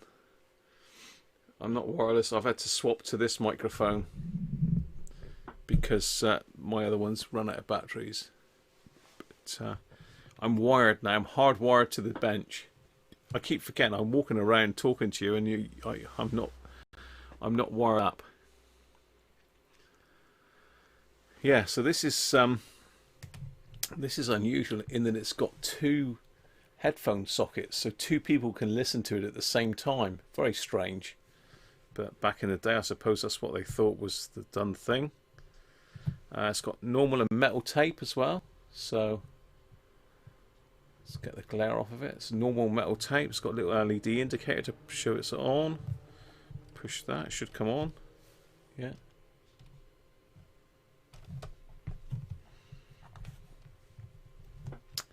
DC, 6 volts, so you can power it with a bench supply. Nothing fancy about it at all. Just play, fast forward, rewind, and stop. And then this one's got I don't know what's going on with it on rewind. It's very random. But Les has been over with his, and I've fixed Les's as well. But this does play tapes very well. I mean, we ought to try Nana in it, really. Because, you know, I don't think we've had enough of Nana today yet. The Miss Scory. I'm sure Les is going to want a copy of this one. So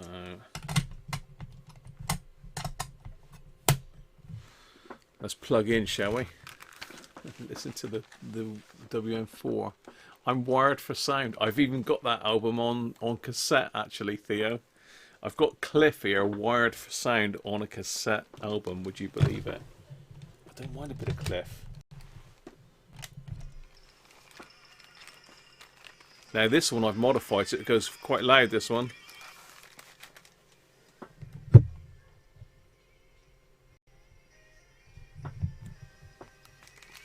Now that to me sounds the best of all.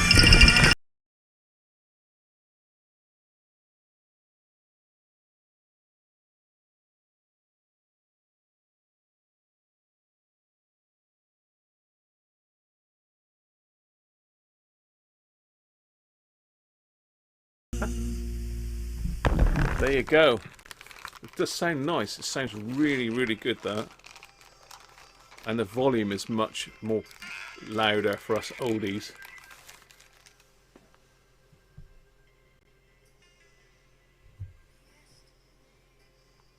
Cool, she's killing yesterday.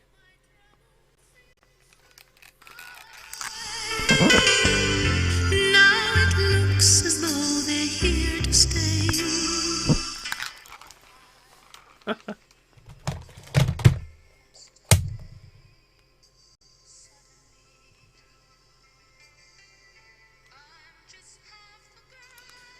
I'm going to get a copyright hit for this, aren't I? But that does sound really, really good. Now, I've actually recapped the audio stage in that because it was very quiet. And I've also done a little modification to it to enable higher output to the phones.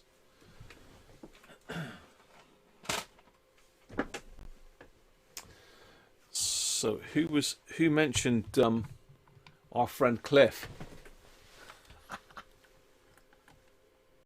How about that? There you go. I can actually say I've got Cliff Richard wired for sound on a cassette. She must be 100 years old.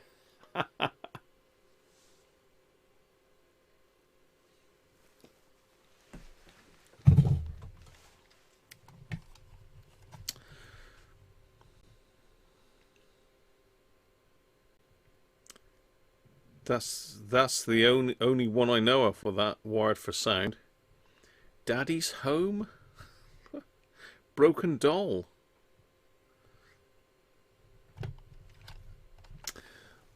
I'll leave that there so you can see the content. I don't know, is she still going, Nana? Well, she doesn't look too bad in that picture, actually. Cheers, Mike. Thank you very much, mate. And well done on the horses again. He's the man for the horses. There's no stopping him.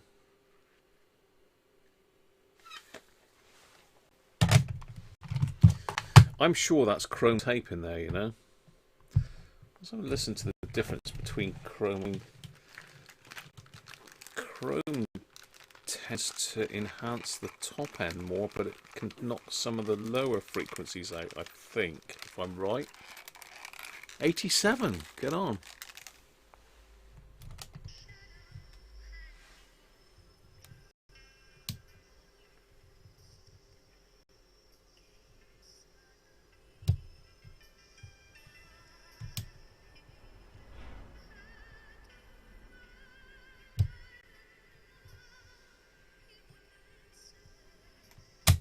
Sounds better in normal position, although I think it's been recorded on chrome tape. Good old Nana. Yeah, Les managed to break the stop button on his. I had to glue Les's stop button back together, but it's got a bit of rubbing. Look, you can see there's a bit of rubbing down in the corners, but overall it's not in bad nick. It's a lovely sounding personal stereo, really is. As I say, it's the WM4.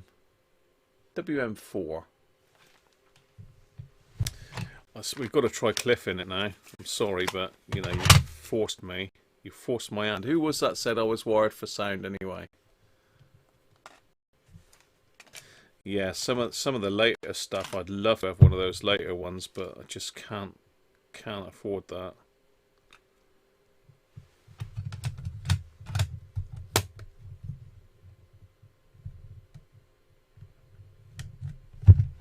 Yeah, so you've got dodgy rewind on that. It will get going eventually, but it needs a little bit of a help.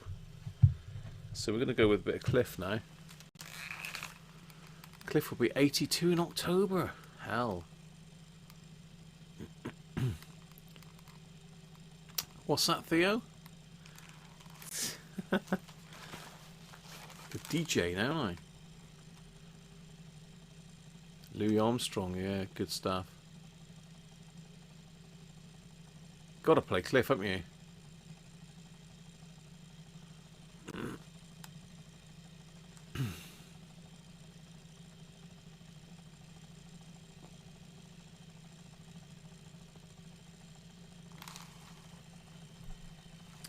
Yeah, you did a great job on that Walkman that you pieced back together for Mark. I can't remember his name now, but one of my customers sent me in a Walkman, one of the later ones, in hundreds of pieces. I'm not used to working on, well, I wasn't back then used to working on Walkmans, so I sent it down to Aston, and Aston very kindly sorted it out and sent it back to the guy. I think he was chuffed to bits, but I think he then dropped it, didn't he, Aston, and regretted it.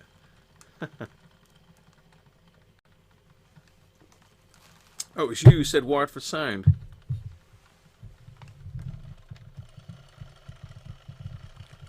Yeah, I think the problem with the rewind on this is because I've got a brand new belt in there and it's too tight at the moment.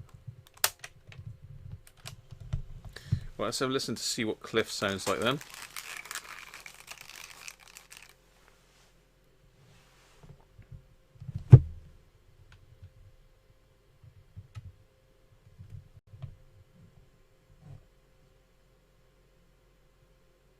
It's just all Theo's fault.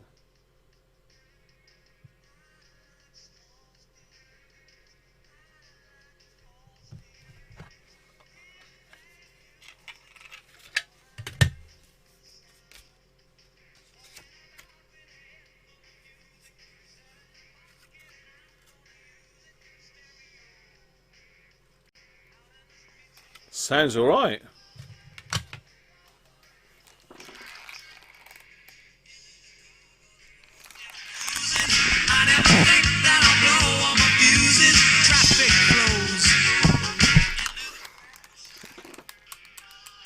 Sounds all right.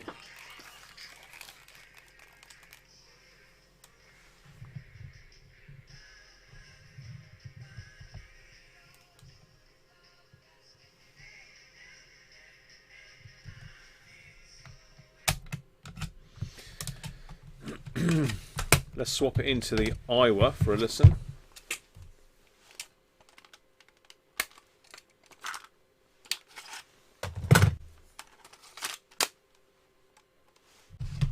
Got to remember to plug it in.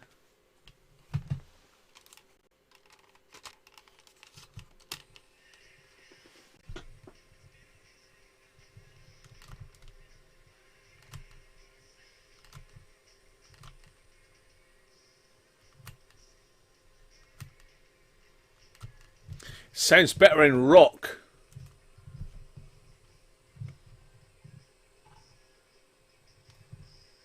This sounds fine.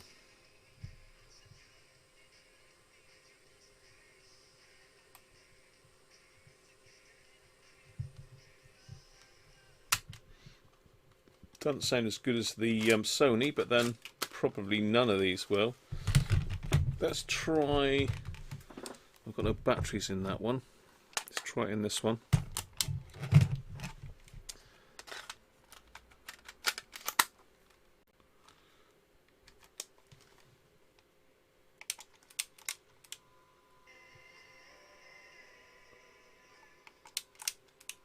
Auto reverse.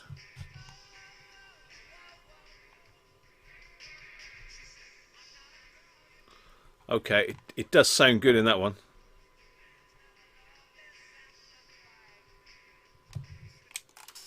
So it wouldn't be right not to play this one that Derek let me have. So let's stick some batteries in this one. Let's just take... Oh, stop that. It's beeping at me. Let's just take 2 or 4. 2. Where's those other ones? They'll do for now. I can't remember what was up with this one, Derek, but I know I did have to work on it. There was a presenter on Radio Cornwall that didn't like Katie Mellier's 8 million bicycles in Beijing. The nylon on WM2, 3, etc. is now getting very brittle. Yeah, there are people manufacturing new... what am I trying to say? They're manufacturing new gears for those, Aston. There's nothing really between this one and the older Walkman, really. They both sound very good. So both of those sound very good. The Iowa's not far behind either, really.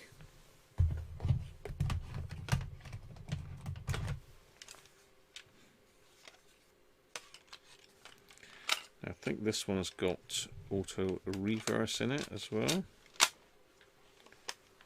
Let's plug in.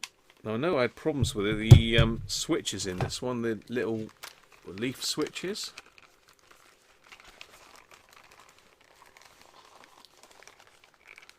It's all repaired again, Aston, is it? Try playing Criff backwards. Is it some sort of demonic thing, Aaron, is it?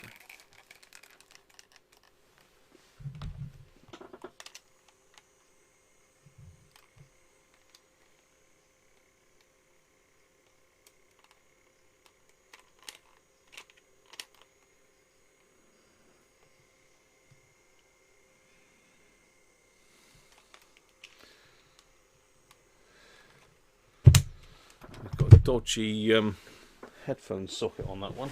Let's just put a little bit of deoxit on the plug and work it in there.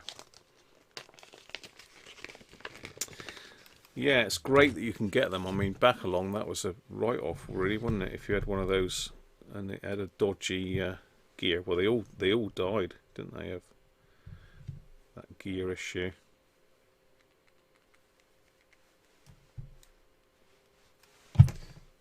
we've got a dirty headphone connector in this one.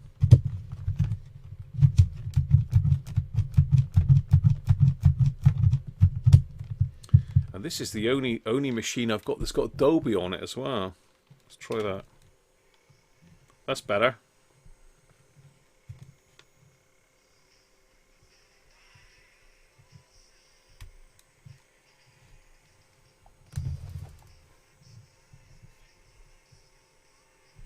Sounds great.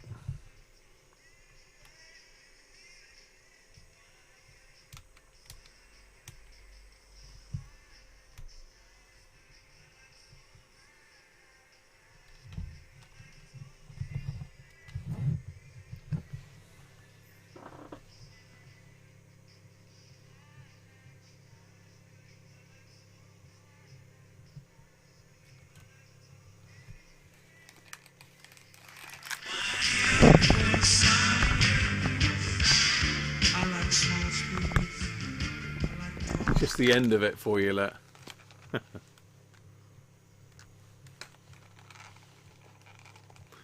Just wondered how Cliff would Hey, Ganesh, how are you?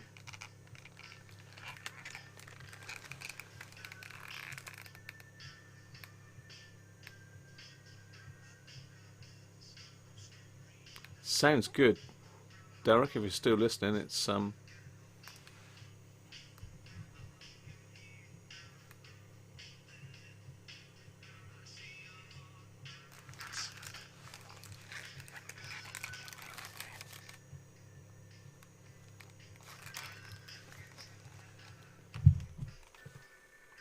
the only problem with this one is there's a lot of noise on it. If I hold the turn that down a bit.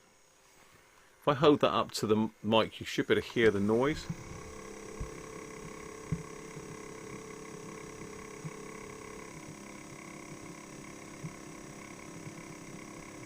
So I think there's the belt straining the motor a little bit on that one. But I do really like this one. So yeah, there you are. That's the majority of my Walkman collection for you as just an added bonus at the end of today's video. And say if anyone wants that other player, you'll have to let me know. The little Iowa. Say it does look brand new, that, doesn't it?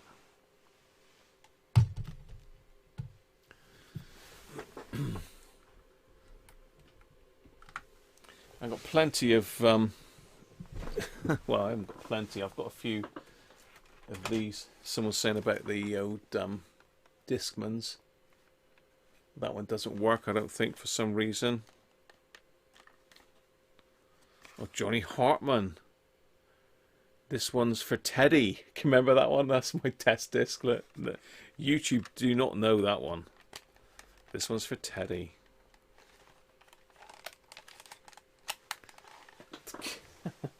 Yeah, I don't think that one works. I've got another one that I've got. Can you remember I was hunting for that part? Well, I managed to get a seller in China that reckons they got one, but they want 20 quid for two, and they'll only sell me two. A lot of money to risk, really. For a, well, the Walkman's probably worth near 3 figures, I suppose. So it might be worth buying it, but it's still a lot of money to risk, really, with a part from China.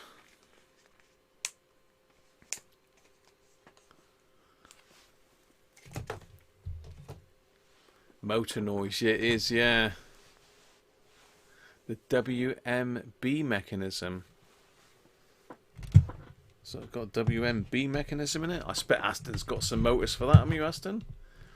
But yeah, that one is it's got a noisy motor. But I think it might be the belt straining it, but I'm not 100% sure. So I have bought another belt for it.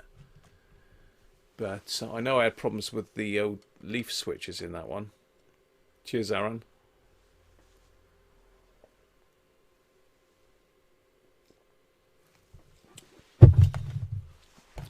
But I'm going to listen to that album in a minute.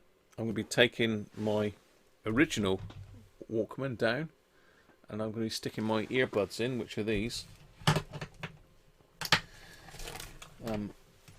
These brother Trevor let me have, and they're not expensive. I don't think they're K-Bear Larks, and I've put some of these Comply tips on them, so they're like memory foams, so you squidge them around and stick them in your ear and they expand and seal your ear up a little bit better.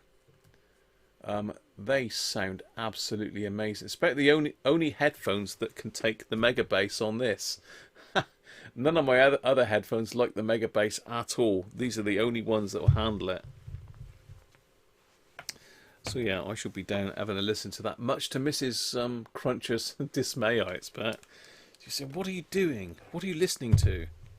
Cliff Richard. Cheers, Harvey. Thanks for joining us today, mate. So that's it. That's pretty much it for today. Hope you've enjoyed that. It's been a bit of fun, hasn't it? We've had a bit of listen to Nana Muscori, a bit of Cliff Richard. It all goes on here, doesn't it? It all goes on here. So that's it for today, people. Hope you've enjoyed that. If you have done, give it a thumbs up. Thanks again to my Patreons and all the super chats today. Much appreciated. So, cheers everybody, and I'll catch you next Sunday. And I'll say, unfortunately, tomorrow's the funeral of the Queen, so we'll be watching that. And sad to see her go. Anyway, bye for now.